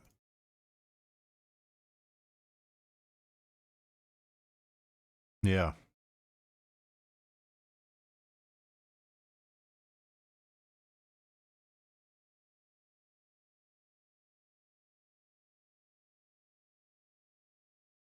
I heard about that. Yeah, it was also brought up that she had a pre-existing condition that made her prone to that, and the inoculation of the vaccine just perpetuated it. It says, I can't even think of the smell of black. This might be the most disturbing file I've seen to date. They're referring to the victims as shrimp. Jeffrey Epstein says, I can't even think of the smell of black shrimp. But not so much if it's too pink, although I'm definitely more into white than into any other. What the fuck? But this is worse. This is so much worse. Some are like shrimp. You throw away the head and keep the body. Olivier Colombe. I like white sharks. Yo, you gotta... I have no words. Crazy.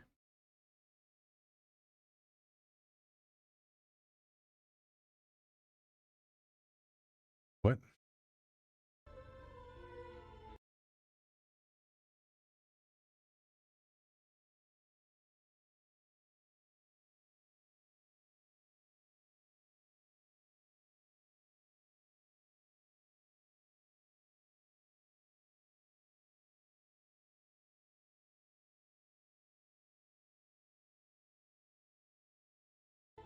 Very well.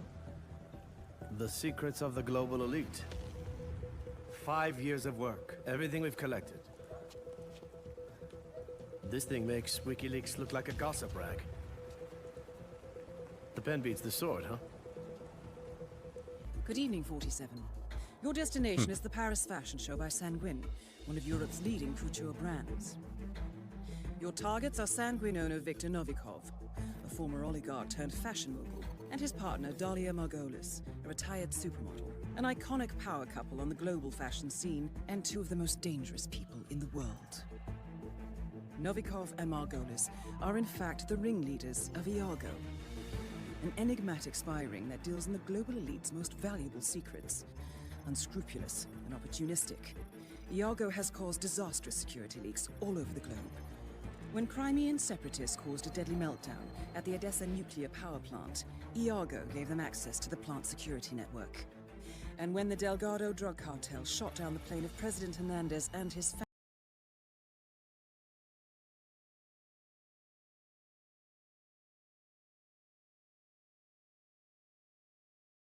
family, Iago provided the classified flight plans.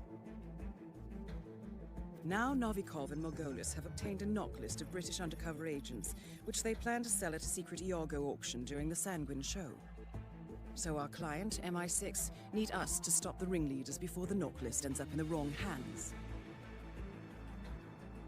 The Sanguine show will be swarming with security, and Viktor Novikov will be the focus of everyone's attention. But despite his posturing, he is merely the money man. The real target is Dalia Margolis, beautiful and brilliant. She is a master manipulator and the true brains behind Iago. Come on, she was a catwalk model. Yeah, those girls are tough as nails, sure, but how much of a criminal mastermind could she be? Oh yeah? Check this out. The rumors were she was trained by Mossad. Mossad does walking lessons? Take it easy, Chief. No. Apparently back when Margolis was a supermodel, she was also working as a spy for the Israelis. I heard that's how the mongoose was caught after years underground. Everyone wanted to meet dazzling Dahlia, including those who should have stayed in the shadows. Huh. So you're saying that Mossad trained her to be a spy, and when her career started going downhill, and they couldn't use her anymore, she went rogue. Wouldn't be the first time a covert government weapon bit their makers in the ass. Very true, very true. Man, now I really want to ask her out. That Novikov might talk big, but I bet he's all bark and no bite. Yeah, uh-huh. It's been nice knowing you, pal.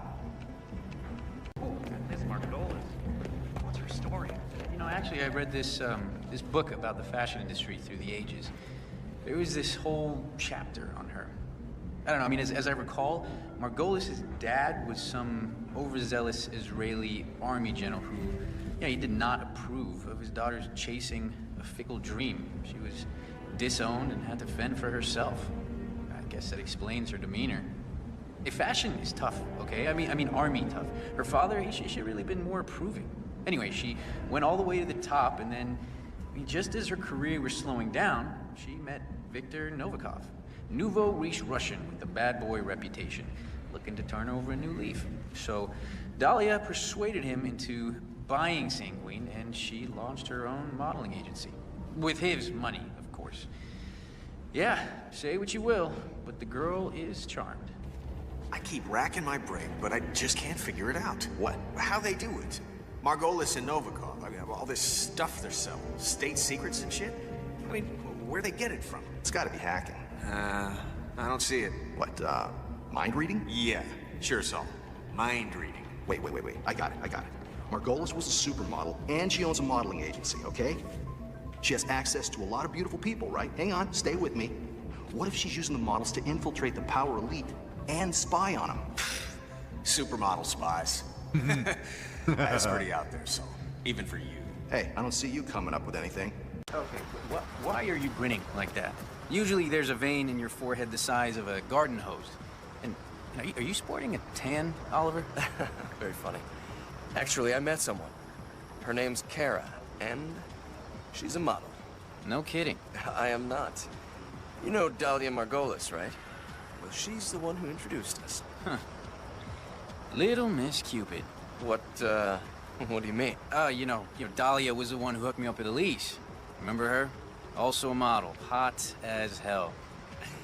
She even moved in for a while. She was cute. Had these tiny little feet. But, she ditched me after the scandal broke. I can't really blame her. I got angry. Bitter. I even accused her for what happened. Like she would have any reason to hack my laptop and sell me out to the feds. Oh.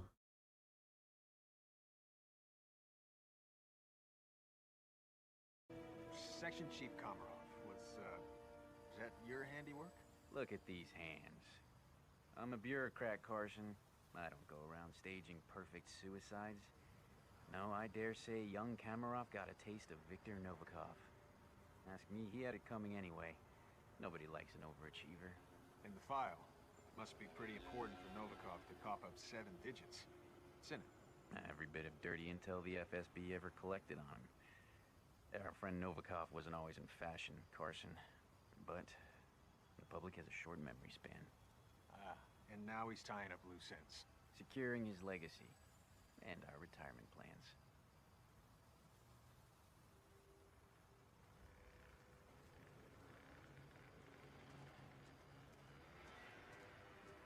Mr. Decker. How are things at the office? That's 91 all over again. Komarov is found dead, gun in hand, office locked from the inside. In his safe, evidence that he was leaking state secrets to Langley. An FSB section chief, Kremlin's golden boy, a CIA spy. Look, I don't know who you hired to pull this off, but but I want his number. Trust me, you don't. The case file, please. Right. Of course. Last and only copy. There was an unfortunate server room fire at HQ. Misery loves company. Oh, Mr. Decker. You know, I do believe this is going to be the start of a beautiful friendship. The money's being wired to your account. Do I need to call my guy in Switzerland? Why? Haven't you heard? I am an honest businessman. Haley, where are those surveillance photos of Prime Minister Ingram at you-know-where that I asked you to get an hour ago? They just went for $8 million. Yeah, right away, Dahlia. Haley, that video of the Swiss ambassador's son, accidentally strangling a stripper? Yeah, on my desk, now. Right away, Dahlia. Oh, Haley, you're nothing short of a miracle worker. Haley, pull up that audio on the plot to overthrow the Moroccan government. Sure, Dahlia. I'm on it. Oh. Camille? Oh, no, don't be silly. I said you could call anytime. Where are you? Monaco, huh? Who's Margolis sending you after? I've seen him. Not bad for a first gig. But what does Iago want with a rock star? No, wait, I get it. It's about that sect he's in, isn't it? The Church of Ascendants. Smart. Oh, trust me, sweetie. That part is never hard. Not with looks like ours. It's just how their brains are wired.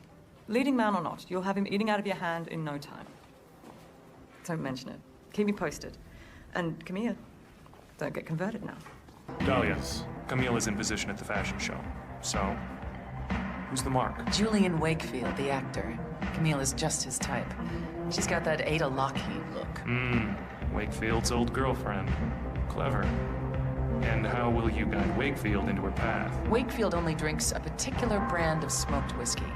I made sure that all the bars are out, except for the one that Camille happens to be standing at. I sincerely hope I never get on your bad side, Dahlia.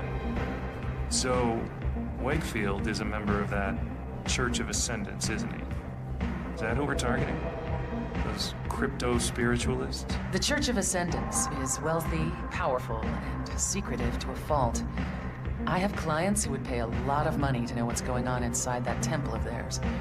See, Wakefield's fame will push him right into their inner circle. And if everything goes according to plan, Camille will be right there with him. Good plan. You got the knock list in under 6 weeks. Impressive work. The commander talks in his sleep. Once I got the old fool to dream about work. It didn't take long to get the passcodes. Clever girl. If you keep this up, Martha, we're gonna have to make you a partner. Yeah, no thanks. 3's a crowd. Besides, I've made enough to start my own brand now. Streetwear, I think. Maybe I'll ask Sato. Boy, that guy looks beaten. My God, wait, don't leave. You were born for this, Martha. Espionage, deception, seduction. You're a predator. I knew it from the moment I saw you on the runway. Don't waste that potential. I know when to call it quits, Dahlia. I hope you do too. Your Excellency, there you are. What, bud? There's an article coming up, Coalition Offensive. I'll bet you'll find it interesting. Anyway, my staff is at your disposal. Anything you need. Prince Poe, how is your father? He is the sun and the moon, Miss Margolis. He does not complain. There's an item coming up. You might find it interesting. A certain list. Courtesy of MI6. I see. Thank you for the information. I've been meaning to ask you, how do you do it? All these secrets. What is your trick? Oh, you know how it is with magic tricks, Prince Poe. The answer is always a letdown. But if you don't tell us your secret, how can we know you're not doing the same thing to us? You don't. You'll just have to ask yourself whether the benefits I provide outweigh the damage I might inflict. Ms. Martinez, Jeez. I hear our last deal paid off. My employers are very pleased. Because of your intel, the glory of the Delgado cartel has been restored. Our rivals, well, they never knew what hit them. Well, happy to help. My employers wonder if you would have any eyes within the American DEA. They're planning a large operation against our stateside distributors.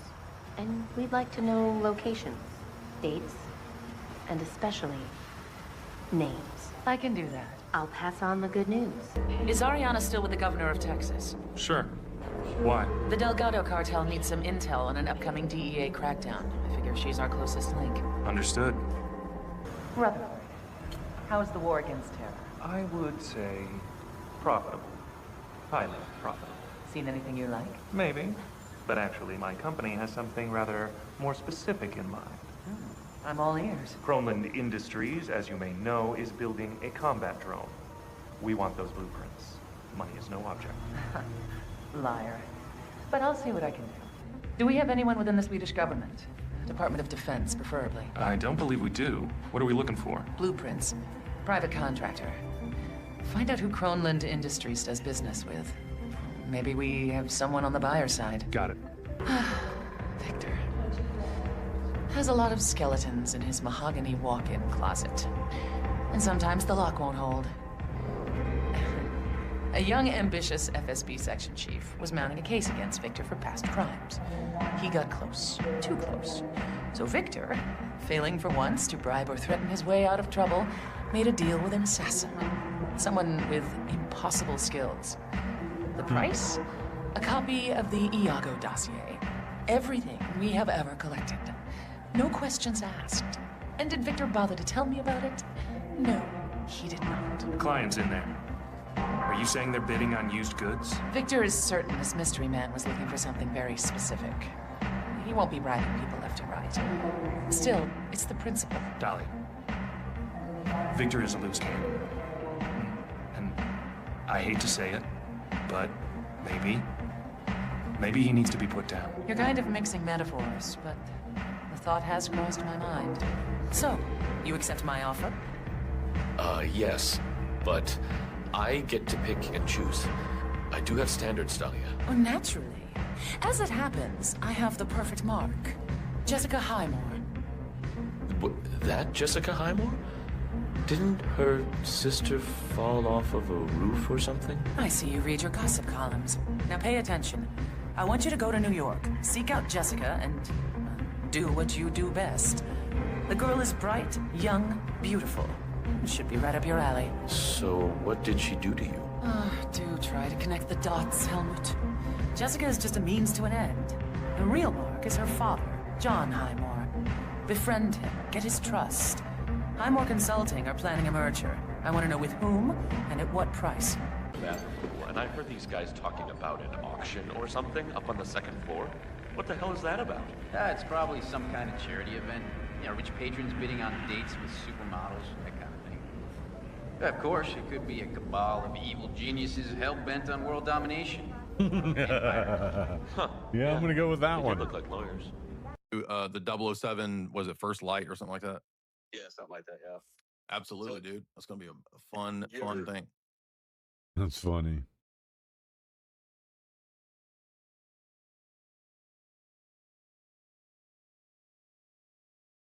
What? Leslie Wexner, this dude who is a self-proclaimed possessed by a demon.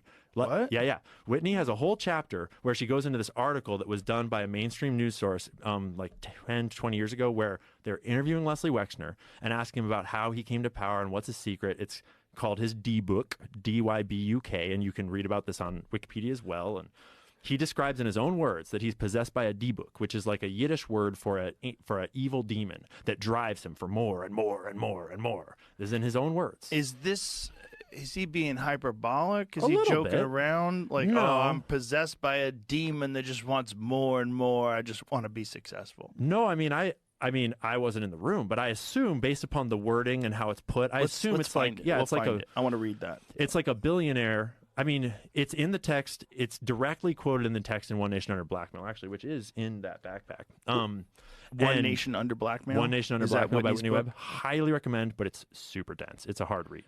I've read it 3 times now, and I still am taking notes and trying to look things up to understand it because she's just so researched. And it's things like this where she's gone back to the original article where they were interviewing him, and he's just like a CEO.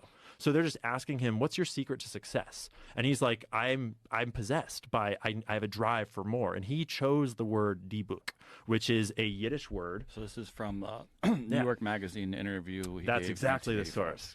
He says, and now perhaps it's time to reintroduce Leslie Wexner's D-Book, the demon that always wakes up in the morning with Wexner and tweaks and pulls at him. When he was a boy, his father called it tummel, a churning. So he feels molten and unformed, pricked by these spiritual pins and needles. He met this demon again when he was 40 and already worth $500 million. When he climbed the mountain in front of the house in Vale and almost froze to death and decided to change his life. This demon he calls terminal Schwilkes, which makes him wander from house to house, repeating the pattern of his childhood on a luxurious scale, wanting more, swallowing companies larger than his own. It is precisely the reason that Wexner has $1 billion and doesn't stop at, say, $5 million and a new Mercedes every other year, and what he calls normal life. Bridge on Wednesdays and bar mitzvahs on Saturdays, and the Winding Hollow Country Club in Columbus, which is like Buckingham Palace to him when he was 15.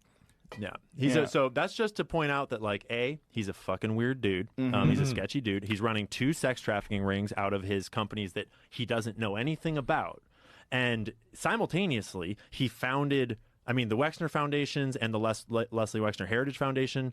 Those are also very interesting and controversial. They're very tied to Israel because he is one of the foremost Israeli philanthropists, despite being an American.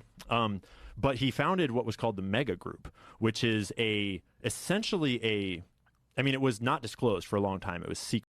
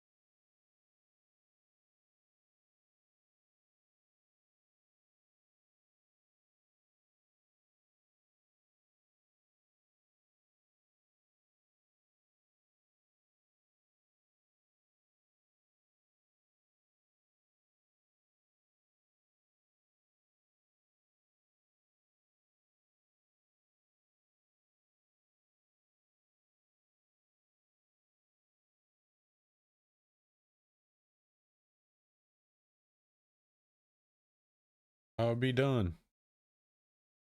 I'll be done. People are in their minds. Oh, goodness. What's your favorite comfort food? Cheese! My comfort food. Oh, boy, pasta! Her parties are incredible at her house, too. Yeah, she does have good parties.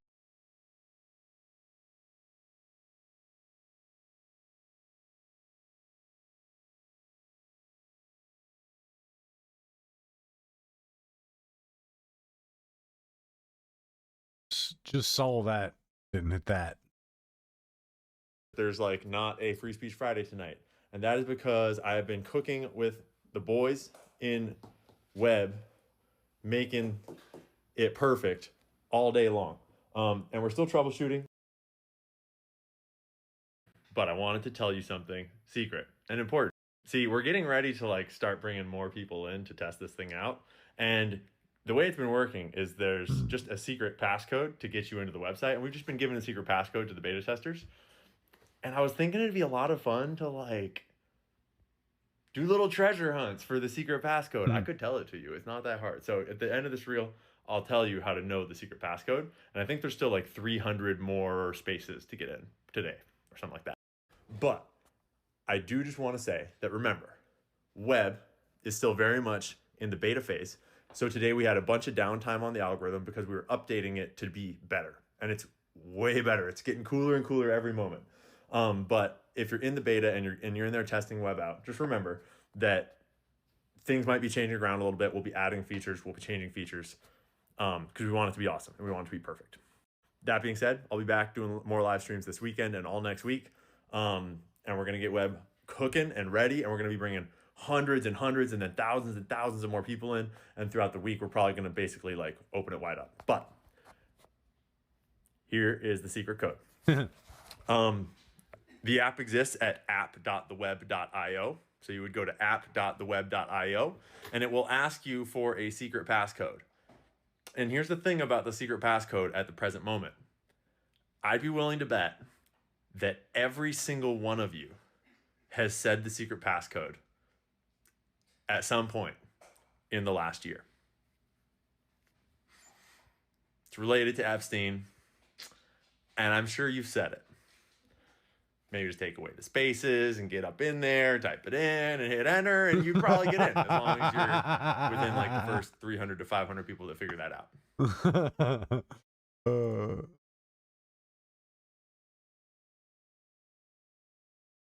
Come on, Chrome, you dingleberry.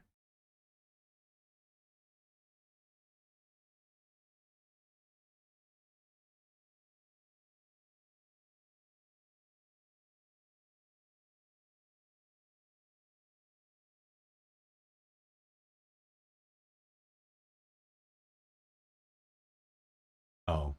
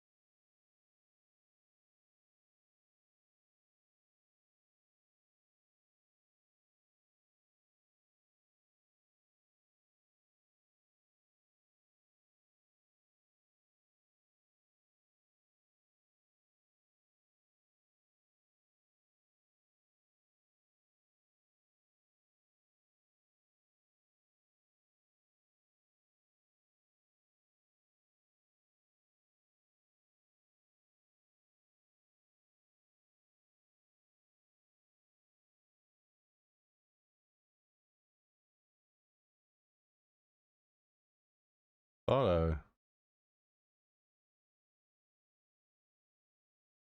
oh.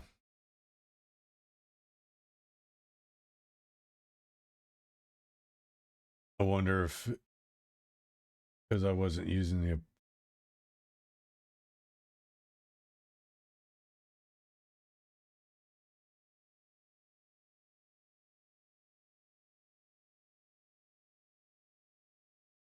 yeah, I think it may have been swooped up.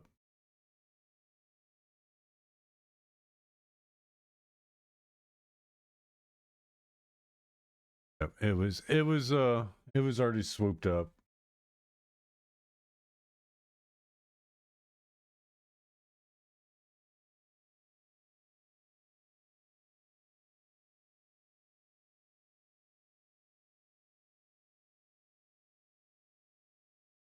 I already tried it a few times. I thought it was because I didn't have the apostrophe, so I took the apostrophe out.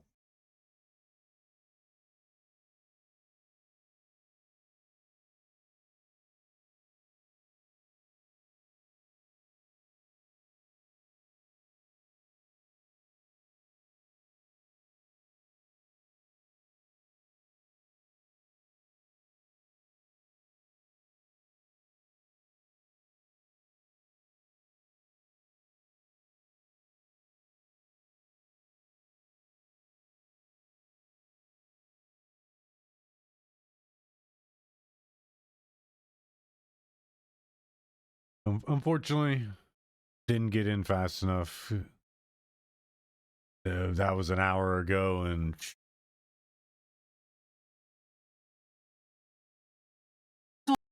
Okay. All right. I'm putting cases on all you bitches. You think you can do this shit to me?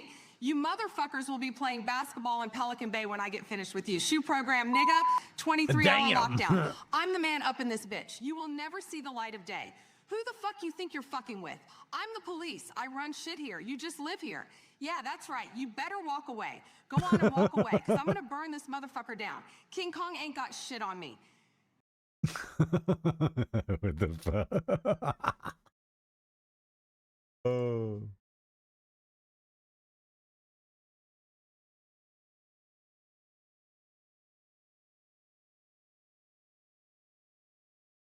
Certain faces have been redacted, but you know that I'm, as you can see, hi Cash Patel. Well, to be honest, Thomas Massey pulled Wexner's name in that chick, Wexner's face in that chick, so. You're so lucky I'm not American, or else I would steal your job. Since you don't really want to do it, I figured I might as well. Here's one of the FBI documents related to the Epstein case. This is a list of co-conspirators. As you can see, certain faces have been redacted, but you know that I'm pretty good at looking into things. Now, this is just my opinion, but I think that I may have found some of these co-conspirators. Yesterday, when I was digging around, I found this glorious article written by Holly Balls. Now, the thing that's so amazing about this article is that there were 4 women specifically listed, and I thought, what if I just Googled pictures of these women and compared it to the redacted photos on the FBI list? One of the women named in this article was Sarah Cullen. See this? Oh yeah. What do you guys think?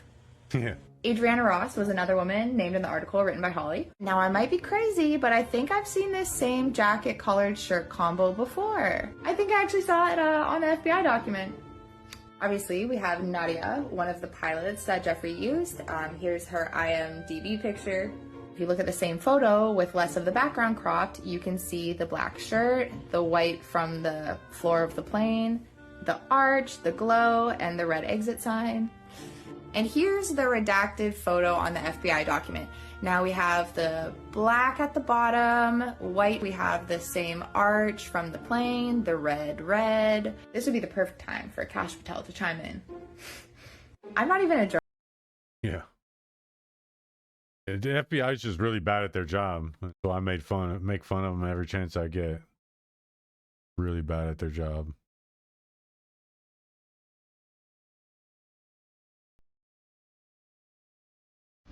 The American populace is facing an unconventional warfare.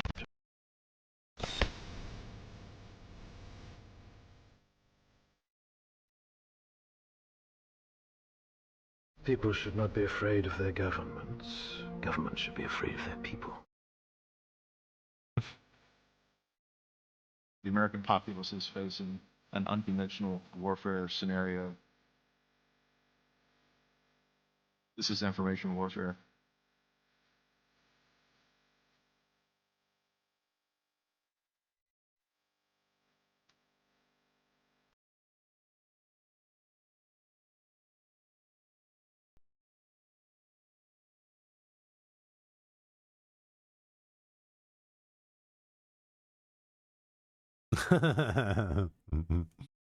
Oh.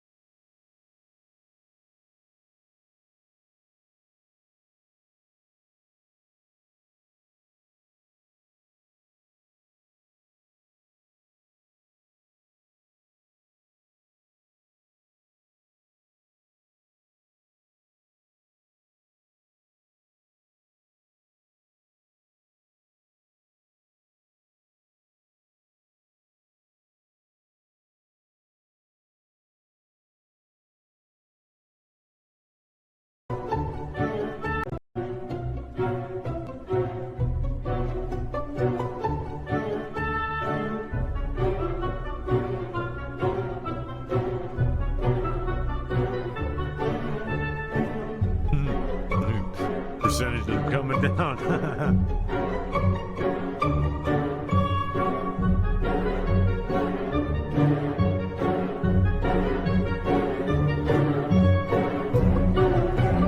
I think they just stopped recording on it.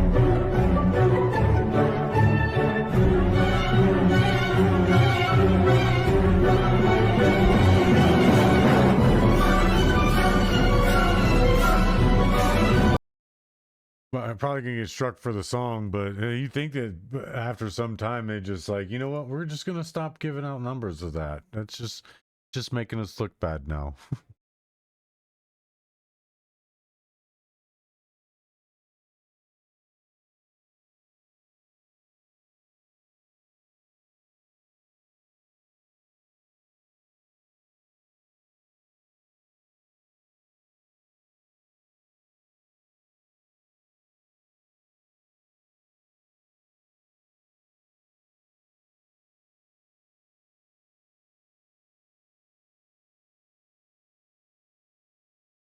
to us for decades. Now, if you haven't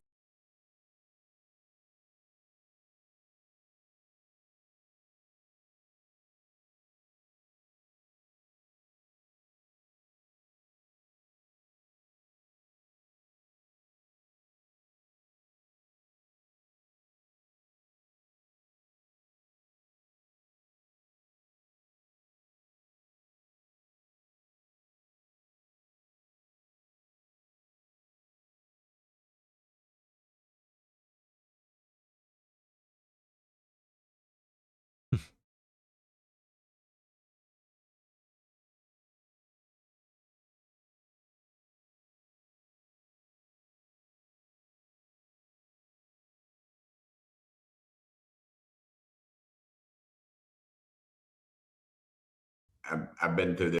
Hey, I want to warn people about that file. You know, people have a sick fascination with this stuff. And you got kids. I got a daughter. I've been through this many times with the legislation. That's the thing, though. There are some of us that don't have any of that. But we do have families that we need to protect from this, so that those of our family members who do have children can be spared it. They can be let known that there is a lot of sinister stuff going on, but it's easier for me to take it, absorb it, compartmentalize it, and essentially turn it into something that I can give to those that have things to lose, where they're not being tainted like I am. There's no hope. There's no hope for me. I'm not worried about that, because I am not suicidal. I may view my life as dog piss and shit, but I'm not suicidal. I've had in Tennessee and dealt with, you know, the officers that are involved with it, and the awful things they say. This stuff that is in these files makes all that pale in comparison. And if you're offered an opportunity to view the pictures or read the files, I mean, I don't need to see pictures. I would seriously consider not doing that. Nobody needs to be seeing no CSAM. It will haunt you, this stuff that's in there. And here's the problem. The Biden administration, the Obama administration, you know, these files have been out there forever. And I've said this many times. If they had the goods on Trump, you know that the Obama administration / the Biden administration, because it never really changed hands. They would have had that stuff out there. No, and that's what I'm saying. Is like it would have been a slam dunk against Trump.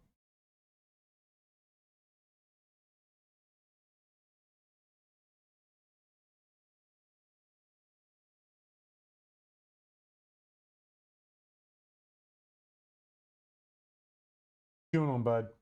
Hear you chewing. We're only chewing on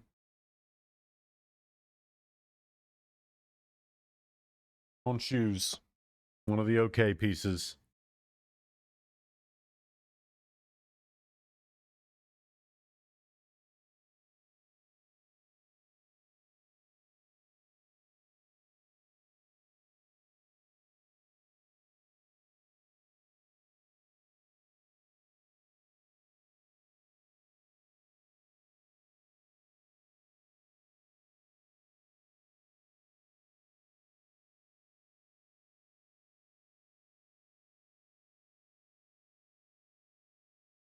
The old one killed itself. Can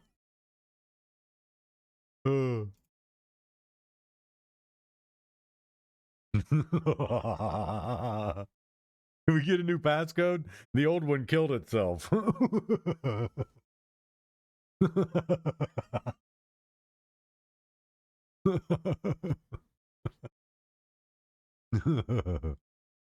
that's funny.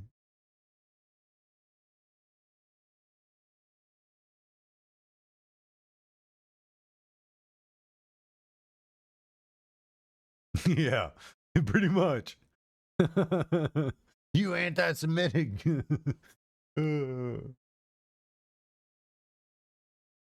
That's funny. Damn. You got Charlie Kirk flexing.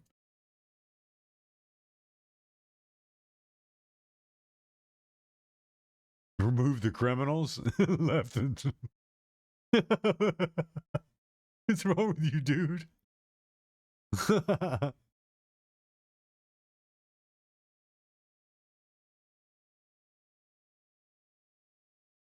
Clarify the criteria.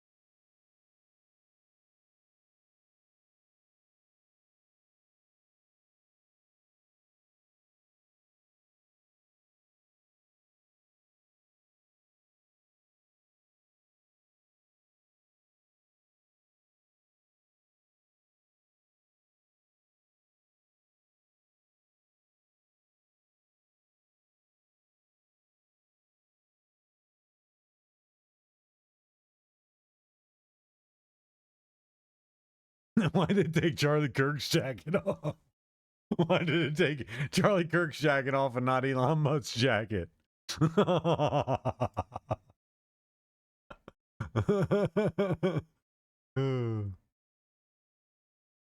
that's funny. It took Charlie Kirk's jacket off.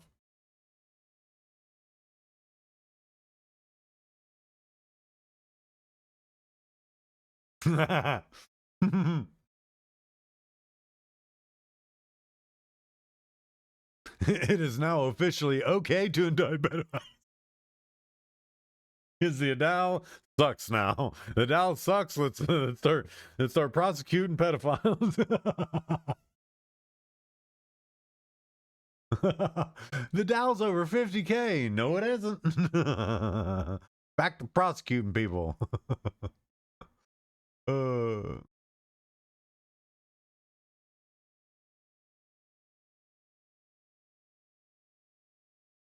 Oh, that's funny.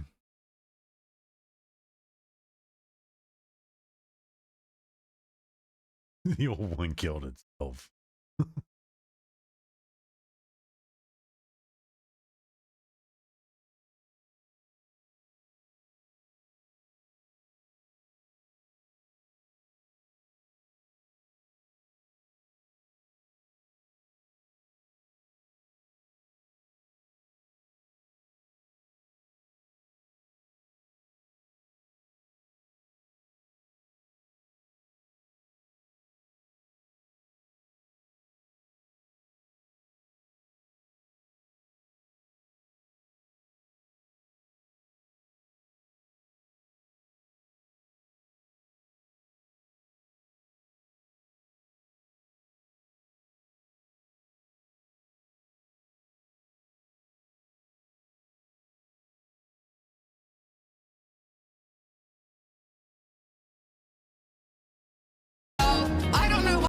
How many of Epstein's co-conspirators have you indicted?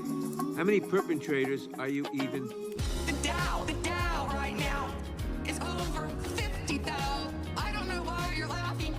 That's what we should be talking about. The Dow right now. S&P at almost 7 thou. The American people need to know this. Need to know how is the Dow. Let me How address is the Dow? the survivors, because that's how is the Dow. How many of I'm telling you, the whole thing, that whole hearing yesterday was purposely made for this. It was made for this. It was not made for anything, for answers or anything. It was made for this sound bites.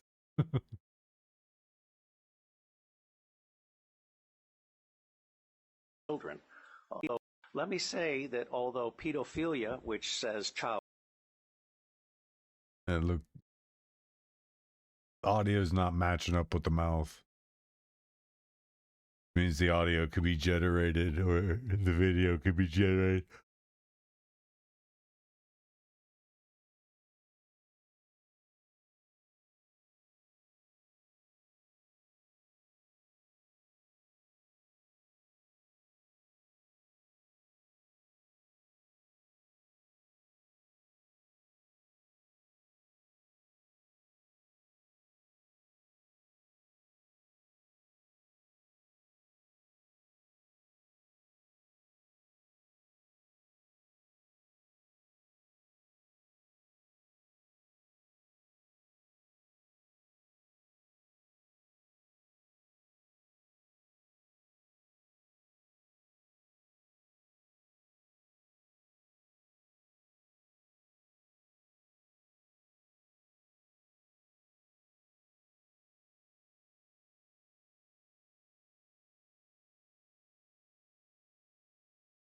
How crazy is it? This is the tweet. Your reminder that Leslie Wexner financed the mass rape and trafficking of thousands of American children for over a decade, and right now he is sitting in a 26K square foot mansion in New Albany, Ohio, thinking that he is above the law. She tweeted this in April 28 of 2020. How crazy is that? Holy shit. She's like the most prolific of all the conspiracy theorists, the most well-read, the one with the most recall, the one that's the most quoted. I don't know how she's so good at it. We're trying to get her on. I don't know how she's so good and what her background is, how she finds all this information, but she's always way ahead.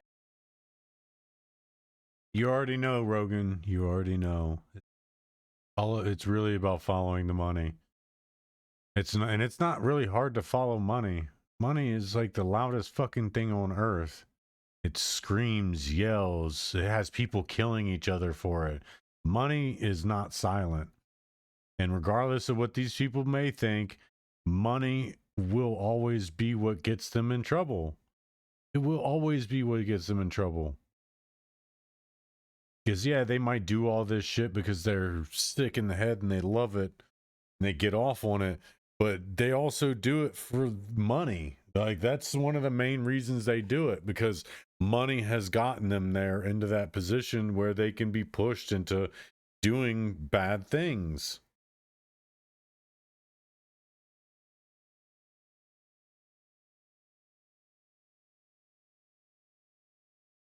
They had a Pokestop on there?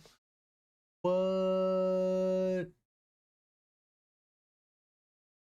That's what I'm saying. Release the data of... Man, that's a ton of data. Is that even real? That's what I'm saying.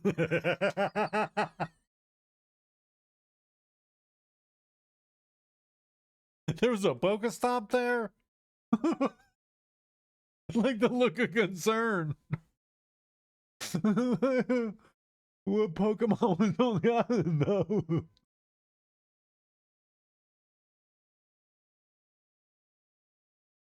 That's what I'm saying.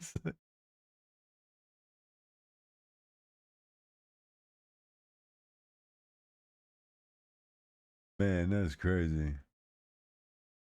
Jesus, watch over the children. Oh. Snorlax has fall hard and returned.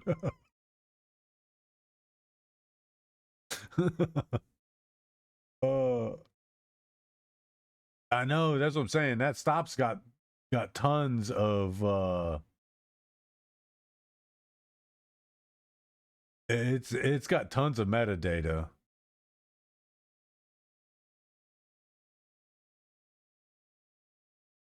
People were spoofing on the Epstein Island to spin the Pokestop. Like, what the fuck? Oh. The sun clock. That's ridiculous.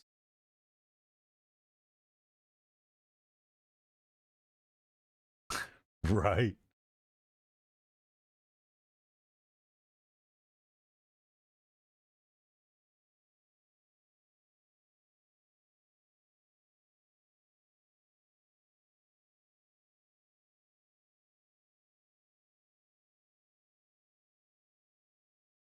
It's hard to read it so small. How did the Hadid sisters become models and make so much money? I don't understand. You know, the father paid the agency. No, there are too many girls giving blowjobs. Agreed. What did they do in the butt? No, seriously, from who? This is the real question. Not relevant to your issue. If they can, why can't I? Because they follow directions. It's that simple. Jeez.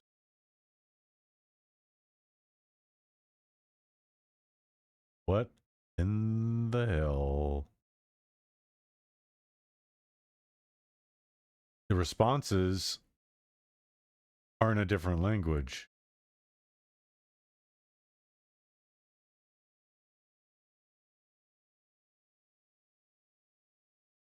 Wait, let's see here.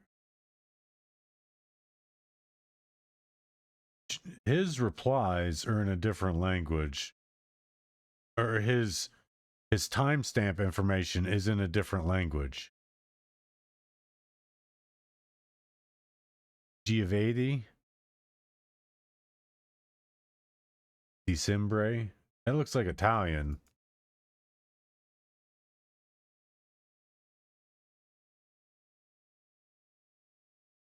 Well, it's an Italian restaurant in Hawaii, but what I'm looking for is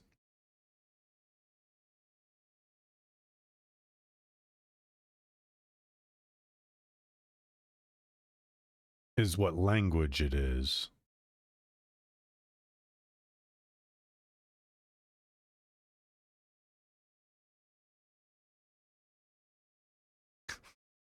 What language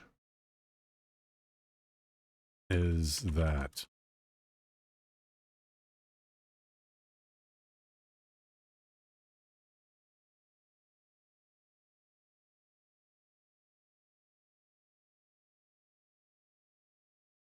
So it is Italian.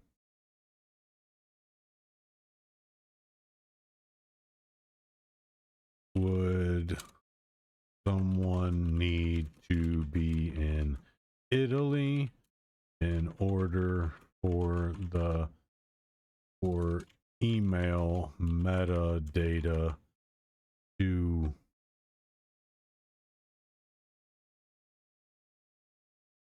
relay in that way? I would assume he needs to be in Italy.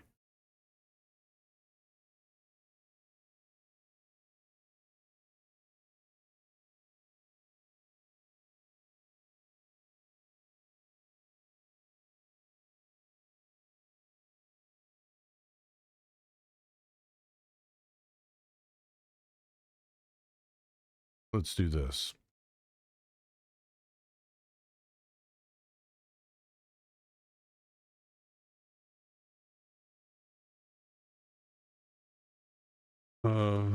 The header information is in Italian, while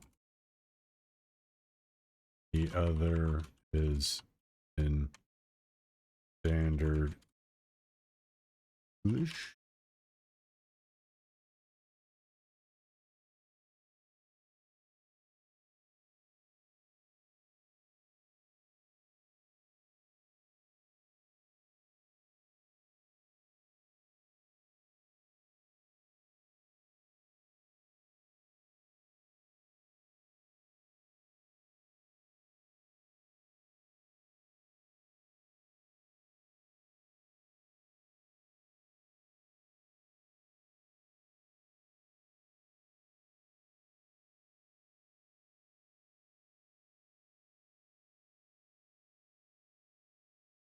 So he could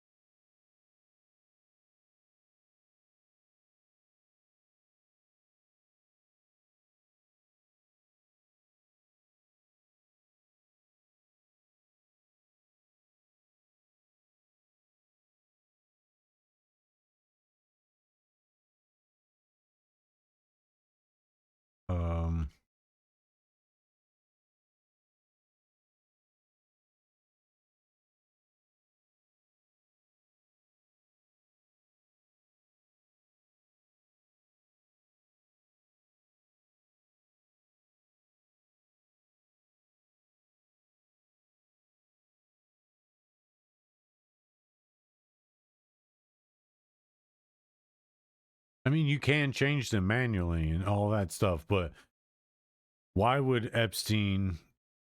Because, and that's part of why I would want access to web, is so that I could go through and find out if there are other emails with using this same type of header information, because you could kind of cross-reference that with other things to, because there are other emails that I've been seeing that it's not in, this isn't in Italian, from Epstein to Hamad, not in Italian. Where's some other ones? Well, I'm in the what you call it.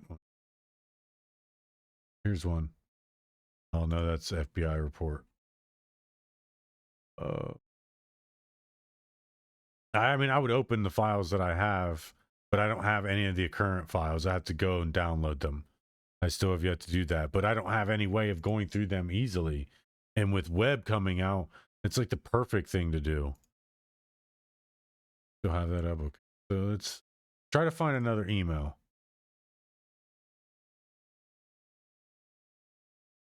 That one. Ed Epstein.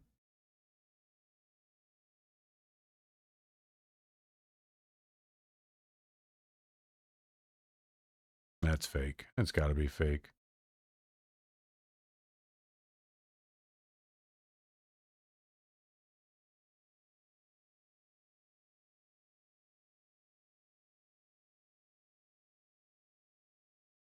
Oh my goodness.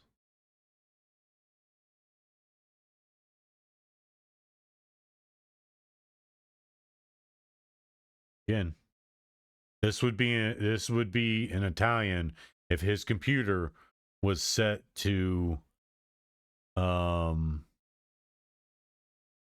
Italian locale. And find some.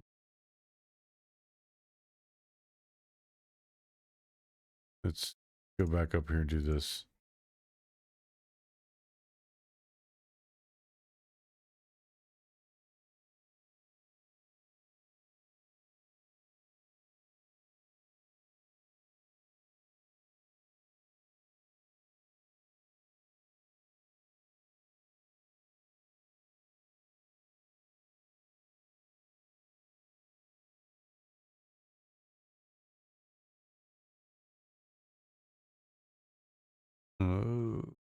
I guess.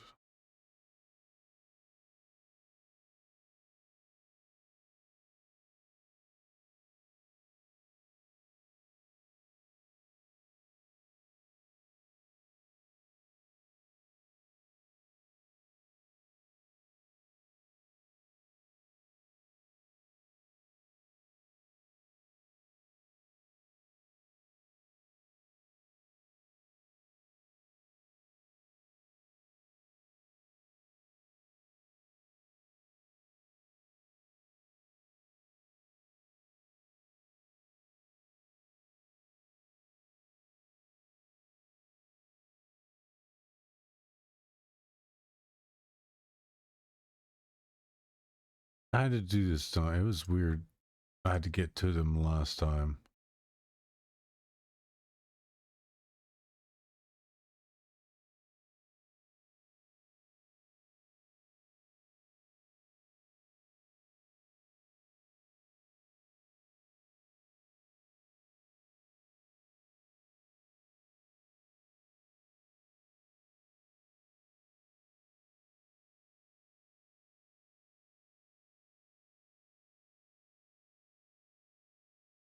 I keep seeing a button disappearing right here in the middle.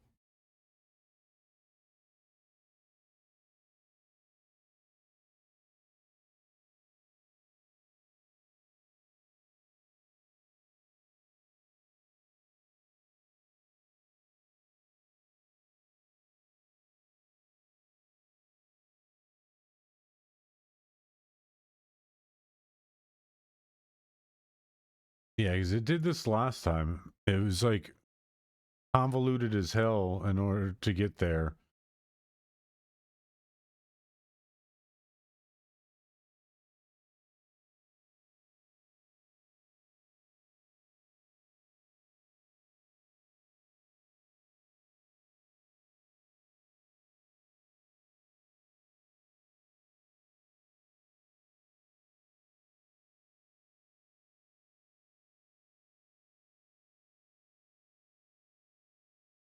There we go.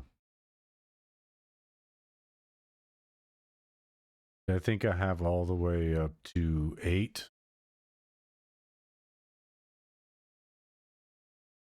I think I have up to 8.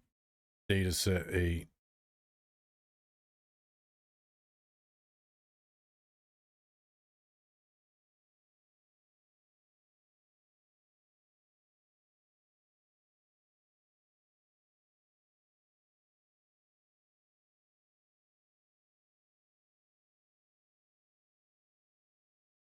There.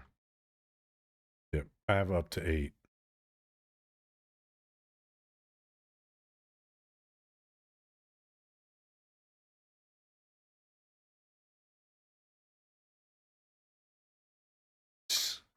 They do this shit on purpose, dude.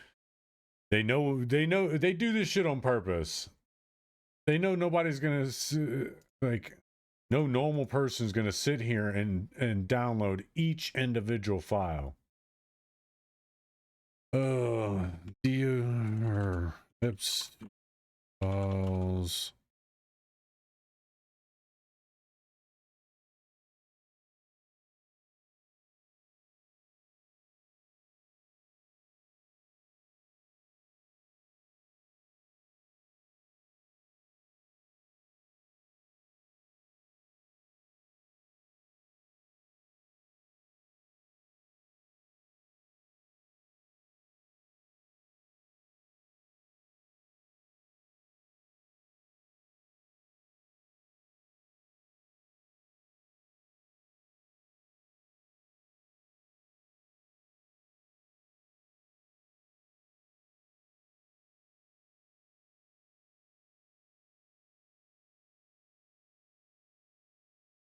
Again, here's again. It's ridiculous.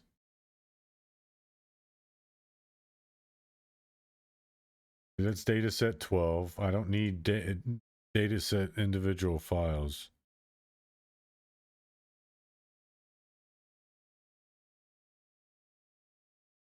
Yeah, they purposely did that. I knew that they purposely did that, because I downloaded them in as a bulk file.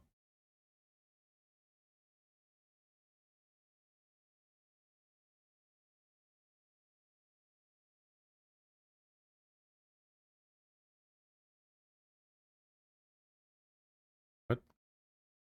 Remove that.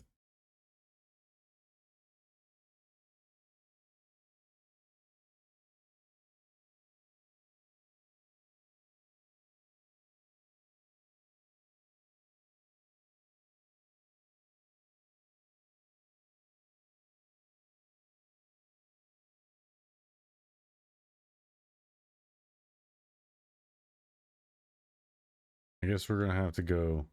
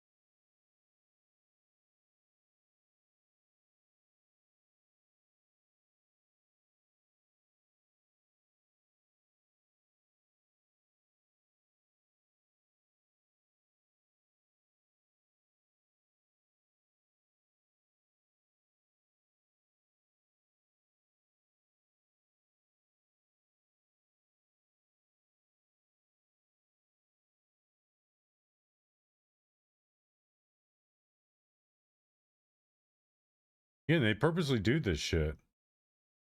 They don't want us actually being able to read through this stuff. They want it to be so convoluted that it's impossible for anybody to put anything together, so that they continue to hide, continue to protect, and allow this stuff to continue on. They purposely do this shit so that nobody can actually get access to anything.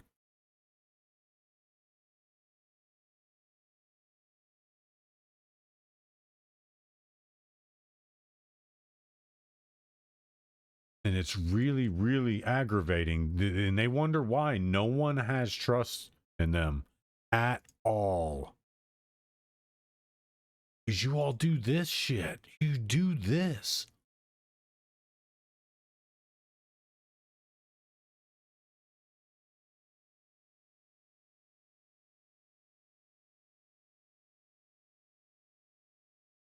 What's up, dude? What's up, man? What's up?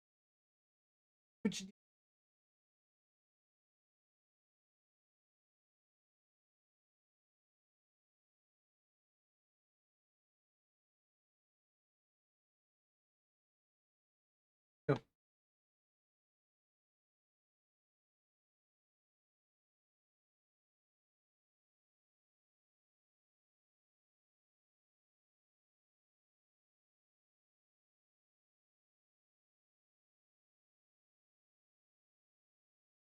doing a walk?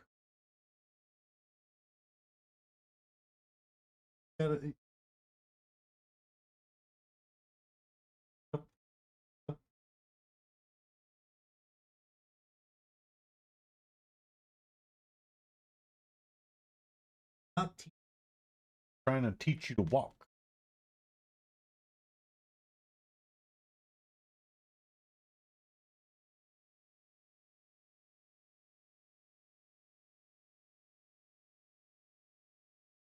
Probably huge. Gonna take a minute. But yeah, to me that's big. This right here, this being in Italian is pretty big. Because again,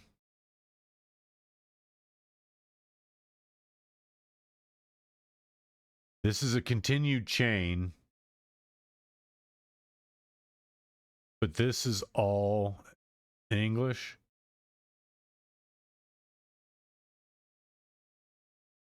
The date is in English. These are not.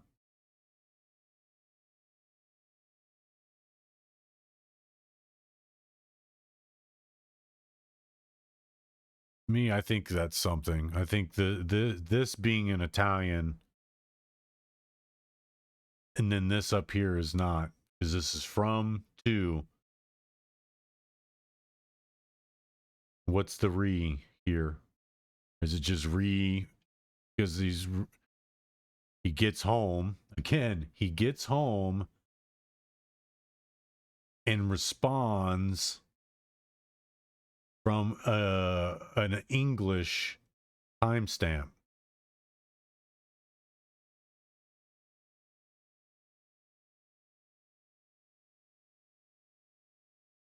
There's no time here.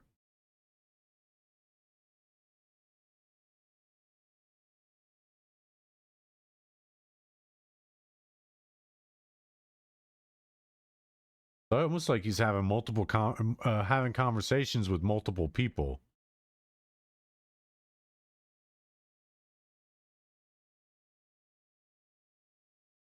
Because this one up here, where was it?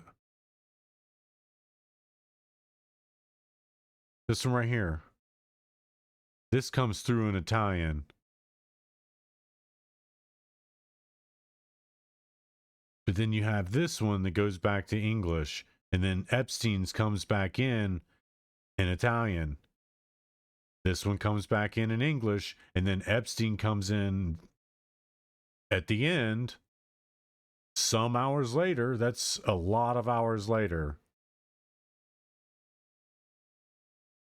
Makes this seem like they were coming in consecutively. But then you have this massive gap when we finally see a timestamp between this. But this also says plus 0000. So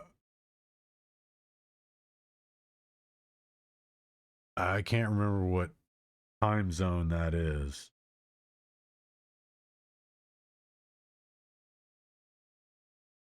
What time zone is plus 0? Coordinated Universal Time. So 1449.55 plus quadruples 1449.9 plus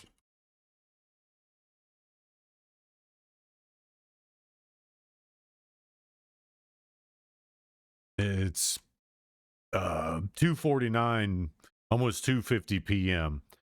And I think it's saying it's on a universal. It's on the universal clock.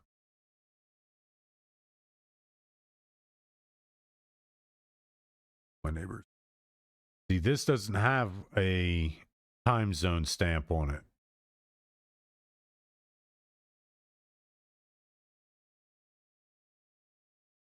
We got any Epstein times down here? See, we don't have any times down here.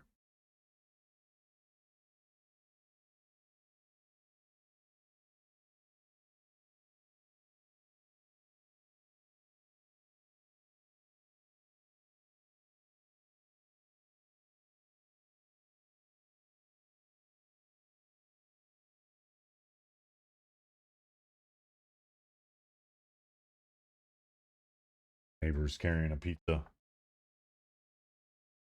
Pizza does look good, but probably go in there and make me some fish. But yeah, to me, that's something. This is something. This change is all of a sudden change in locale time stamping. He goes from Italy back to the United States. And he's communicating with someone else who's also in Italy. Or where was it? Who was also in Italy. But they are not this. I don't think this person and this person are the same person. I think these are two different people, because this person the whole time is in English. And the times stay fairly consistent between here. You got 7 minutes between this, 5 minutes between this. So they're basically, this email is watched. You kind of can't do that on an airplane. There is the gap on an airplane where you're not able to use your cell phone. And it's not just a couple minutes, it's quite a bit of time. So they wouldn't be able to go from flying or please put away your cell phones because it interferes with our stuff, to going right back into sending an email. So I think that this person and this person are different people. These are two different people, which me personally, this chain only happened to be talking about this talking when this person interjected. And if it's this person and this person are the same, makes me wonder why all of a sudden change in the timestamp or change in the locale information. Why it goes from English to Italian to back to English. I think somebody else was also on the chain here who just wasn't re-added to the chain here.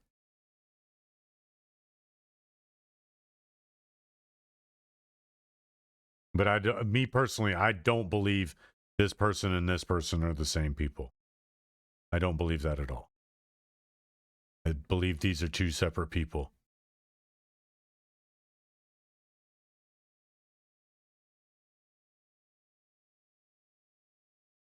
But